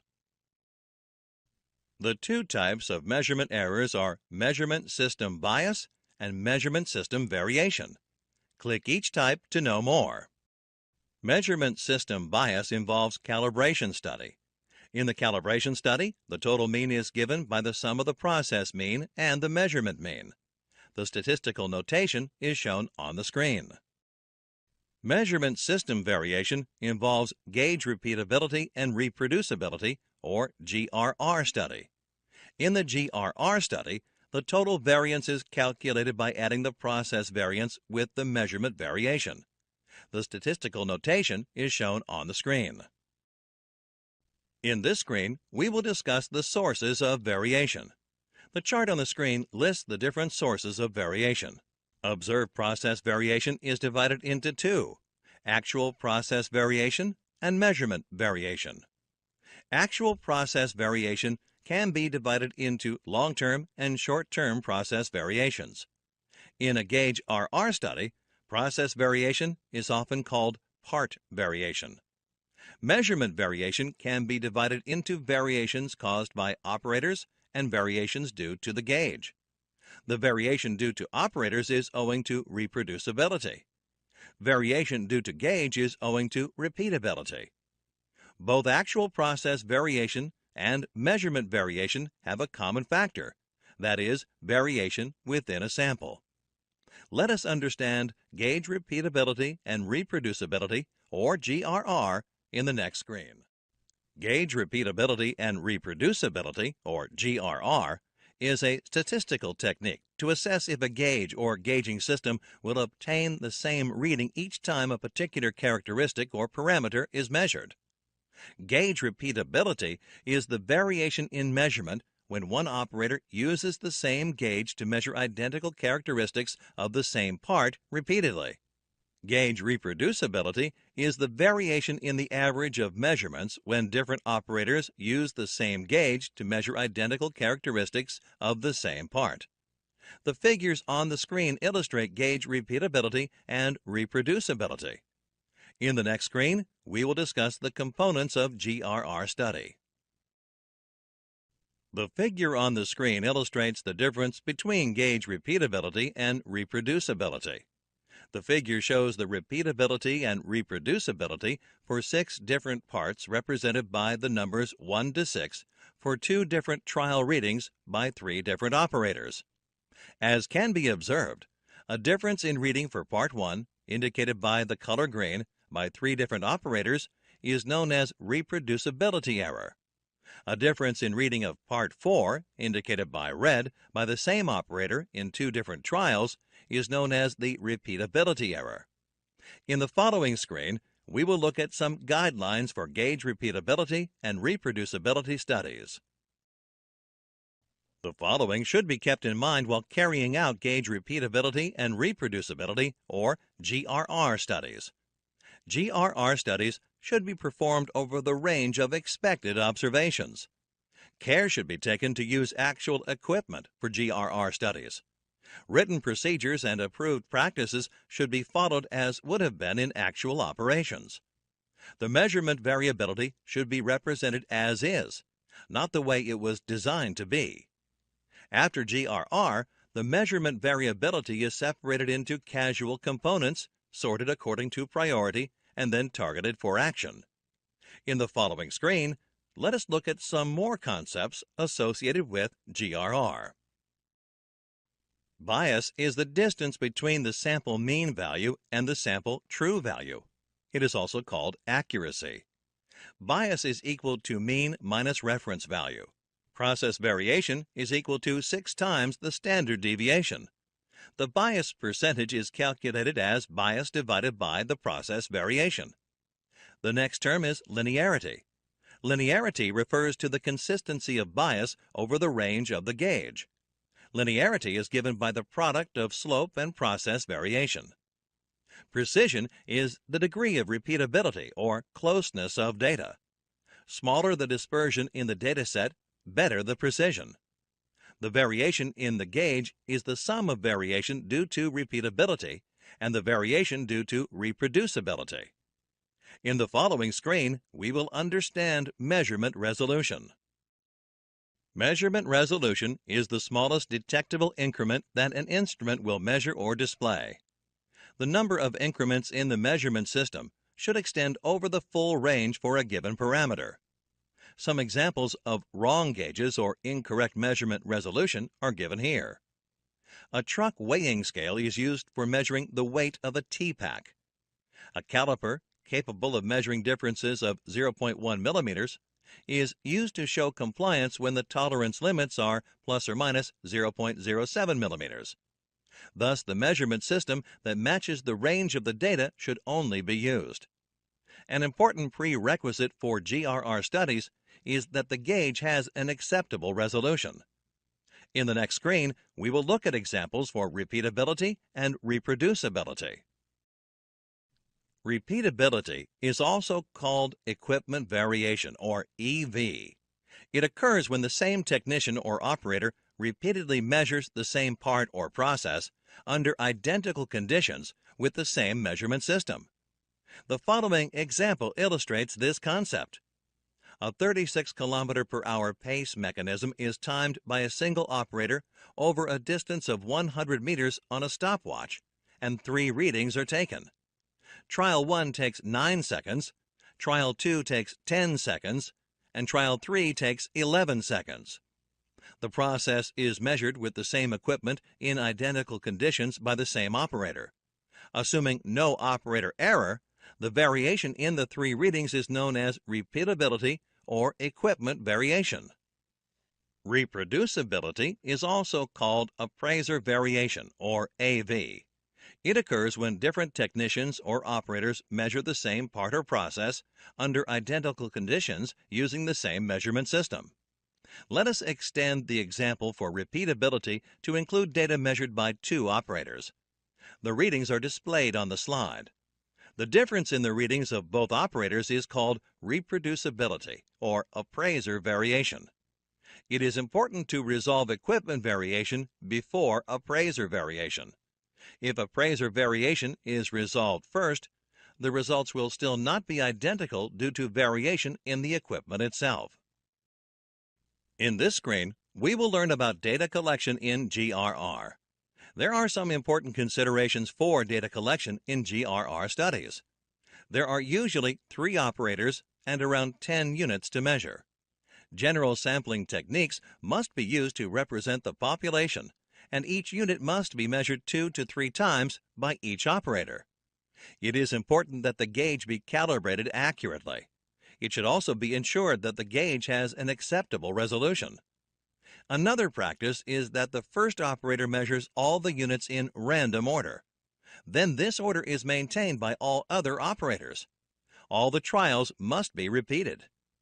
In the next screen, we will discuss the ANOVA method of analyzing GRR studies.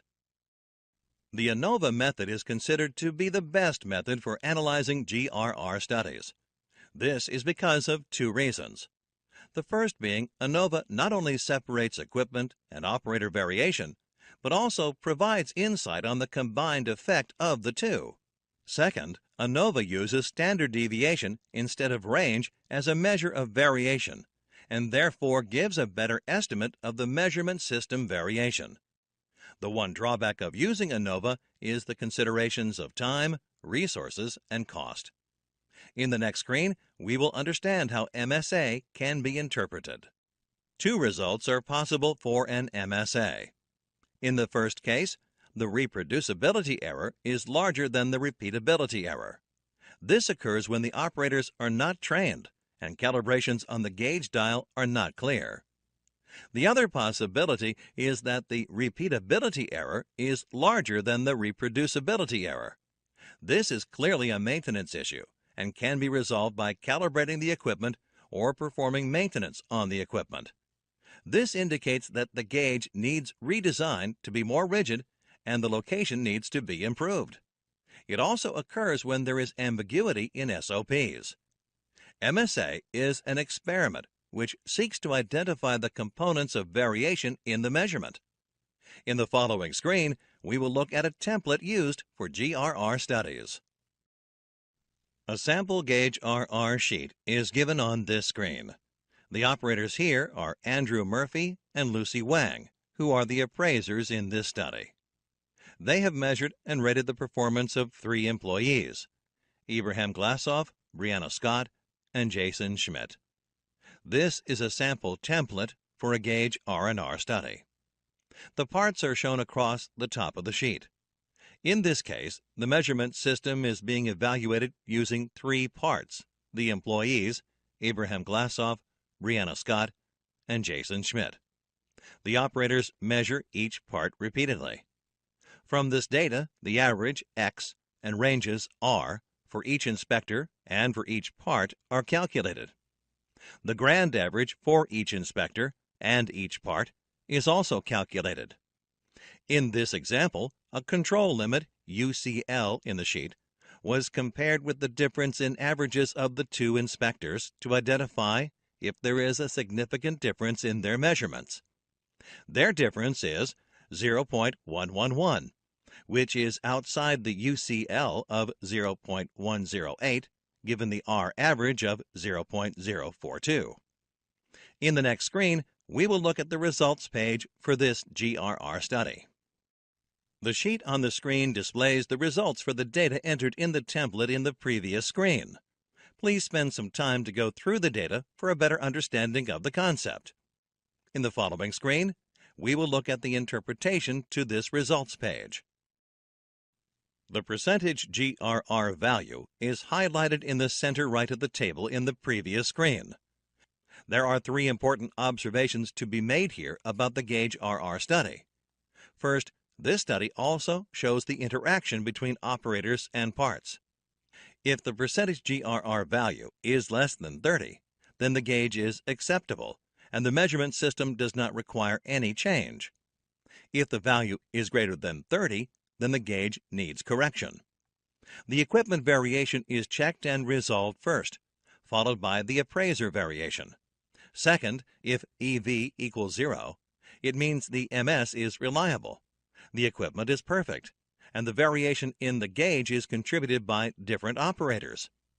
If the AV is equal to 0, the MS is precise. Third, if EV is equal to 0 and there is AV, the operators have to be trained to ensure all operators follow identical steps during measurement and the AV is minimal. The interaction between operators and parts can also be studied under GRR using part variation. The trueness and precision cannot be determined in a GRR if only one gauge or measurement method is evaluated, as it may have an inherent bias that would go undetected merely by varying operators and parts. Let us proceed to the next topic of this lesson in the following screen. In this topic, we will discuss process and performance capability in detail. In the following screen, we will look at the differences between natural process limits and specification limits.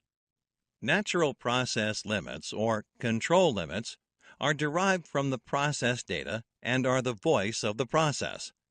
The data consists of real-time values from past process performance. Therefore, these values represent the actual process limits and indicate variation in the process. The two control limits are upper control limit, UCL, and lower control limit, LCL. Specification limits are provided by customers based on their requirements, or the voice of the customer, and cannot be changed by the organization. These limits act as targets for the organization, and processes are designed around the requirements. The product or service has to meet customer requirements and has to be well within the specification limits. If the product or service does not meet customer requirements, it is considered as a defect. Therefore, specification limits are the intended results or requirements from the product or service that are defined by the customer. The two specification limits are upper specification limit, or USL, and lower specification limit, or LSL. The difference between the two is called tolerance. An important point to note is that for a process, if the control limits lie within the specification limits, the process is said to be under control. Conversely, if specification limits lie within the control limits, the process will not meet customer requirements. In the following screen, we will look at process performance metrics and how they are calculated. The two major metrics used to measure process performance are defects per unit, or DPU, and defects per million opportunities, or DPMO. DPU is calculated by dividing the number of defects by the total number of units. DPMO is calculated by multiplying the defects per opportunity with 1 million. In the following screen, we will look at an example for calculating process performance. In this example, the Quality Control Department checks the quality of finished goods by sampling a batch of 10 items from the produced lot every hour. The data is collected over 24 hours. The table displays the data for the number of defectives for the sampling period. If items are consistently found to be outside the control limits on any given day, the production process is stopped for the next day. Let us now interpret the results of the sampling. In this example, as the sample size is constant, DPU or P bar is used to calculate the process capability. The total number of defectives is 34, and the subgroup size is 10. The total number of units is 10 multiplied by 24, which is 240. The defects per unit is 0.0124. The defects per million opportunities is obtained by multiplying the defects per unit with 1 million, which is 141,666.66. Therefore, by looking at the DPMO table, it can be said that the process is currently working at 2.6 sigma or 86.4% yield.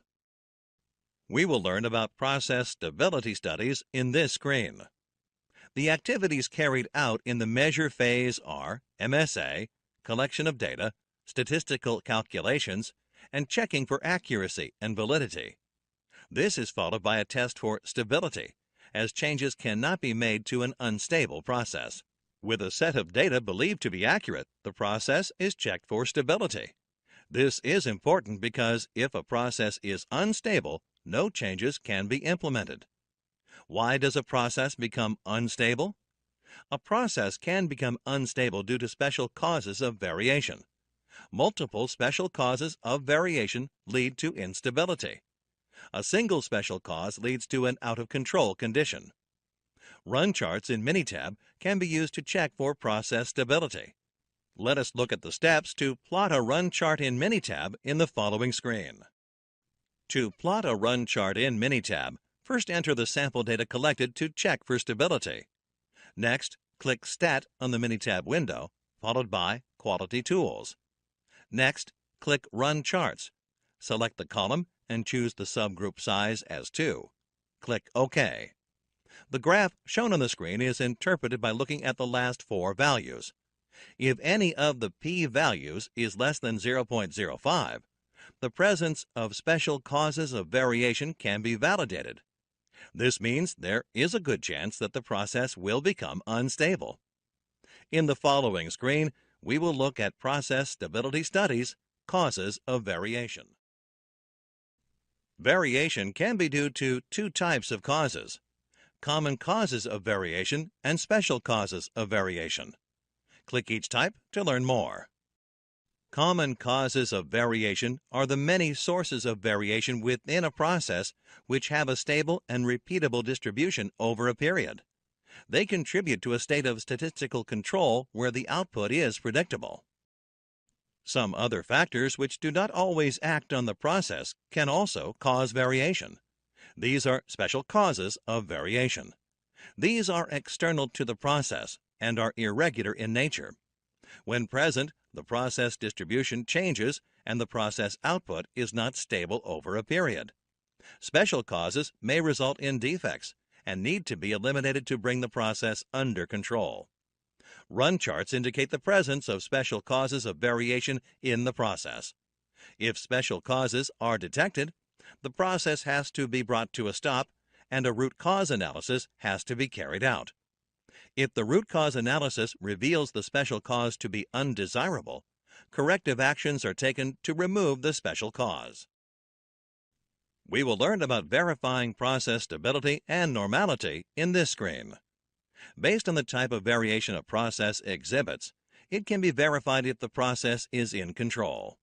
If there are special causes of variation, the process output is not stable over time. The process cannot be said to be in control. Conversely, if there are only common causes of variation in a process, the output forms a distribution that is stable and predictable over time. A process being in control means the process does not have any special causes of variation. Once a process is understood to be stable, the control chart data can be used to calculate the process capability indices. In the following screen, we will discuss process capability studies. Process capability is the actual variation in the process specification. To carry out a process capability study, first plan for data collection. Next, collect the data. Finally, plot and analyze the results. Obtaining the appropriate sampling plan for the process capability study depends on the purpose and whether there are any customer or standard requirements for the study. For new processes or a project proposal, the project capability can be estimated by a pilot run. Let us look at the objectives of process capability studies in the next screen. The objectives of a process capability study are to establish a state of control over a manufacturing process and then maintain the state of control over a period of time. On comparing the natural process limits or the control limits within the specification limits, any of the following outcomes is possible. First, the process limits are found to fall between the specification limits. This shows the process is running well and no action is required. The second possibility is that the process spread and the specification spread are approximately the same. In this case, the process is centered by making an adjustment to the centering of the process. This would bring the batch of products within the specifications. The third possibility is that the process limits fall outside the specification limits. In this case, reduce the variability by partitioning the pieces of batches to locate and target the largest offender. A design experiment can be used to identify the primary source of variation. In the following screen, we will learn about identifying characteristics in process capability. Process capability deals with the ability of the process to meet customer requirements. Therefore, it is crucial that the characteristic selected for a process capability study indicates a key factor in the quality of the product or process. Also, it should be possible to influence the value of the characteristic by adjusting the process. The operating conditions that affect the characteristic should also be defined and controlled.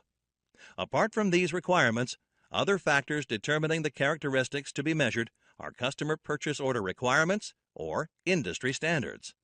In the following screen, we will look at identifying specifications or tolerances in process capability. The process specification or tolerances are defined either by industry standards based on customer requirements or by the organization's engineering department in consultation with the customer. A stability study, followed by a comprehensive capability study, also helps in identifying if the process mean meets the target or the customer mean. The process capability study indicates whether the process is capable. It is used to determine if the output consistently meets specifications and the probability of a defect or defective. This information is used to evaluate and improve the process to meet the tolerance requirements. In the following screen, we will learn about process performance indices.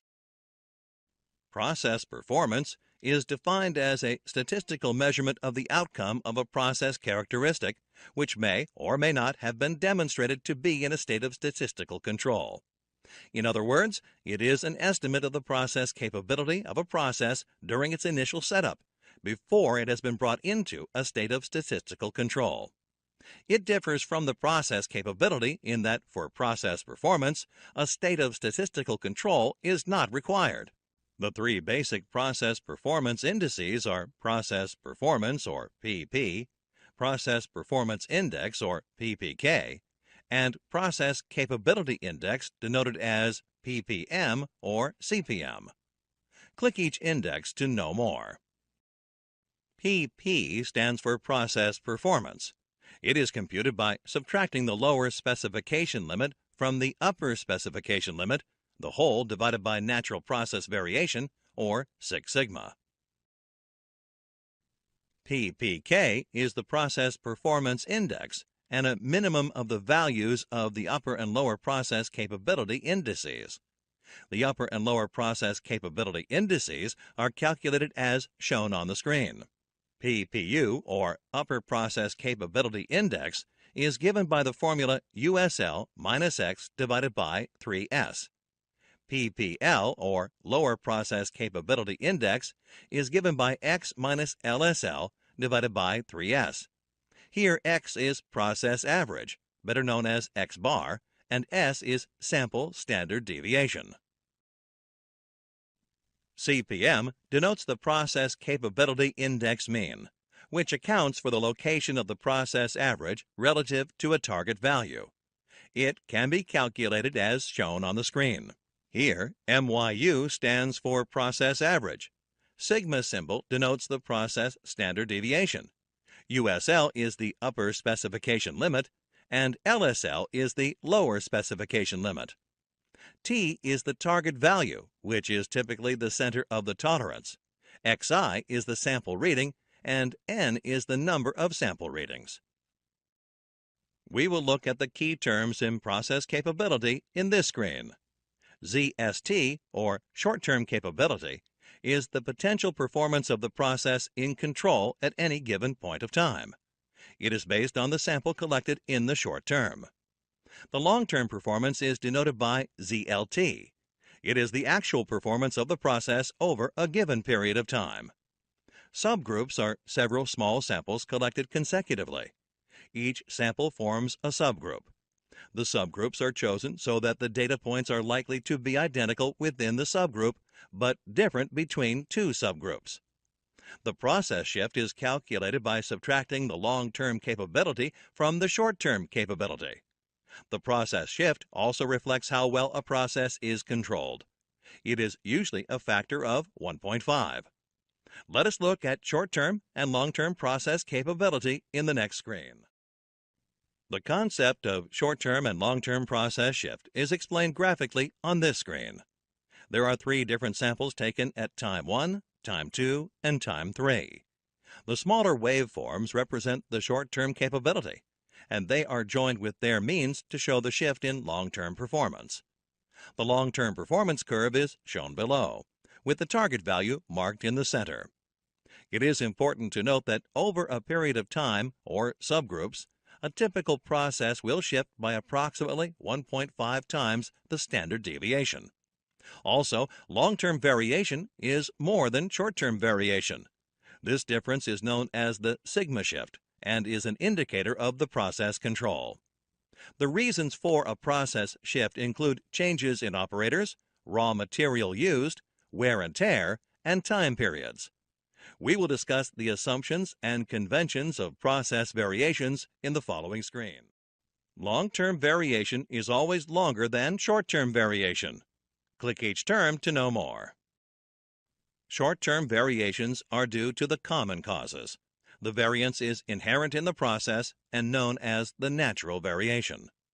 Short-term variations show variation within subgroup and are therefore called within subgroup variation. They are usually a small number of samples collected at short intervals. In short-term variation, the variation due to common causes are captured. However, common causes are difficult to identify and correct.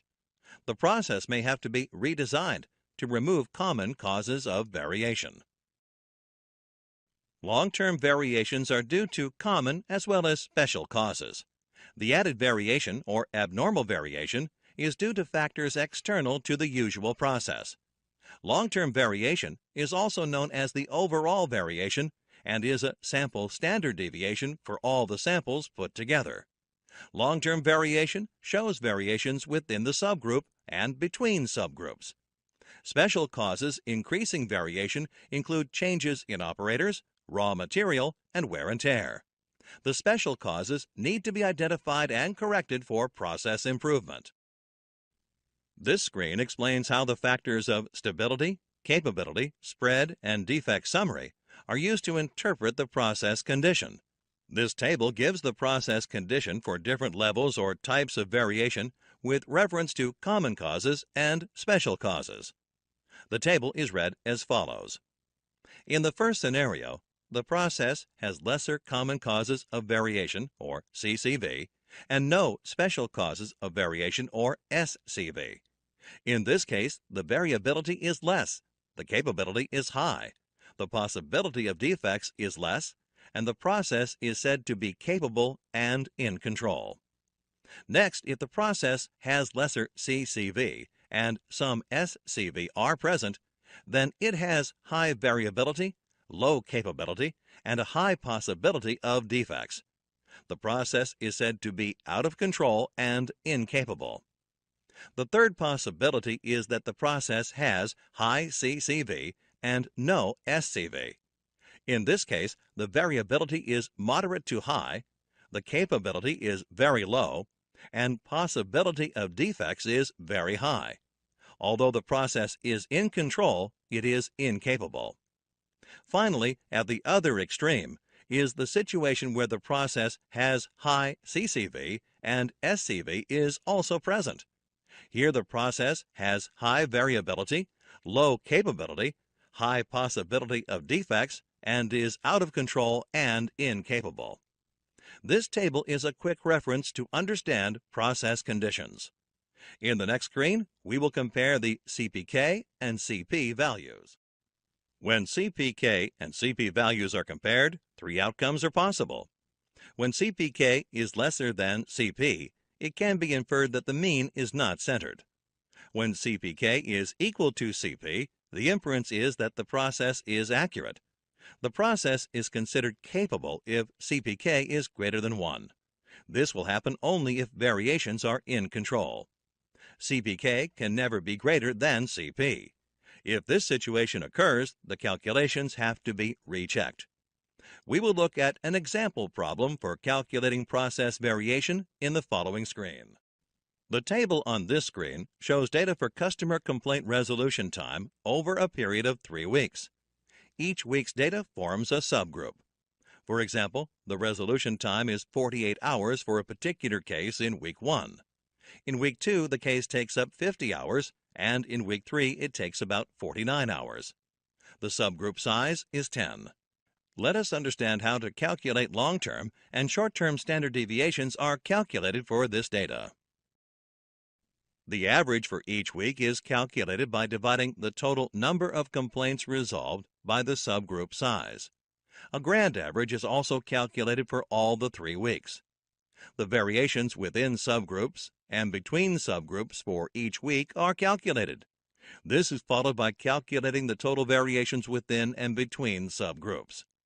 Overall variation is given by the sum of total variation within subgroups and total variation between subgroups. Finally, the standard deviations for the short term and the long term are calculated using the formulae given on the screen.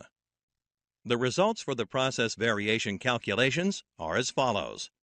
The grand average for all 3 weeks is 47.5. The total variation within subgroups is 1023.8. The total variation between subgroups is 161.67. Both these variations are added to give the overall variation of 1185.5. The short-term standard deviation is 6.2, and the long-term standard deviation is 6.4. Note that the overall variation can also be calculated with the usual sample variance formula. Let us discuss the effect of mean shift on the process capability in this screen. The table given here shows the defect level at different sigma multiple values and different mean shifts.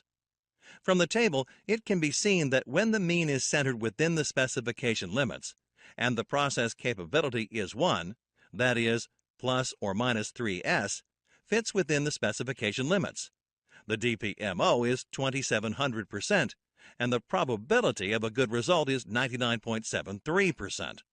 If the mean shifts by 1.5 sigma, then a tail moves outside the specification limit to a greater extent. Now the DPMO increases to over 66,000. This is almost a 2,500% increase in defects.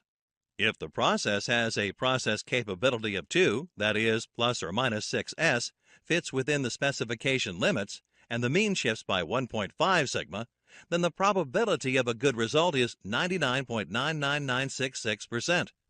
This is the same as a process with a capability of 1.5, that is, plus or minus 4.5s, fitting within the specification limits and no shift in the mean.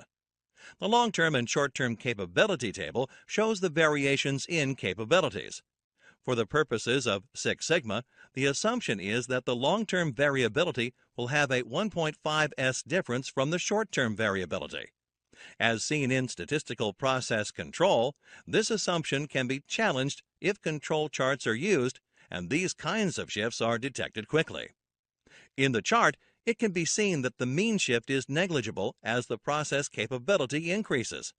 Therefore, for a Six Sigma process, the long-term variation does not have much effect. In the next screen, we will look at key concepts in process capability for attribute data. The customary procedure for defining process capability for attribute data is to define the mean rate of nonconformity. Defects and defectives are examples of nonconformity. Defects per million opportunities, or DPMO, is the measure of process capability for attribute data. For this, the mean and the standard deviation for attribute data have to be defined. For defectives, P-bar is used for checking process capability for both constant and variable sample sizes. For defects, C-bar and U-bar are used for constant and variable sample sizes, respectively. The P-bar, C-bar, and U-bar are the equivalent of the standard deviation denoted by sigma for continuous data. In this topic, we will learn about the patterns of variation in detail. Let us start with the classes of distributions in the following screen. When data obtained from the measurement phase is plotted on a chart, it is observed that it exhibits a variety of distributions depending on the data type and its source. These distribution patterns will help you understand the data better. Probability, statistics, and inferential statistics are the methods used to describe the parameters for the classes of distributions. Click each method to know more. Probability is based on the assumed model of distribution, and it is used to find the chances of a certain outcome or event to occur. Statistics uses the measured data to determine a model to describe the data used.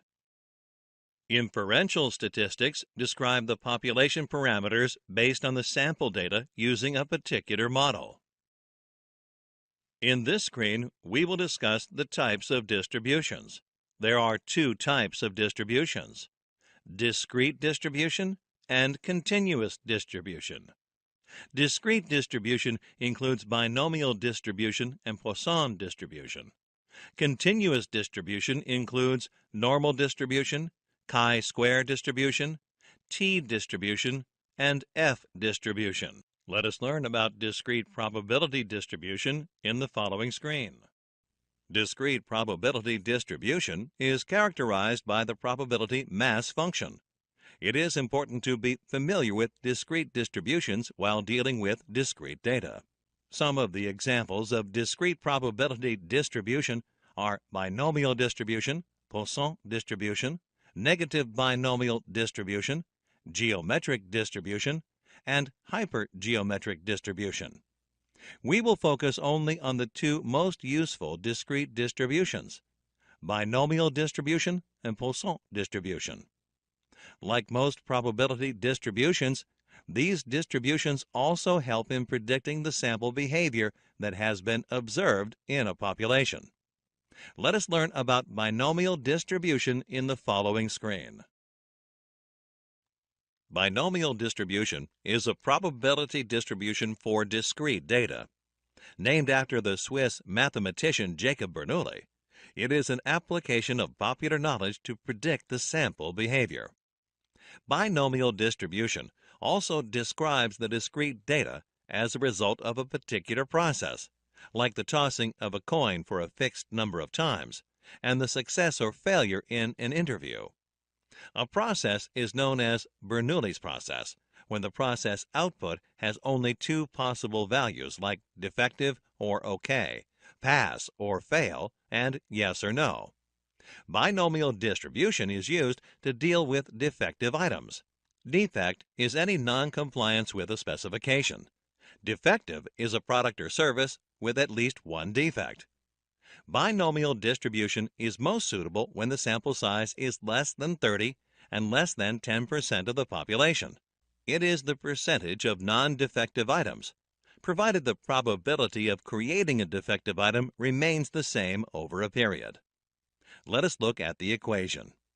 The probability of exactly R successes out of a sample size of n is denoted by P of r, which is equal to NCr whole multiplied by P to the power of r and 1 minus P whole to the power of n minus r. In the equation, P is the probability of success, r is the number of successes desired, and n is the sample size. To continue discussing the binomial distribution, let us look at some of its key calculations in the following screen. The mean of a binomial distribution is denoted by mu and is given by n multiplied by p. The standard deviation of a binomial distribution is denoted by sigma, which is equal to n multiplied by p multiplied by 1 minus p. The method of calculating factorials, say factorial of 5, is the product of 5, 4, 3, 2, and 1, which is equal to 120. Similarly, factorial of 4 is the product of 4, 3, 2, and 1, which is equal to 24. Let us look at an example of calculating binomial distribution in the next screen. Suppose you wish to know the probability of getting heads 5 times in 8 coin tosses. You can use the binomial equation for the same. Click the Answer button to see how this is done. The tossing of a coin has only 2 outcomes, heads and tails. It means that the probability of each outcome is 0.5, and it remains fixed over a period of time. Additionally, the outcomes are statistically independent. In this case, the probability of success denoted by P is 0.5. The number of successes desired is denoted by R, which is 5, and the sample size is denoted by N, which is 8. Therefore, the probability of 5 heads is equal to factorial of 8 CR, which is 8 divided by factorial of 5, and factorial of 8 minus 5, whole multiplied by 0.5 to the power of 5, multiplied by 1 minus 0.5, whole to the power of 8 minus 5. This calculation gives a result of 0.2187, which is equal to 21.87%. Let us learn about Poisson distribution in this screen. Poisson distribution is named after Simeon Denis Poisson and is also used for discrete data. Poisson distribution is an application of the population knowledge to predict the sample behavior. It is generally used for describing the probability distribution of an event with respect to time or space. Some of the characteristics of Poisson distribution are as follows. Poisson distribution describes the discrete data resulting from a process like the number of calls received by a call center agent or the number of accidents at a signal. Unlike binomial distribution, which deals with binary discrete data, Poisson distribution deals with integers, which can take any value. Poisson distribution is suitable for analyzing situations wherein the number of trials, similar to the sample size in binomial distribution, is large and tends towards infinity.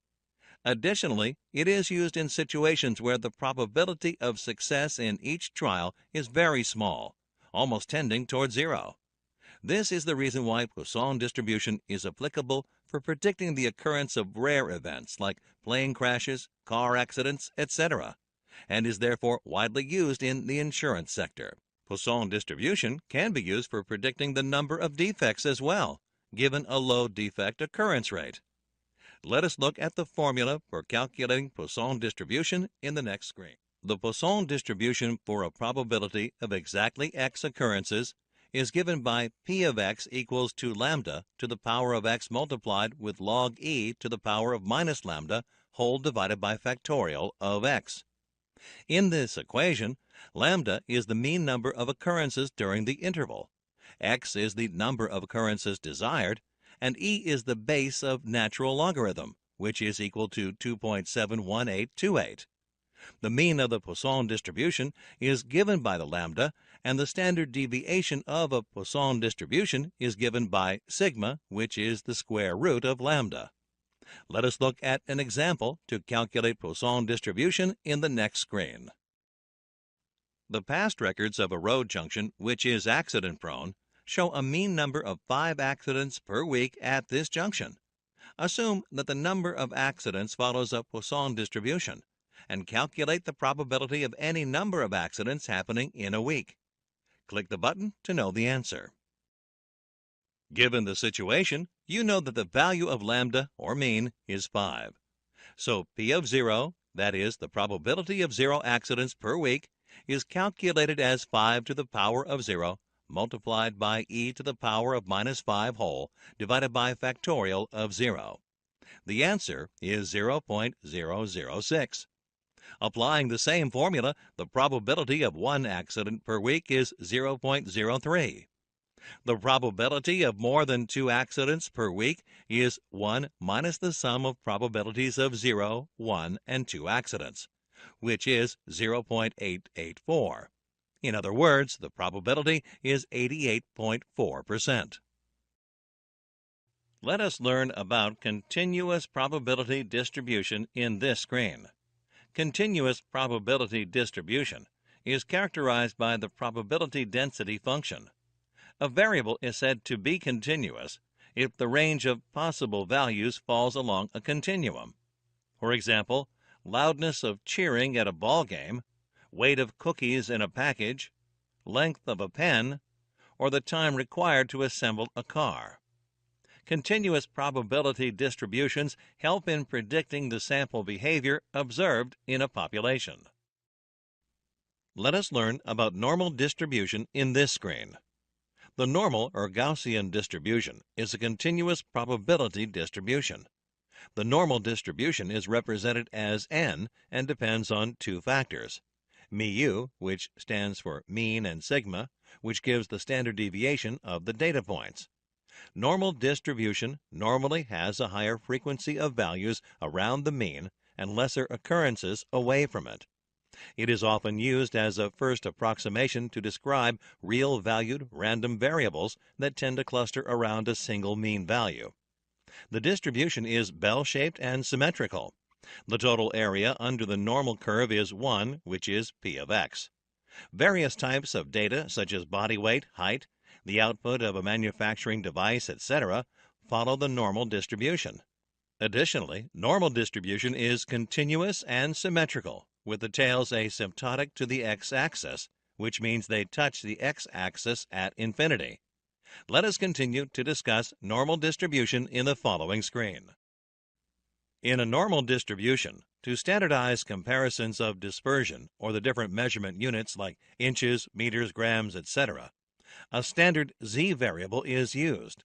The uses of z value are as follows. While the value of z, or the number of standard deviations, is unique for each probability within the normal distribution, it helps in finding probabilities of data points anywhere within the distribution. It is dimensionless as well. That is, it has no units such as millimeters, liters, coulombs, etc. There are different formulas to arrive at the normal distribution.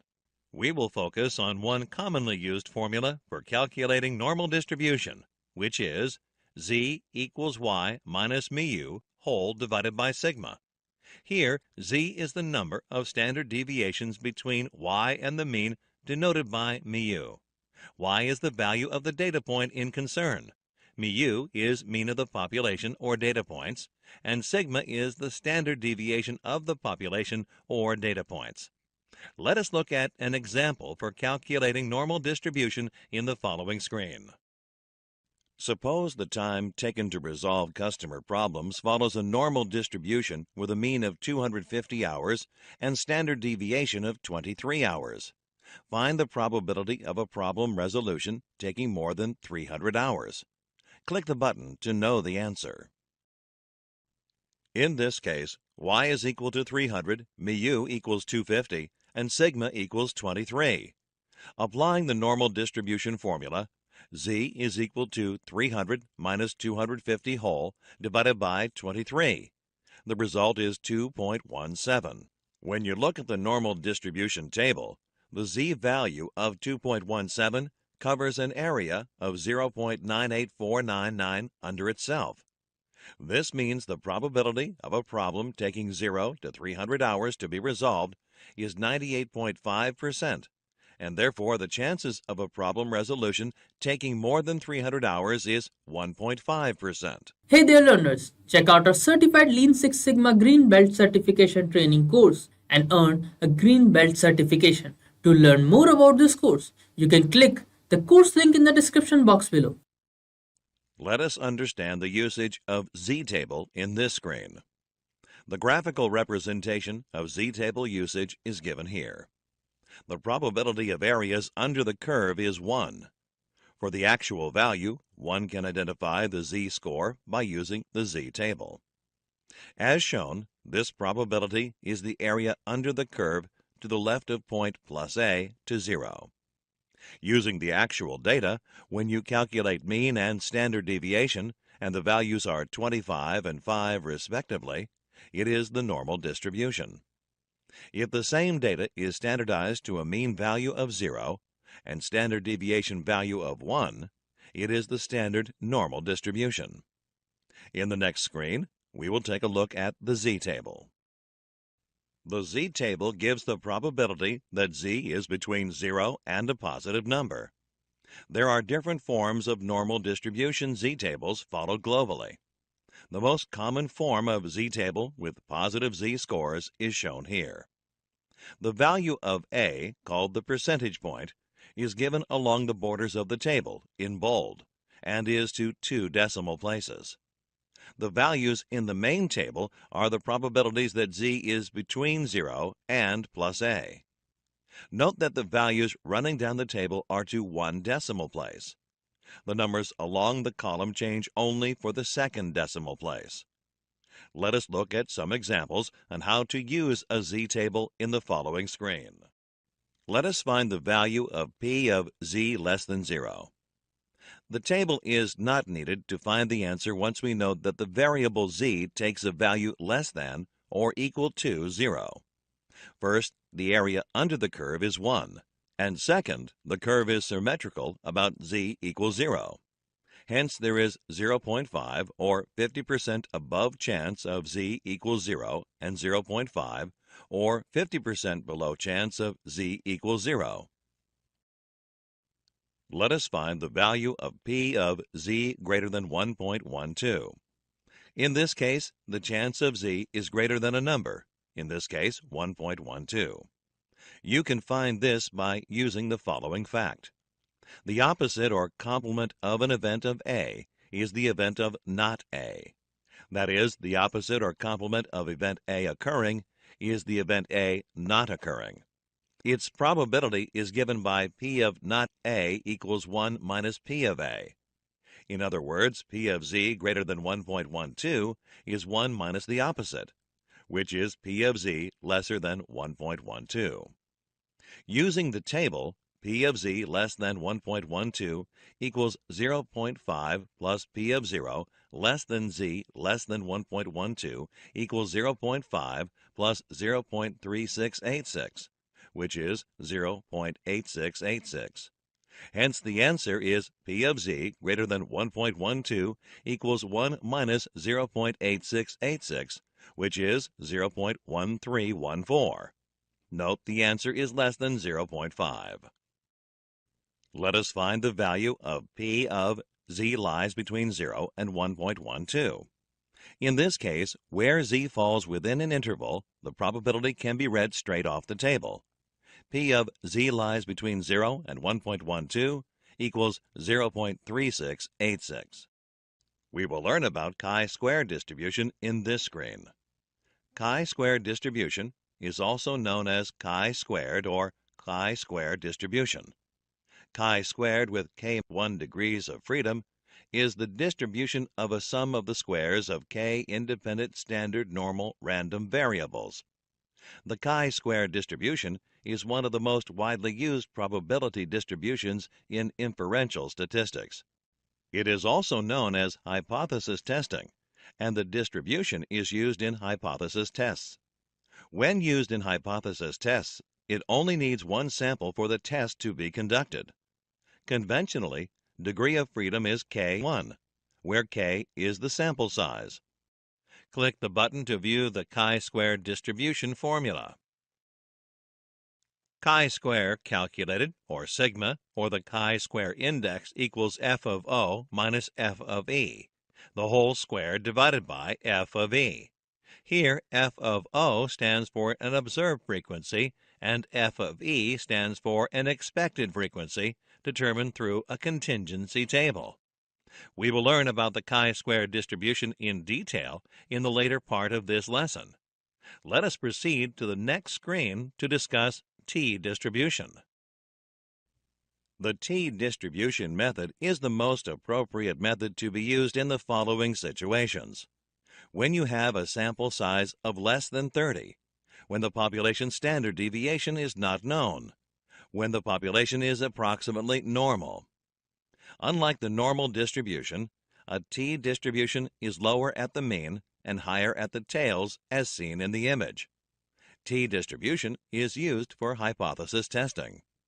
Also, as seen in the image, the t-distribution is symmetrical in shape, but flatter than the normal distribution.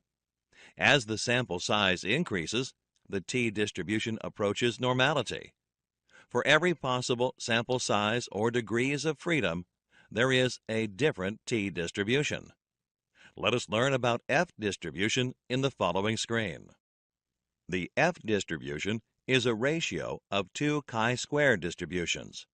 A specific f-distribution is denoted by the ratio of the degrees of freedom for the numerator chi-square and the degrees of freedom for the denominator chi-square. The f-test is performed to calculate and observe if the standard deviations or variances of two processes are significantly different. The project teams are usually concerned about reducing the process variance. As per the formula, f calculated equals s1 square divided by s2 square, where s1 and s2 are the standard deviations of the two samples. If the f calculated is 1, it implies there is no difference in the variance. If s1 is greater than s2, then the numerator must be greater than the denominator. In other words, df1 equals n1 minus 1, and df2 equals n2 minus 1. From the f-distribution table, you can easily find out the critical f-distribution at alpha and the degrees of freedom of the samples of two different processes, df1 and df2. Let us proceed to the next topic of this lesson in the following screen. In this topic, we will discuss exploratory data analysis in detail. Let us learn about multivariate studies in the following screen. Multivariate studies or multivariable studies are used to analyze variation in a process. Analyzing variation helps in investigating the stability of a process. More stable the process, less is the variation. Multivariate studies also help in identifying areas to be investigated. Finally, they help in breaking down the variation into components to make the required improvements. Multivariate studies classify variation sources into three major types: positional, cyclical, and temporal. Click each type to learn more. Positional variation occurs within a single piece or a product. Variation in pieces of a batch is also an example of positional variation. In positional variation, measurements at different locations of a piece would produce different values. Suppose a company is manufacturing a metal plate of thickness 1 inch, and the plate thickness is different at many points. It is an example of positional variation. Some of the other examples can be pallet stacking in a truck, temperature gradient in an oven, variation observed from cavity to cavity within a mold, region of a country, and line on invoice. Cyclical variation occurs when measurement differs from piece to piece or product to product, but over a short period of time. Time is important because certain measurements may change if a product, such as a hot metal sheet, is measured after a long interval. If the measurement at the same location in a piece varies with different pieces, it is an example of cyclical variation. Other examples of cyclical variations are batch-to-batch variation, lot-to-lot variation, and account activity week to week. Temporal variation occurs over a longer period of time, such as machine wear and tear, and changes in efficiency of an operator before and after lunch. Temporal variations may also be seasonal. If the range of positional variation in a piece is more in winter than in summer, it is an example of temporal variation. The variation may occur because of unfavorable working conditions in winter. Process drift, performance before and after breaks, seasonal and shift-based differences, month-to-month closings, and quarterly returns can be examples of temporal variation. We will learn about creating a multivariate chart in this screen. The outcome of multivariate studies is the multivariate chart. It depicts the type of variation in the product and helps in identifying the root cause. There are 5 major steps involved in creating a multivariate chart. They are select process and characteristics, decide sample size, create a tabulation sheet, plot the chart, and link the observed values. Click each step to learn more. The first step is to select the process and the relevant characteristics to be investigated. For example, selecting the process where the plate of 1-inch thickness is being manufactured. In this process, 4 equipment numbered 1 to 4 produce the 1-inch plates. The characteristic to be measured is the thickness of the plate, ranging from 0.95 inch to 1.05 inches. Any plate thickness outside this range is a defect. The second step is to decide the sample size and the frequency of data collection. In this example, the sample size is 5 pieces per equipment, and the frequency of collecting data is every 2 hours starting from 8 in the morning to 2 in the afternoon. Then the tabulation sheet is created where the data will be recorded. So one should measure the thickness of the plate being produced by the 4 equipment at a data collection frequency of 2 hours. The third step is to create a tabulation sheet. In this example, the tabulation sheet with data records contains the columns with time, equipment number, and thickness as headers. The fourth step is to plot the chart. In this example, a chart can be plotted with time on the x-axis and plate thickness on the y-axis. The last step is to link the observed values. In this example, the observed values can be linked by appropriate lines. We will continue to learn about creating a multivariate chart in this screen. The path to create a multivariate chart in Minitab is by selecting Stat, then Quality Tools, followed by Multivariate Chart. The multivariate chart created from the data recorded is shown here. The upper specification limit of 1.05 inches and the lower specification limit of 0.95 inches has been marked by green lines. Data outside these lines are defects. The blue dots show the positional variation. The dots are the measurements of pieces in a batch of any single equipment. The black lines join the mean of the data recorded from the equipment. The mean of the data recorded from the products of equipment number 3 is much below the similar mean of other equipment. This shows that equipment number 3 is producing more defects than the other equipment.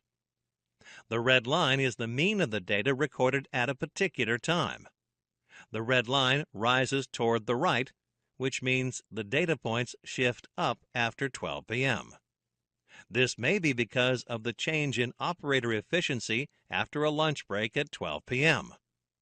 Multivariate chart helps us visually depict the variations and establish the root causes of variations. In the next screen, we will learn about simple linear correlation. Correlation means association between variables. Simple linear regression and multiple regression techniques are very important, as they help in validating the association of X with Y. The coefficient correlation shows the strength of the relationship between Y and X. To associate Y with a single X, and statistically validate the relationship, correlation is used. In Excel, use equals correl, open bracket, close bracket, function to calculate correlation coefficient. The dependent variable y may depend on many independent variables, x, but correlation is used to find the behavior of y as one of the x's changes. Correlation helps us to predict the direction of movement in values in y when x changes. Statistical significance of this movement is denoted by correlation coefficient r. It is also known as Pearson's coefficient of correlation. In any correlation, the value of the correlation coefficient is always between -1 and +1. Positive value of r denotes the direction of movement in both variables is the same. As x increases, y also increases, and vice versa. Negative value of r denotes that the direction of movement in both variables is in inverse fashion. As x increases, y decreases, and as x decreases, y increases. When the value of r is 0, it means that there is no correlation between the two variables. Higher the absolute value of r, stronger the correlation between y and x. Absolute value of a number is its value without the sign. +4 has an absolute value of 4, and -4 again has an absolute value of 4. An r value of greater than +0.85 or lesser than -0.85 indicates a strong correlation. Hence, r value of -0.95 shows a stronger correlation than the r value of -0.74. The next screen will elaborate on correlation with the help of an example and illustrations through scatter plots. The 4 graphs on the screen are scatter plots displaying 4 different levels of correlation.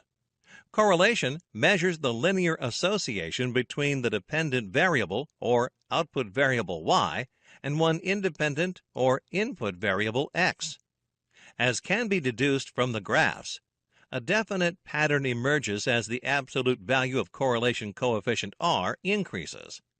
It is easy to see a pattern in r value of 0.9 and above than to see a pattern in r value of 0.07.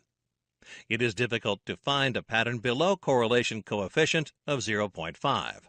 Click the Example button to know more. To understand how correlation helps, let us consider an example.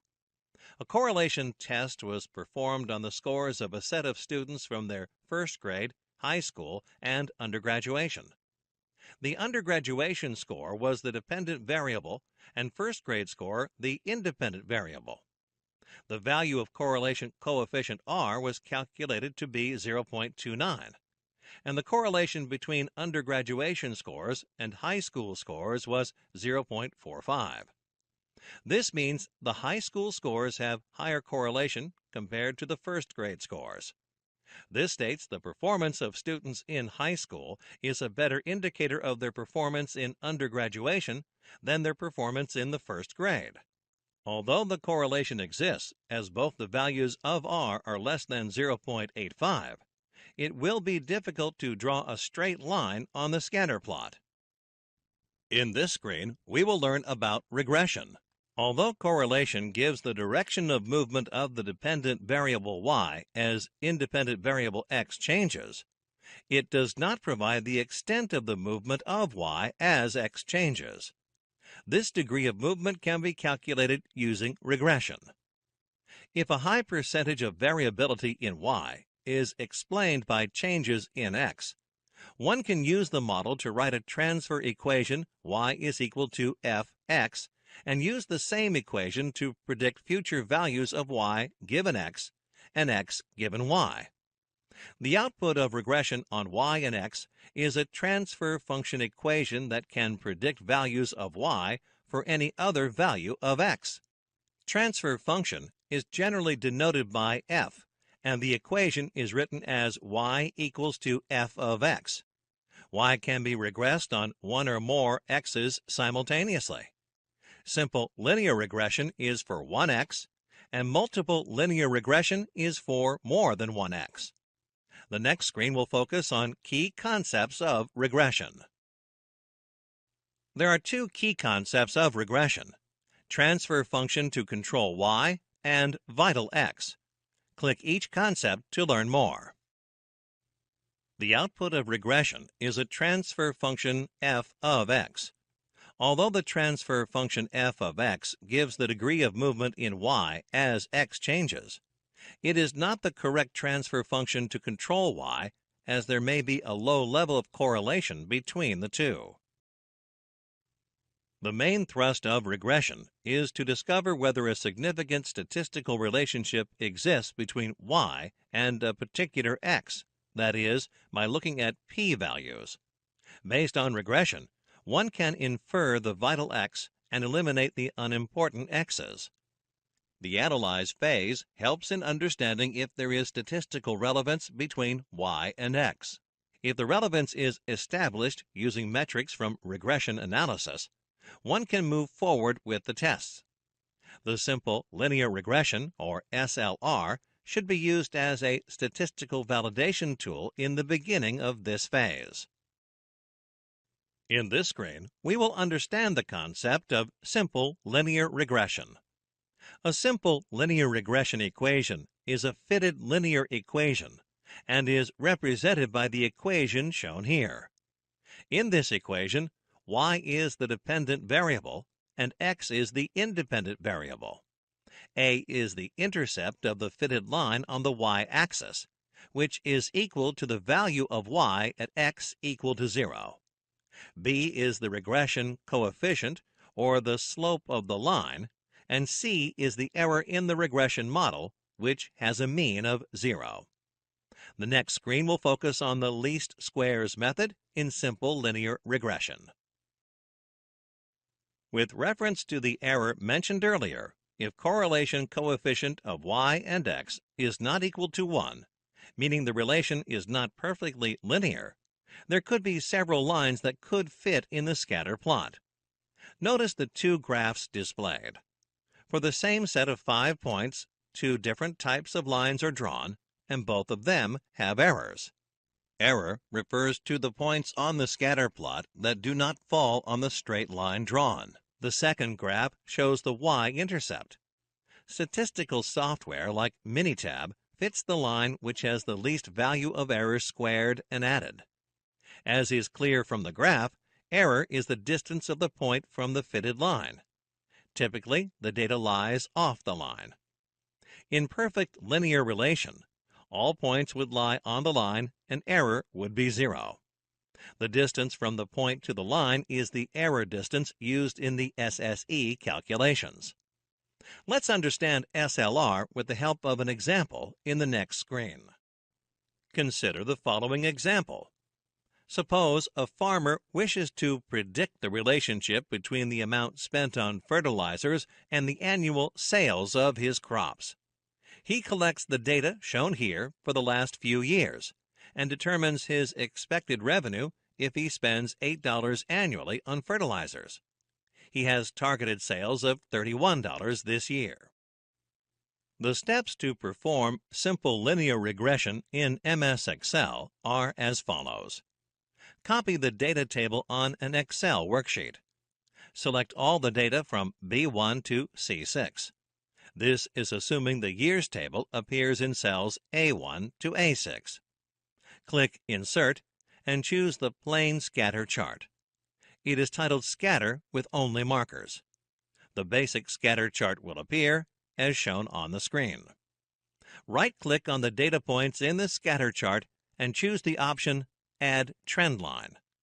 Then choose the option Linear and select the boxes titled Display R-squared value and Display Equation. A linear line will appear which is called the best fit line or the least squares line.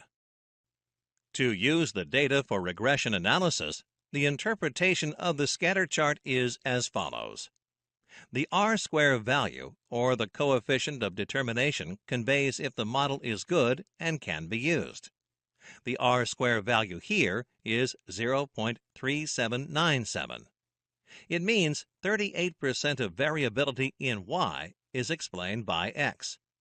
The remaining 62% variation is unexplained or due to residual factors. Other factors like rain amount and variability, sunshine, temperatures, seed type, and seed quality could be tested. The low value of r² statistically validates poor relationship between y and x. Thus, the equation presented cannot be used for further analysis. In a similar situation, one should refer to the cause and effect matrix and study the relationship between y and a different x variable.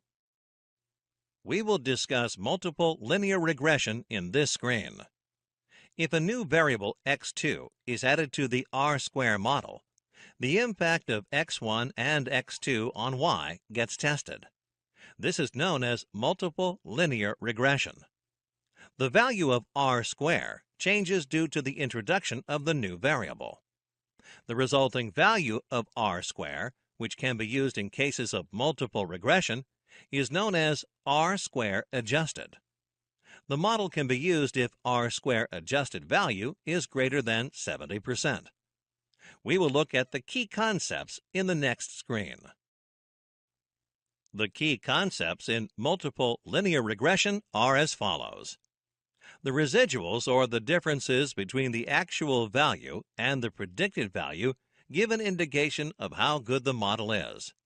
If the errors or residuals are small and predictions use x's that are within the range of the collected data, the predictions should be fine. The sum of squares total can be calculated as follows. Sum of squares total, or SST, equals the sum of squares of regression, or SSR, plus sum of squares of error, or SSE. To arrive at sum of squares of regression, SSR, use the formula SSR equals sum of squares total, or SST, minus sum of squares of error, or SSE. Since SSR is SSE subtracted from SST, value of SSE should be less than SST. R² is sum of squares of regression, or SSR, divided by sum of squares total, or SST. Calculating SST and SSE helps in determining SSR and R². To get a sense of the error in the fitted model, calculate the value of y for a given data using the fitted line equation. To check for error, take two observations of y at the same x. The most important thing to remember in regression analysis is that the obtained fitted line equation cannot be used to predict y for values of x outside the data. For example, it would not be possible to predict the amount spent on fertilizers for a forecasted sales of $15 or $60. Both data points lie outside the data set on which regression analysis is performed. If y is dependent on many x's, then simple linear regression analysis can be used to prioritize x, but it requires running separate regressions on y with each x. If an x does not explain variation in y, then it should not be explored any further. These were the interpretations of the simple linear regression equation. In the next screen, we will learn that despite a relationship being established between two variables, the change in one may not cause a change in the other. Let us discuss the difference between correlation and causation in the following screen. A regression equation denotes only a relationship between the y and the x. This does not mean that a change in one variable will cause a change in the other. If number of schools and incidents of crime in a city rise together, there may be a relationship, but no causation. The increase in both the factors could be due to a third factor, that is, population. In other words, both of them may be dependent variables to an independent variable. Consider the graphs shown on the screen. The graphs on the left show the relations between number of sneezes and incidence of death with respect to population. Both have a positive correlation. Finding a positive correlation between incidence of deaths and number of sneezes does not mean we assume sneezing is the cause of somebody's death, despite the correlation being very strong, as depicted in the graph on the right. Let us proceed to the next topic of this lesson in the following screen. In this topic, we will discuss hypothesis testing in detail. Let us learn about statistical and practical significance of hypothesis test in the following screen. The differences between a variable and its hypothesized value may be statistically significant, but may not be practical or economically meaningful. For example, based on a hypothesis test, Nutra Worldwide Inc. wants to implement a trading strategy which is proven to provide statistically significant returns. However, it does not guarantee trading on this strategy would result in economically meaningful positive returns. When the logical reasons are examined before implementation, the returns are economically significant. The returns may not be significant when statistically proven strategy is implemented directly. The returns may not be economically significant after accounting for taxes, transaction costs, and risks inherent in the strategy. Thus, there should be a practical or economic significant study before implementing any statistically significant data. The next screen will briefly focus on the conceptual differences between a null and an alternate hypothesis. The conceptual differences between a null and an alternate hypothesis are as follows. Assume the specification of the current process is itself the null hypothesis.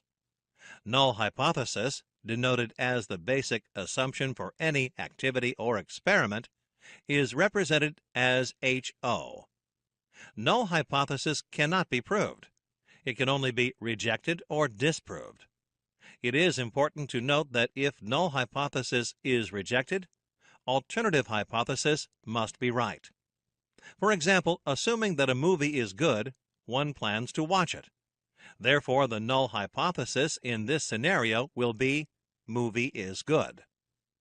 Alternative hypothesis, or HA, challenges the null hypothesis or is the converse of the null hypothesis.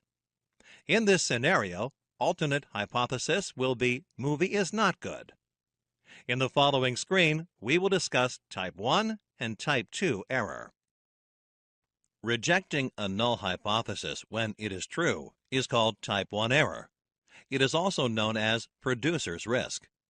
For example, the rejection of a product by the QA team when it is not defective will cause loss to the producer.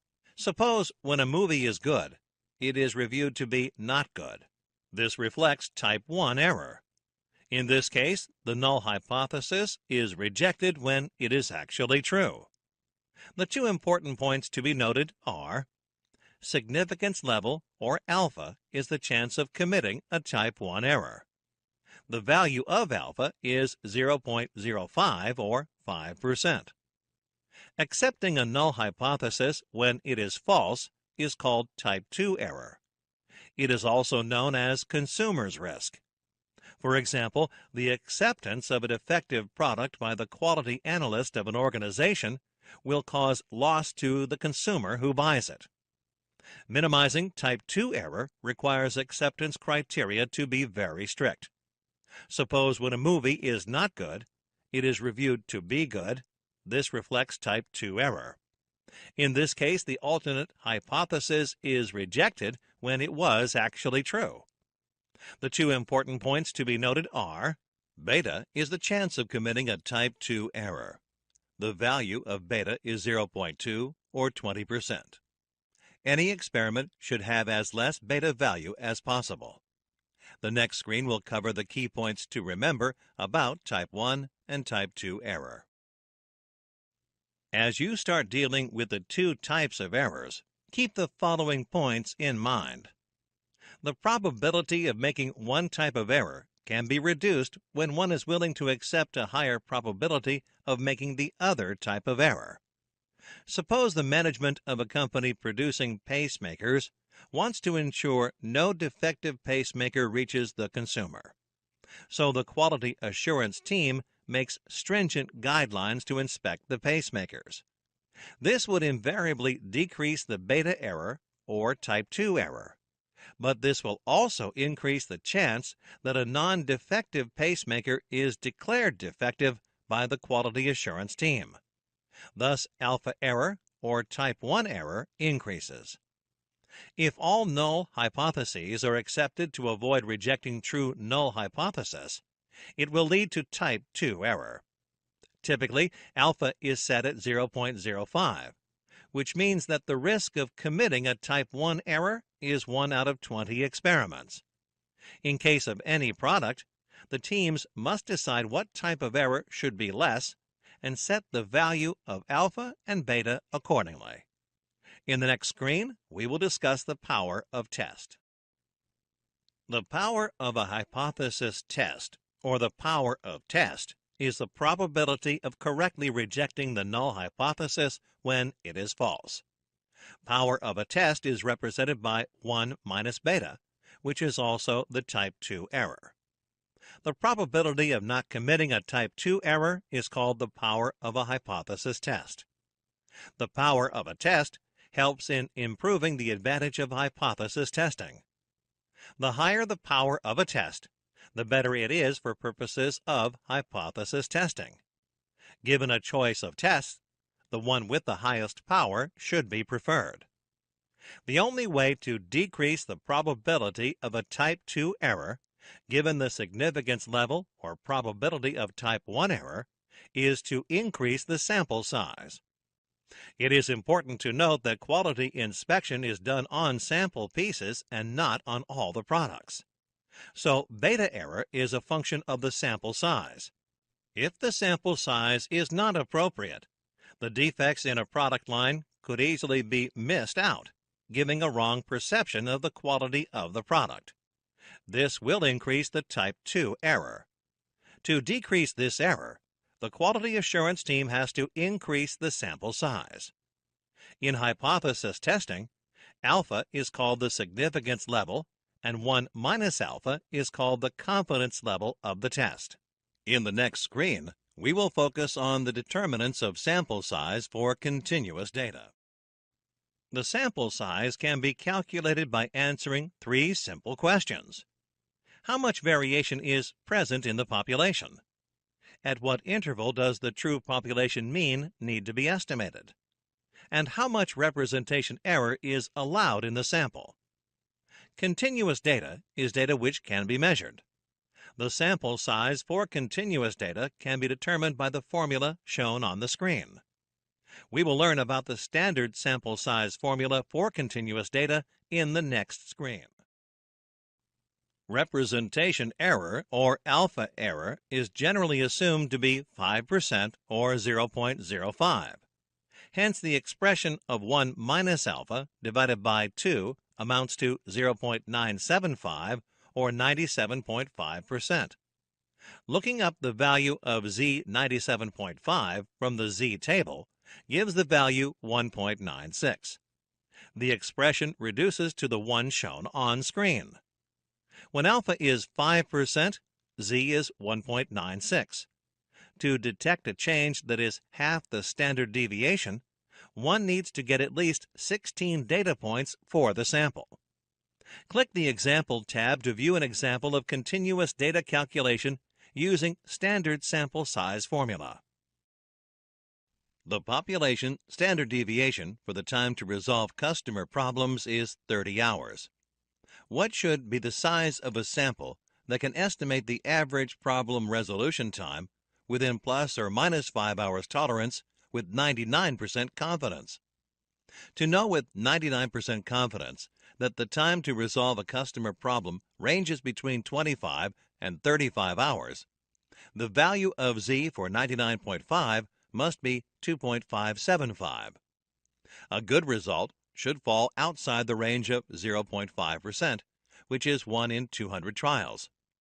It is expected that 199 out of 200 trials will confirm a proper conclusion. The calculation gives a result of 238.70. One cannot have 0.70 of a sample, so one needs to round up to the nearest integer. If there are 239 samples, the significance level is greater than 0.01, which indicates the confidence is less than 99%. Using 239 reduces alpha and increases the confidence level. The rounded up value, 239, means the expectations are being met for the confidence level of the test. We will learn about the standard sample size formula for discrete data in this screen. Like continuous data, one can find out the sample size required while dealing with discrete population. If the average population proportion non-defective is p, then population standard deviation can be calculated by using the expression shown on the screen. The expression for sample size is present. It is important to note that in this expression, the interval or tolerance is in percentage. Click the Example tab to view an example of discrete data calculation using standard sample size formula. The non-defective population proportion for pen manufacturing is 80%. What should be the sample size to draw a sample that can estimate the proportion of compliant pens within plus or minus 5% with an alpha of 5%? Consider calculating the sample size for discrete data, for which the population proportion, non-defective, is 80%, and the tolerance limit is within plus or minus 5%. Substituting the values, it is found the sample size should be 246.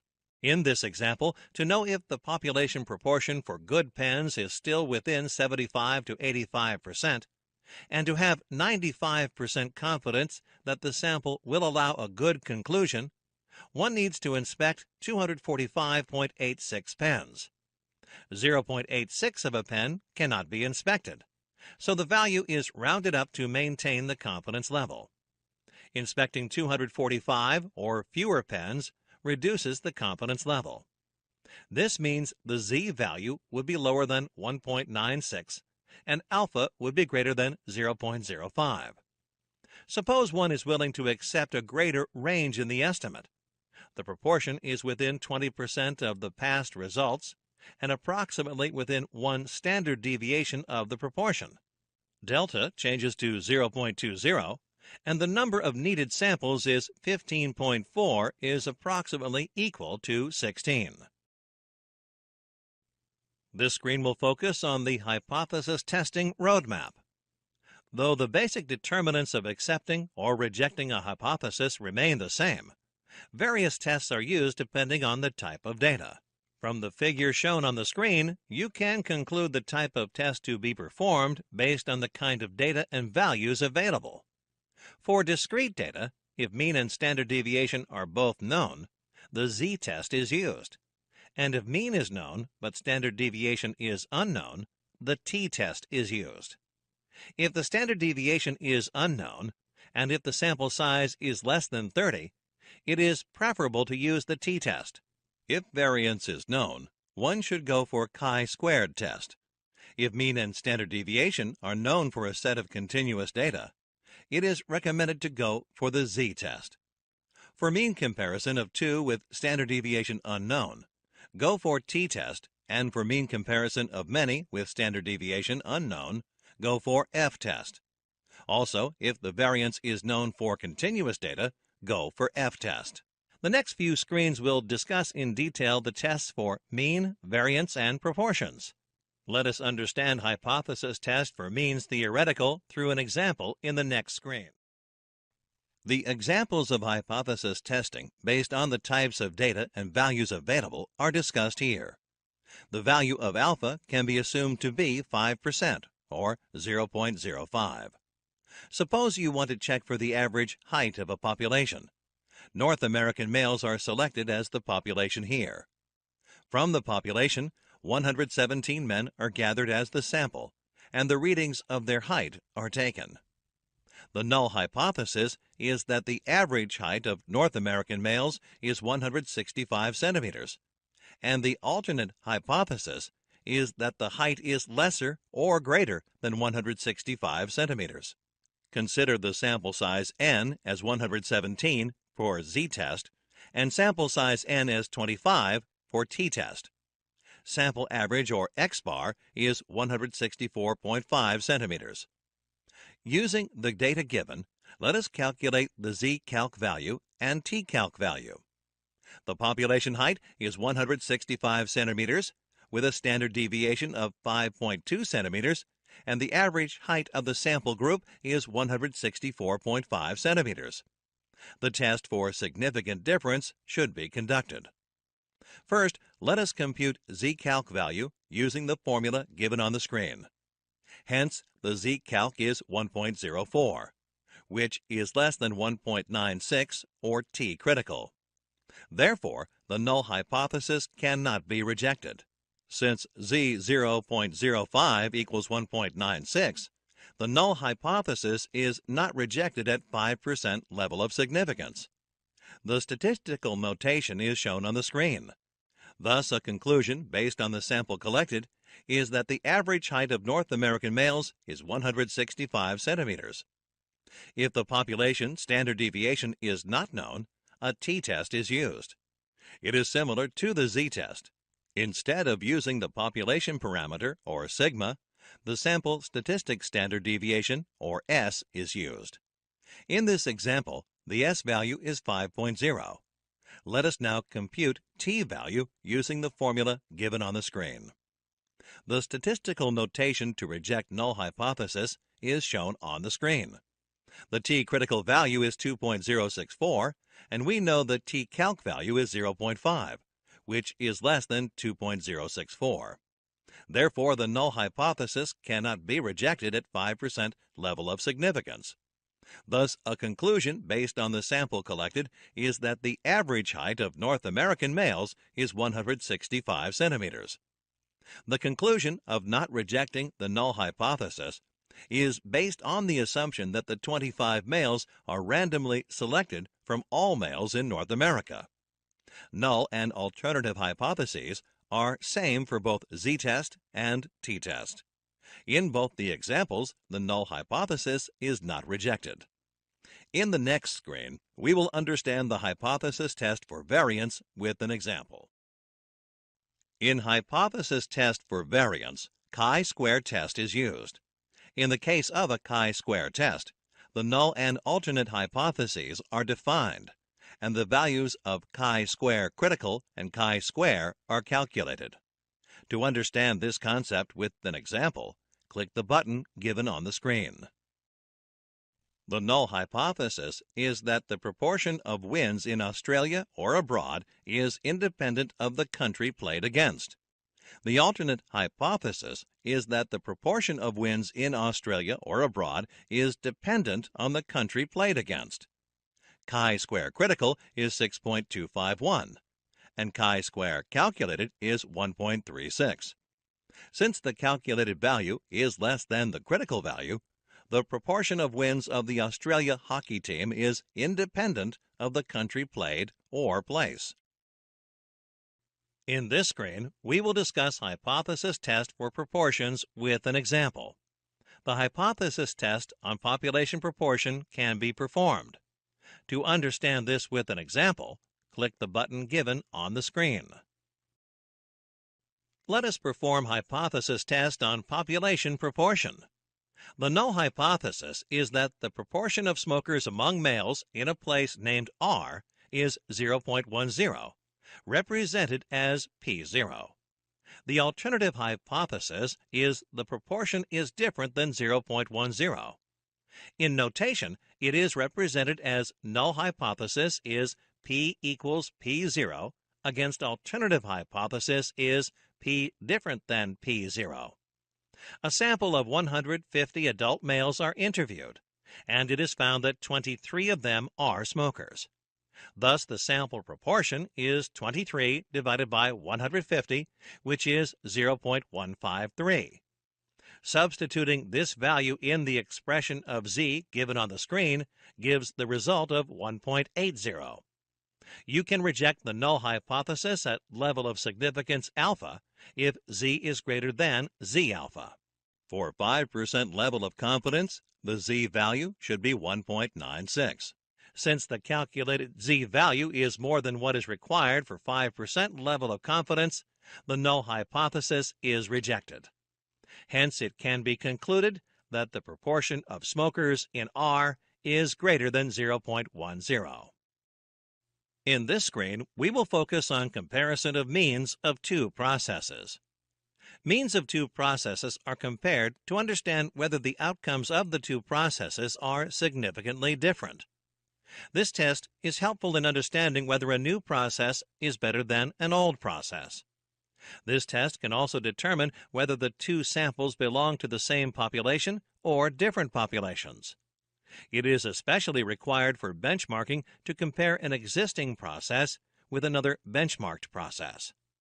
Let us proceed to the next screen to learn about the paired comparison hypothesis test for means. The example of two mean t-test with unequal variances is discussed here. Null and alternate hypotheses are defined. The average heights of men in two different sets of people are compared to see if the means are significantly different. For this test, the sample sizes, means, and variances are required to calculate the value of t. Two samples of sizes n1 of 125 and n2 of 110 are taken from the two populations. The mean value of sample size 1 is 167.3, and sample size 2 is 165.8.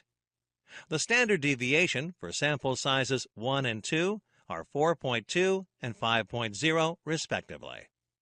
Using the formula given on the screen, the t-value is derived as 2.47. The null hypothesis is rejected if the calculated value of t is more than the required value of t. In other words, reject null hypothesis at level of significance A if computed t-value is greater than t of df A divided by 2. With a t-test, we're comparing two means and the population parameter, sigma, is unknown. Therefore, we're pooling the sample standard deviations in order to calculate t. The variances are weighted by the number of data points in each sample group. Since t223 and 0.025 equals 1.96, the null hypothesis is rejected at 5% level of significance. The test used here is known as the paired t-test and is considered a very powerful test. In the next screen, we will look into the example of the paired comparison hypothesis test for variance of f-test. It is important to understand the different types of tests through an example. Susan is trying to compare the standard deviation of two companies. According to her, the earnings of Company A are more volatile than those of Company B. She has been obtaining earnings data for the past 31 years for Company A and for the past 41 years for Company B. She finds that the sample standard deviation of Company A's earnings is $4.40, and of Company B's earnings is $3.90. Determine whether the earnings of Company A have a greater standard deviation than those of Company B at 5% level of significance. Click the button given on the screen to know the answer. Susan has the data of the earnings of the companies. Distributions rarely have the same spread or variance. When processes are improved, one of the strategies is to reduce the variation. It is important to be able to compare variances with each other. A null hypothesis would indicate no change has occurred. If it can be rejected and the variance is lower, one can claim success. The statistical notation for this example is given on the screen. Suppose one has to compare two sets of company data. Susan has looked at the earnings of two companies. She has been studying the effects of strategy, management styles, and leadership profiles on the earnings of these companies. There are significant differences in these KPIVs. She wants to know if they have an effect on the variance in the earnings. She has sample data over several decades for each company. By the given data, it can be concluded that earnings of Company A have a greater standard deviation than those of Company B.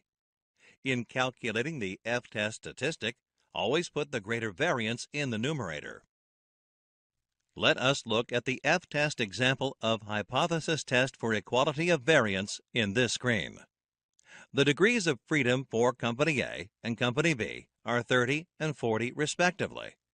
The critical value from F table equals 1.74. The null hypothesis is rejected if the F-test statistic is greater than 1.74. The calculated value of F-test statistic is 1.273, and therefore, at the 5% significance level, the null hypothesis cannot be rejected. The next screen will focus on hypothesis tests F-tests for independent groups. A restaurant which wants to explore the recent overuse of avocados suspects there is a difference between two chefs and the number of avocados used to prepare the salads. The data shown in the table is the measure of avocados in ounces. The weight of avocado slices used in salads prepared by two different chefs is to determine if one chef is using more avocados than the other. Perhaps the restaurant's expenditures on avocados is greater this month than the average of the past 12 months. This is assuming there is no change in avocado prices or the amount of avocados being used. Click the tab to learn to conduct an F-test in MS Excel. The F-test is conducted in MS Excel through the following steps. Open MS Excel, click Data, click Data Analysis. Please follow the facilitator instruction on how to install add-ins. Select F-test to sample for variances. In Variable 1 range, select the dataset for Group A and select dataset for Group B in Variable 2 range. Click OK. The screenshot of the F-test window is also shown here. In this screen, we will discuss the F-test assumptions. Before interpreting the F-test, the assumptions to be considered are null hypothesis. There is no significant statistical difference between the variances of the two groups, thus concluding any variation could be because of chance. This is common cause of variation. Alternate hypothesis. There is a significant statistical difference between the variances of the two groups, thus concluding that variations could be because of assignable causes too. This is special cause of variation. The following screen will focus on F-test interpretations. The interpretations for the conducted F-test are: from the Excel result sheet, the p-value is 0.03. If p-value is low or below 0.05, the null must be rejected.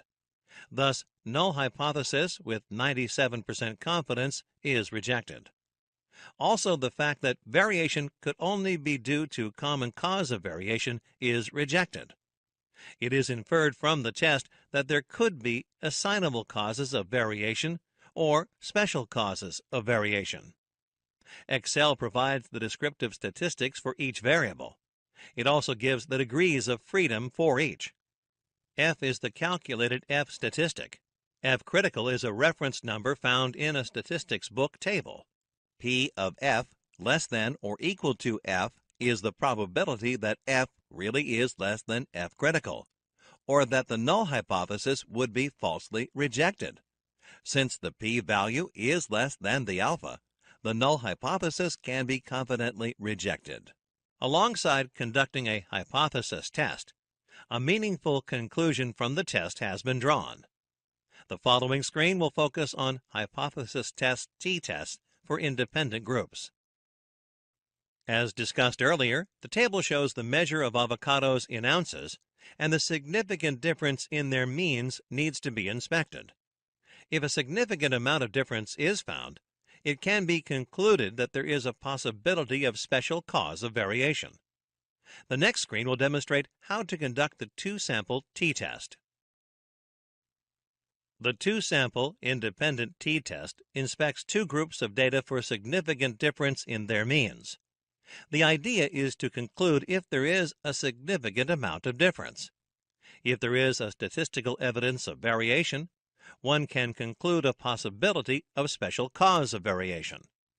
The steps for conducting a two-sample t-test are: open MS Excel, click Data, and click Data Analysis. Select two-sample independent t-test, assuming unequal variances. In Variable 1 range, select the data set for Group A, and select the data set for Group B in Variable 2 range. Keep the hypothesized mean difference as 0. Click OK. In the following screen, we will focus on two-sample independent t-test assumptions. The assumptions for a two-sample independent t-test are: null hypothesis. There is no significant statistical difference between the means of the two groups. Thus, concluding any variation could be because of chance. This is common cause of variation. Alternate hypothesis. There is a significant statistical difference between the means of the two groups. Thus, concluding that variations could be because of assignable causes too. This is special cause of variation. The null hypothesis states the mean of Group A is equal to the mean of Group B. The alternate hypothesis states that the mean of Group A is not equal to the mean of Group B. Note that alternate hypothesis tests two conditions. Mean of A is less than mean of B, and mean of A is greater than mean of B. Thus, a two-tailed probability needs to be used.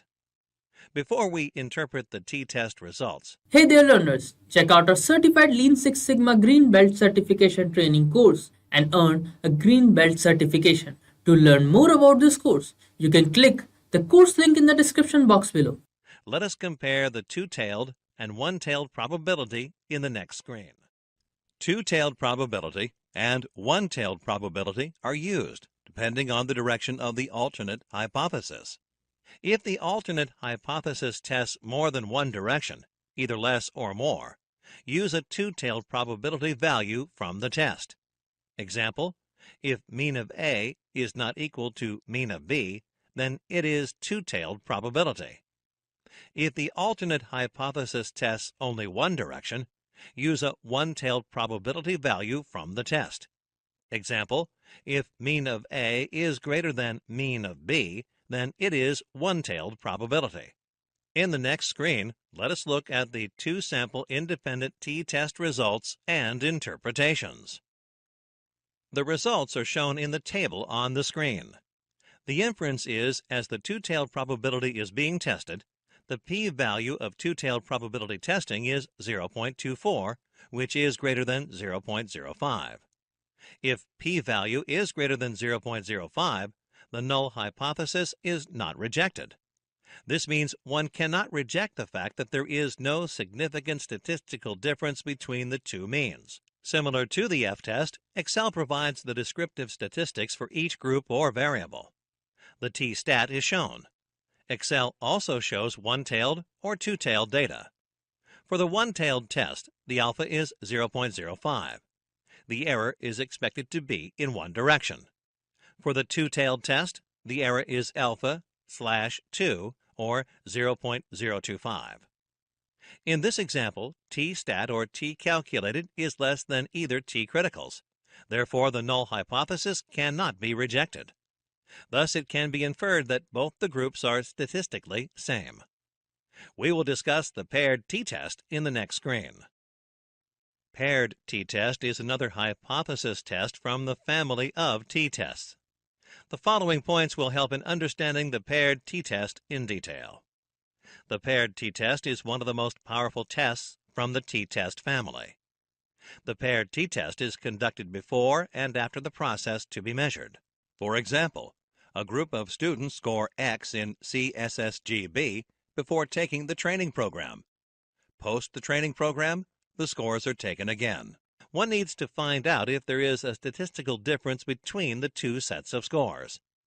If there is a significant difference, the inference could be that the training was effective. It is important to note that the paired t-test interpretation shows the effectiveness of the improvement measures. This is the main reason why paired t-tests are often used in the improve stage. Let us learn about sample variance in the following screen. Sample variance is defined as the average of the squared differences from the mean. The sample variance, that is S-square, can be used to calculate and understand the degree of variation of a sample. It can also be used in statistics. However, it cannot be used or explained directly because its value does not provide any information. To use the value, you have to first convert it into standard deviation and then combine it with the mean. Click the button to know the steps for calculating the sample variance. Step 1. Calculate the mean or average of the sample. Step 2. Subtract each of the values from the mean. Step 3. Calculate the square value of the results. Step 4. Take the average of the squared differences. Let us understand how to calculate the sample variance with the help of an example in this screen. Consider the sample of weights. The mean value is 140. When you subtract the individual values from the mean, take the square value of the results, and then take the average of the squared differences, you will get 1,936 as the sample variance. This number is not useful as it is. In order to get the standard deviation, take the square root of the sample variance. Square root of 1936 equals 44. The standard deviation, in combination with the mean, will tell you how much the majority of the people weigh. In this example, if your mean is 140 and your variance is 44, you can conclude that the majority of people weigh between 96 pounds, mean minus 44, and 184 pounds, mean plus 44. Let us proceed to the next screen that focuses on the analysis of variance, or ANOVA, which is the comparison of more than two means. A t-test is used for one sample. Two sample tests are used for comparing two means. To compare the means of more than two samples, use the ANOVA method. ANOVA stands for Analysis of Variance. ANOVA does not tell the better mean. It helps in understanding that all the sample means are not equal. The shortlisted samples based on ANOVA output can further be tested. One important aspect of ANOVA is it generalizes the t-test to include more than two samples. Performing multiple two-sample t-tests would increase the chance of committing a type 1 error. Hence, ANOVAs is useful in comparing two or more means.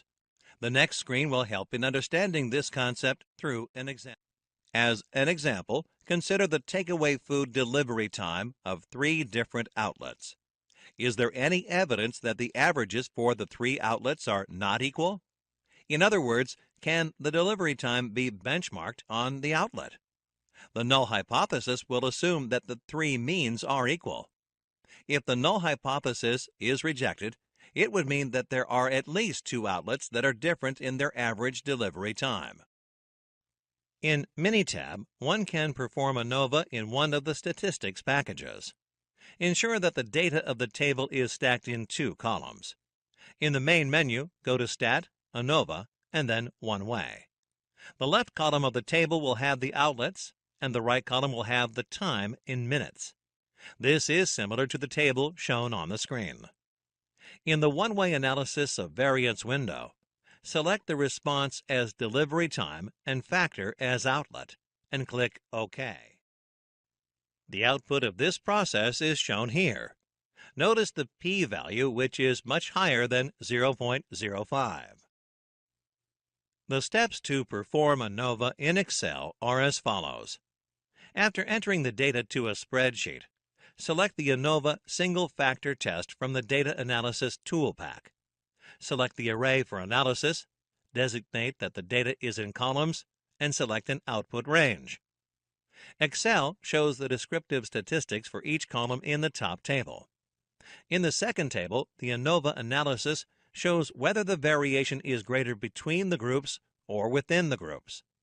It shows the sum of squares, or SS, degrees of freedom, DF, means of squares, MS, or sum of squares divided by n minus 1, or variance, the F statistic, MS between divided by MS within, p-value, and F critical from a reference table.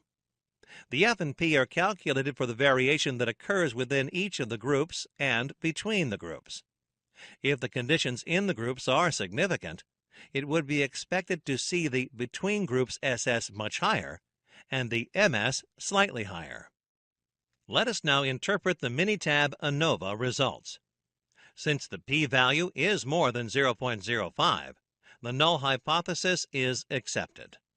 This means there is no significant difference between means of delivery time for the three outlets.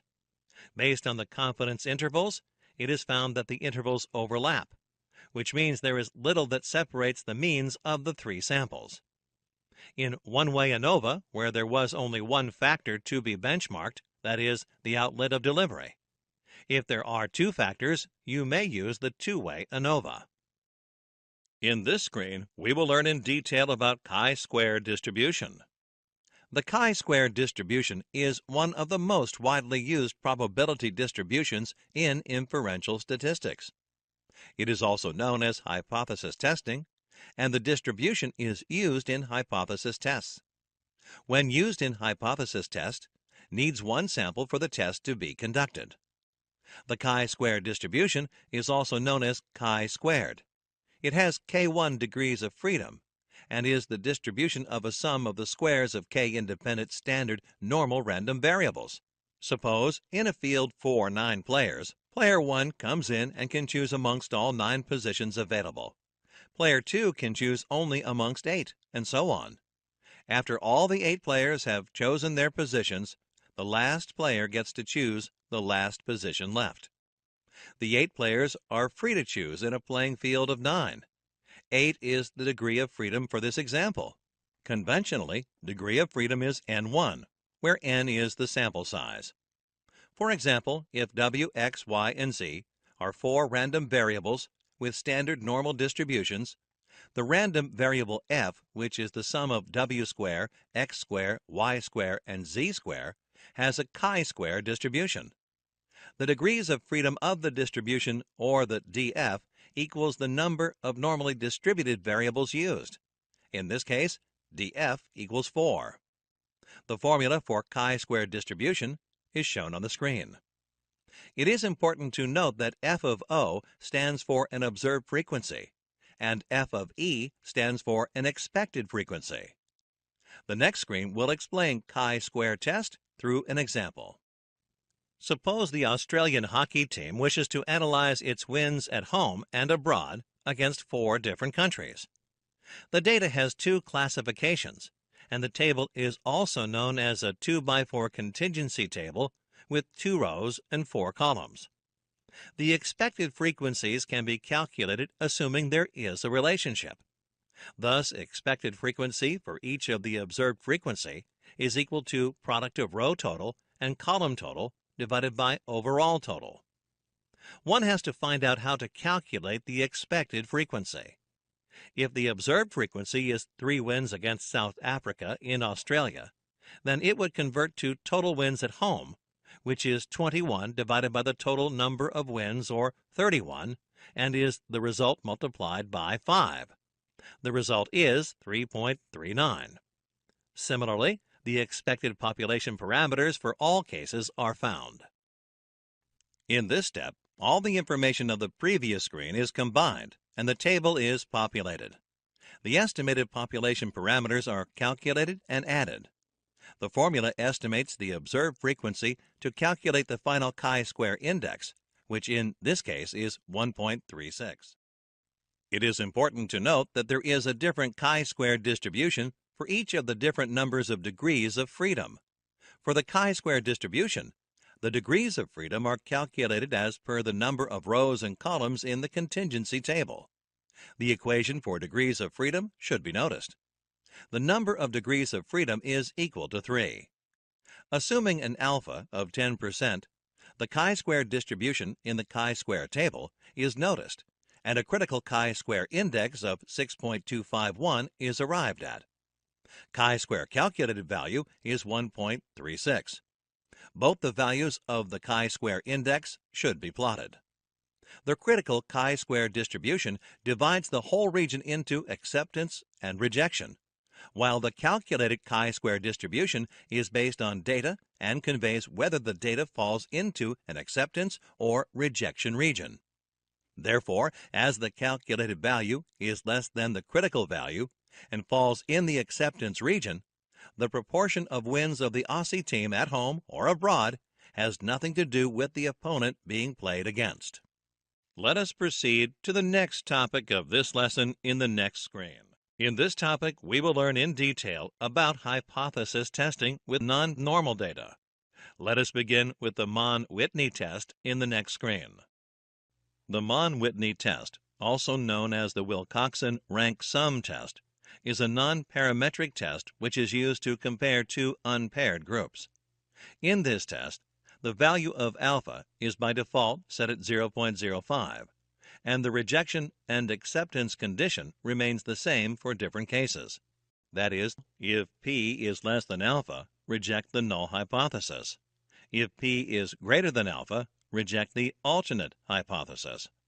The aim of this test is to rank the entire data available for each condition, and then compare the total outcome of the two ranks. Click the button to know the steps to perform the Mann-Whitney test. To perform the Mann-Whitney test, first rank all the values from low to high without paying any attention to the group to which each value belongs. The smallest number gets a rank of 1. The largest number gets a rank of n, where n is the total number of values in the two groups. If there are ties, continue to rank the values anyway, pretending they are slightly different. Then, find the average of the ranks for all the identical values and assign that rank to all these values. Continue this till all the whole number ranks have been used. Next, sort the values into two groups. These can now be used for the Mann-Whitney U-test. Summate the ranks for the observations from sample 1, and then summate the ranks in sample 2, larger group. Let us look at an example of the Mann-Whitney test in this screen. Suppose you have two sets of data, G1 and G2.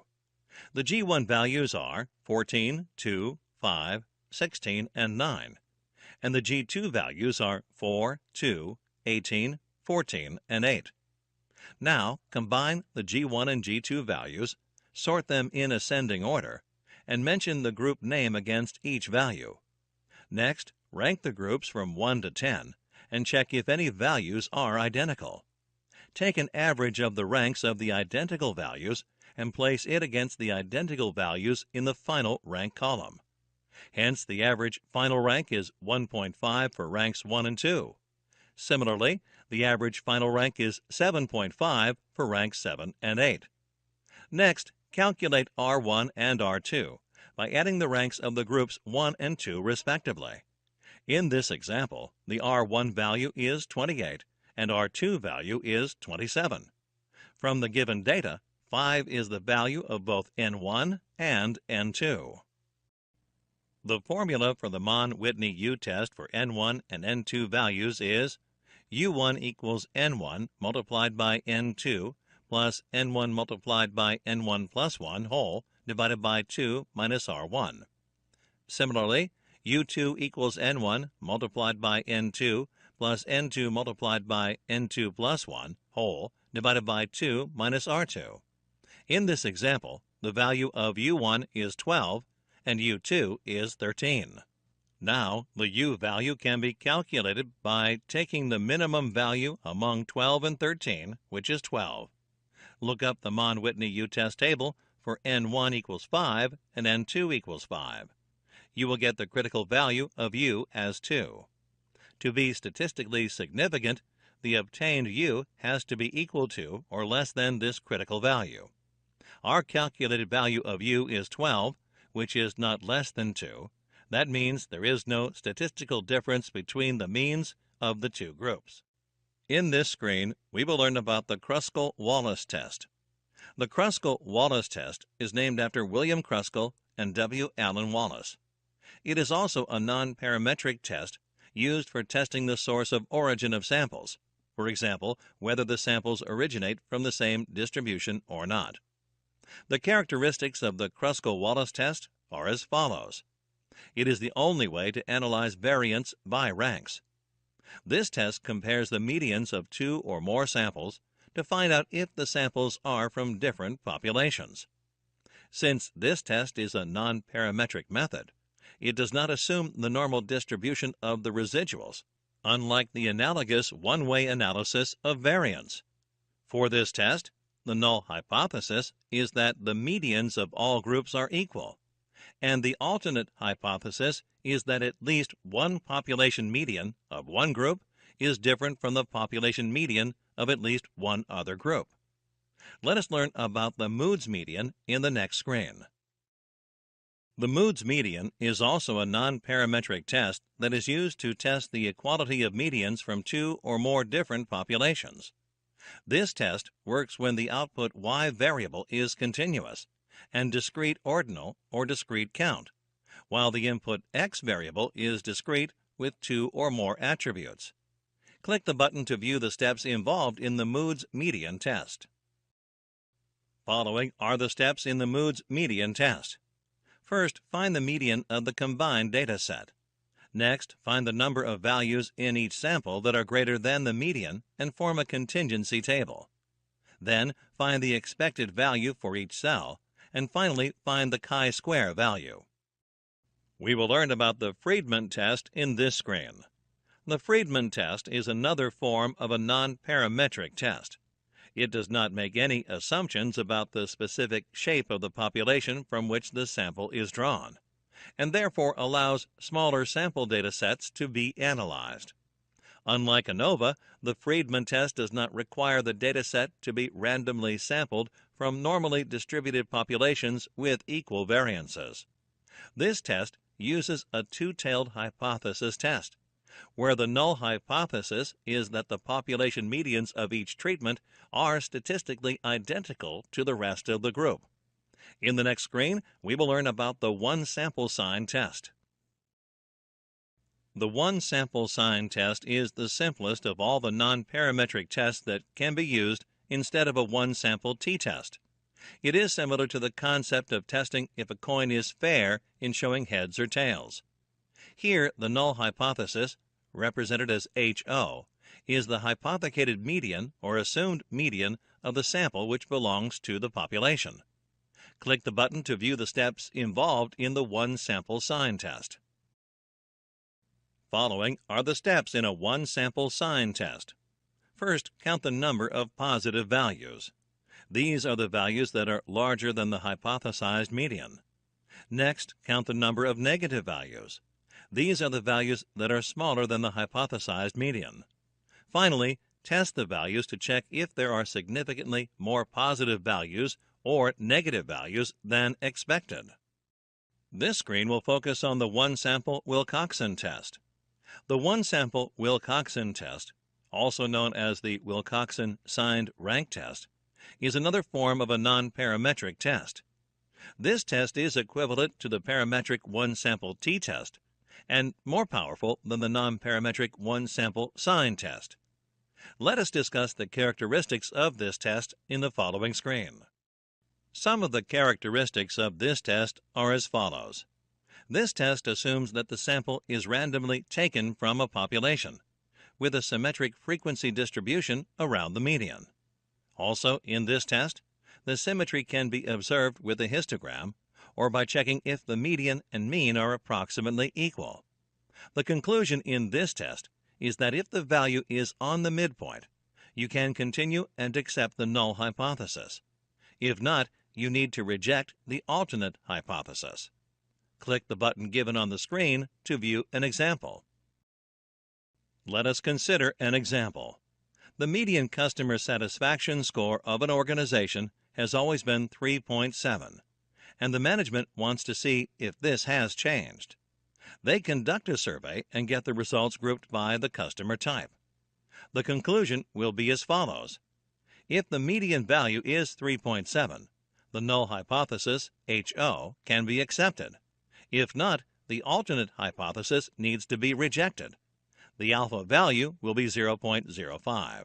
Welcome to our video on Six Sigma interview questions. We have put together a comprehensive guide to help you prepare for and ace any Six Sigma interview. If you are interested in improving your chances of securing a job in Six Sigma field, this video is for you. So why should you learn about Six Sigma interview questions? Firstly, Six Sigma is a highly sought after skill that is in demand across many industries from manufacturing to healthcare to finance. This means that if you have Six Sigma expertise, you'll have a leg up in the job market. And secondly, understanding the Six Sigma interview process can help you avoid common pitfalls and stand out from other applicants. With our video, we will prepare you for any Six Sigma interview you might encounter and help you develop the necessary skills to stand out from the competition. So whether you are looking to enhance your current skills or develop new ones, our video on Six Sigma interview questions is a must watch. The information you will learn will give you the knowledge and confidence to thrive in any Six Sigma interview and potentially open doors to a whole new world of career opportunities. So what are you waiting for? Watch our video on Six Sigma interview questions now and start preparing for your next big interview. What Six Sigma is.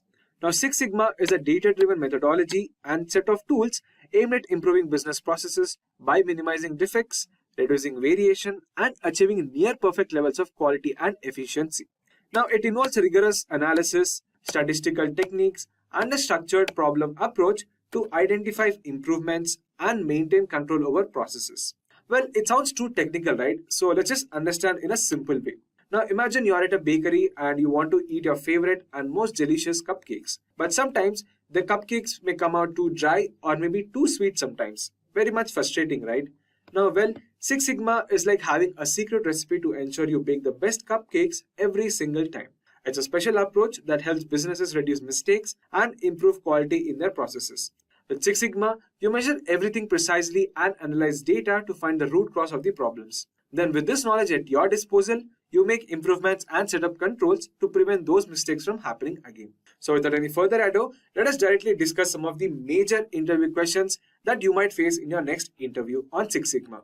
So first on the list, we have what is Six Sigma and why it is important. Now, Six Sigma is a data-driven approach and methodology for process improvement and problem solving. It is a disciplined and statistical approach to process improvement that focuses on reducing defects and variability. It utilizes various tools and techniques to identify and eliminate the root causes of the problem. So the main aim of Six Sigma is to minimize defects and variation in business processes to high levels of quality and efficiency in order to achieve them. Now the second question is, can you explain the key principles of Six Sigma? Now the key principles of Six Sigma include various methodologies like customer focus, process improvement, data-driven decision making, and teamwork. Now, customer focus means understanding and meeting customer needs and expectations. Process improvement involves systematically analyzing and enhancing business processes. Data-driven decision making emphasizes the use of statistical analysis and metrics to drive decisions. And finally, teamwork promotes collaboration and involvement of all stakeholders in process improvement efforts. Now, the next question is, what do you understand about the term DMAIC?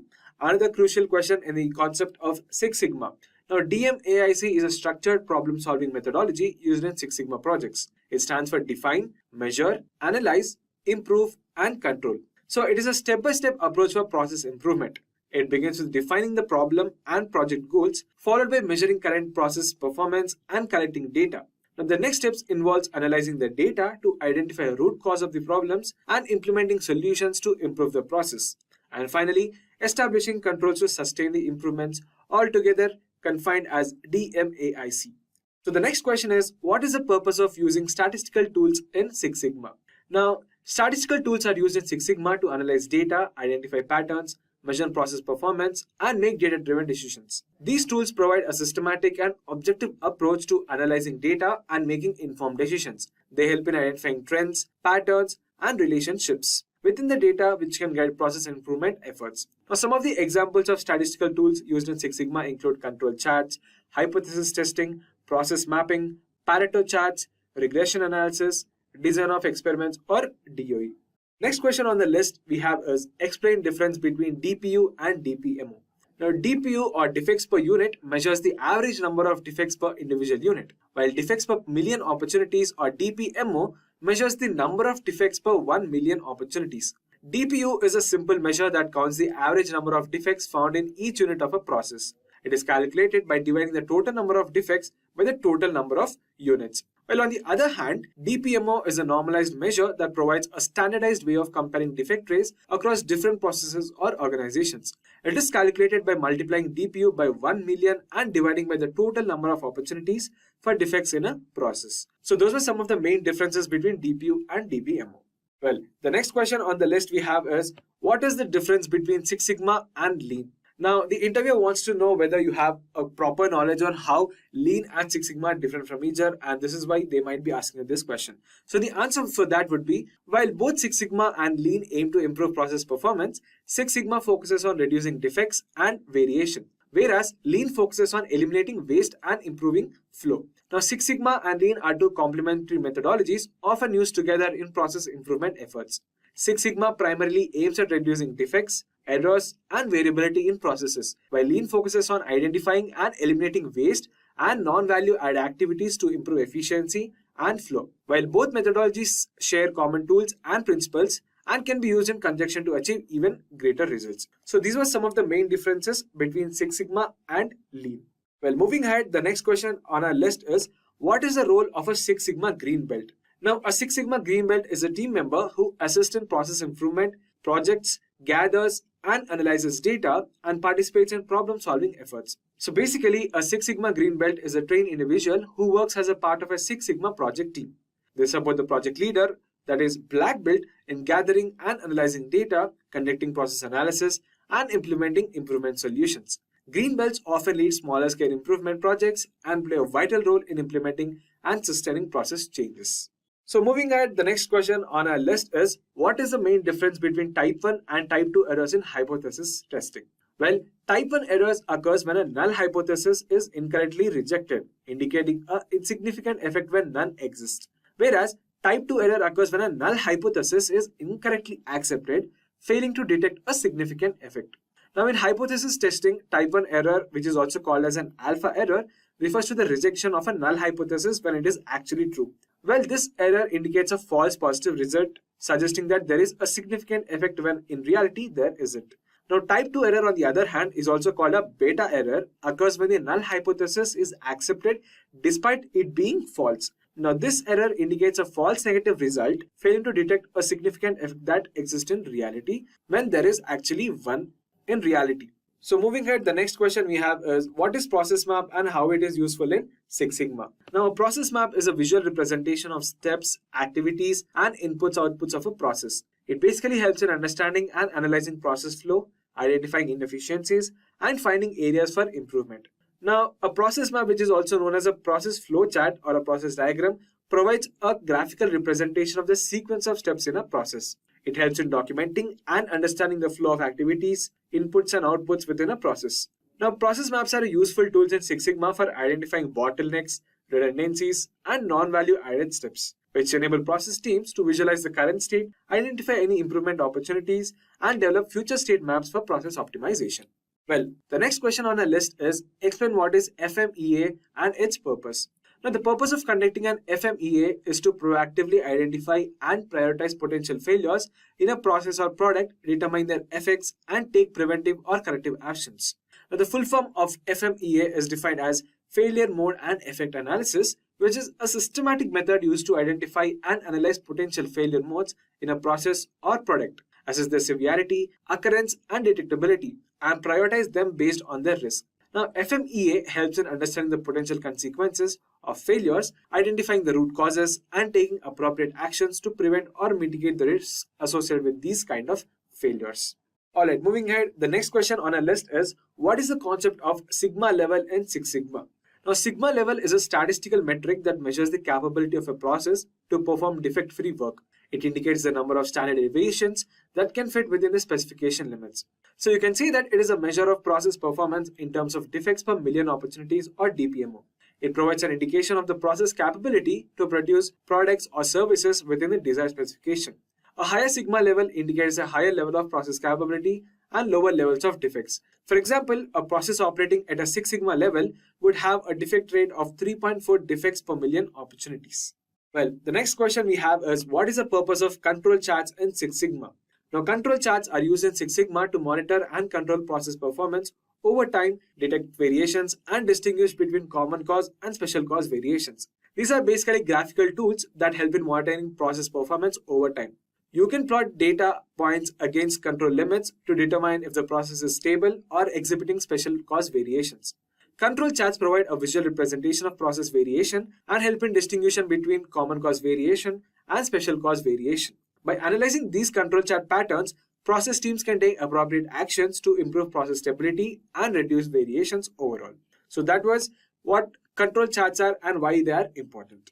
Well, the next question on our list is explain difference between attribute data and variable data. Now, attribute data is a qualitative data that describes the presence or absence of a particular characteristic or attribute, while variable data is quantitative data that can be measured on a continuous scale. Now, attribute data is collected by counting the number of occurrences or non-occurrences of a specific characteristics. It is typically represented in terms of proportions, percentages, or count values. Now, example of attribute data include number of defects, presence of absence of special features, or the number of non-conformances. While on the other hand, variable data is collected by taking measurements on a continuous scale. Now, some of the examples of variable data include length, weight, or temperature. Variable data is typically analyzed using numerical values, such as calculating means, ranges, and standard deviations using some parametric statistical methods. So these were some of the main differences between attribute data and variable data. So moving ahead, the next question is, what is the purpose of conducting a process capability analysis? Now, the purpose of conducting a process capability analysis is to assess whether a process is capable of producing outputs that meet customer requirements and specifications. Now, process capability analysis is performed to determine if a process is capable of consistently meeting the customer specifications. By calculating process capability indices such as CP and CPK, which is very important in terms of conducting a process capability analysis. Now, CPK, which is also known as Process Capability Index, measures how well a process is able to consistently produce output within the desired specifications. It helps determine if a process is capable of meeting customer requirements. Process teams can assess whether the process is capable of producing within specification limits. Overall, process capability analysis helps in understanding the level of variation in the process and identify areas for improvement to achieve desired levels of quality. And finally on the list, we have what is the concept of Design for Six Sigma or DFSS. Now, Design for Six Sigma or DFSS is a methodology used to develop new products, services, or processes within a focus of meeting customer requirements and achieving high levels of quality and performance. It is a proactive approach to product or process development that emphasizes meeting customer needs and achieving high levels of quality from the outset. It utilizes various tools and techniques such as QFD, quality function deployment, robust design, and risk analysis to ensure the customer requirements are effectively translated into product or process specifications. DFSS aims to design products or processes that are inherently defect-free and capable of meeting customer requirements and expectations, thereby reducing the need for subsequent process improvement efforts. So these are some of the main or top questions that might be asked in your next Six Sigma interview questions. Now, apart from this, you might be asked some generic questions as well. So let us discuss them, what they are. Now, you might be asked this question, which is how can you ensure the sustainability of Six Sigma improvements?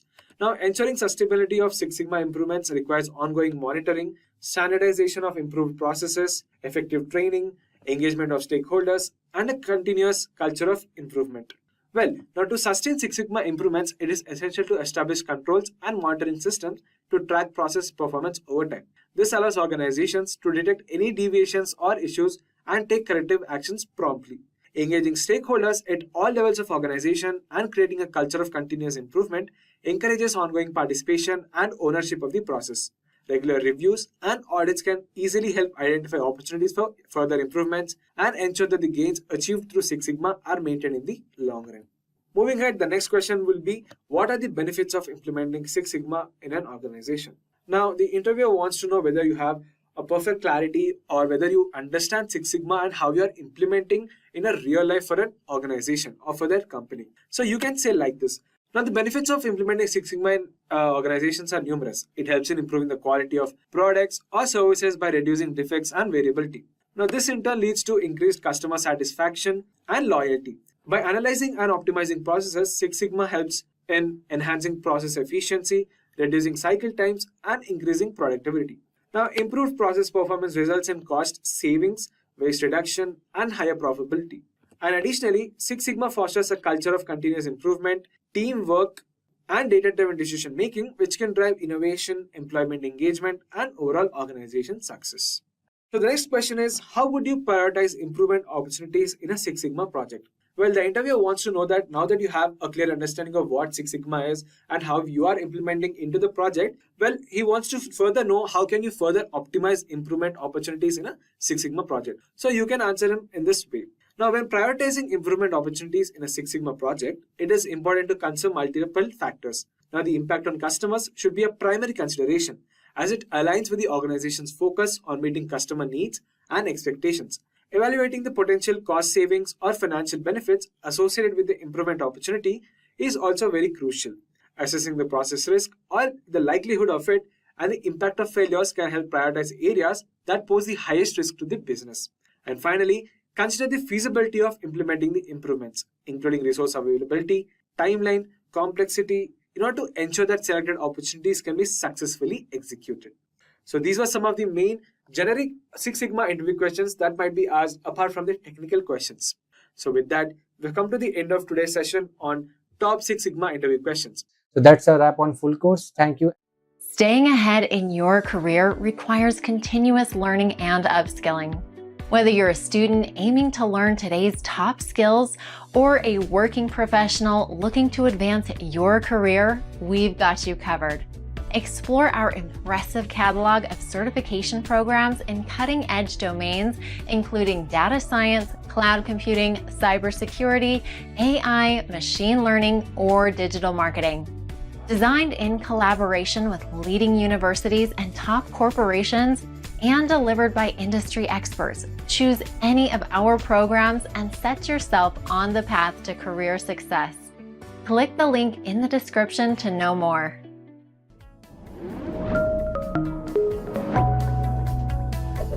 Hi there, if you like this video, subscribe to the Simplilearn YouTube channel and click here to watch similar videos. To nerd up and get certified, click here.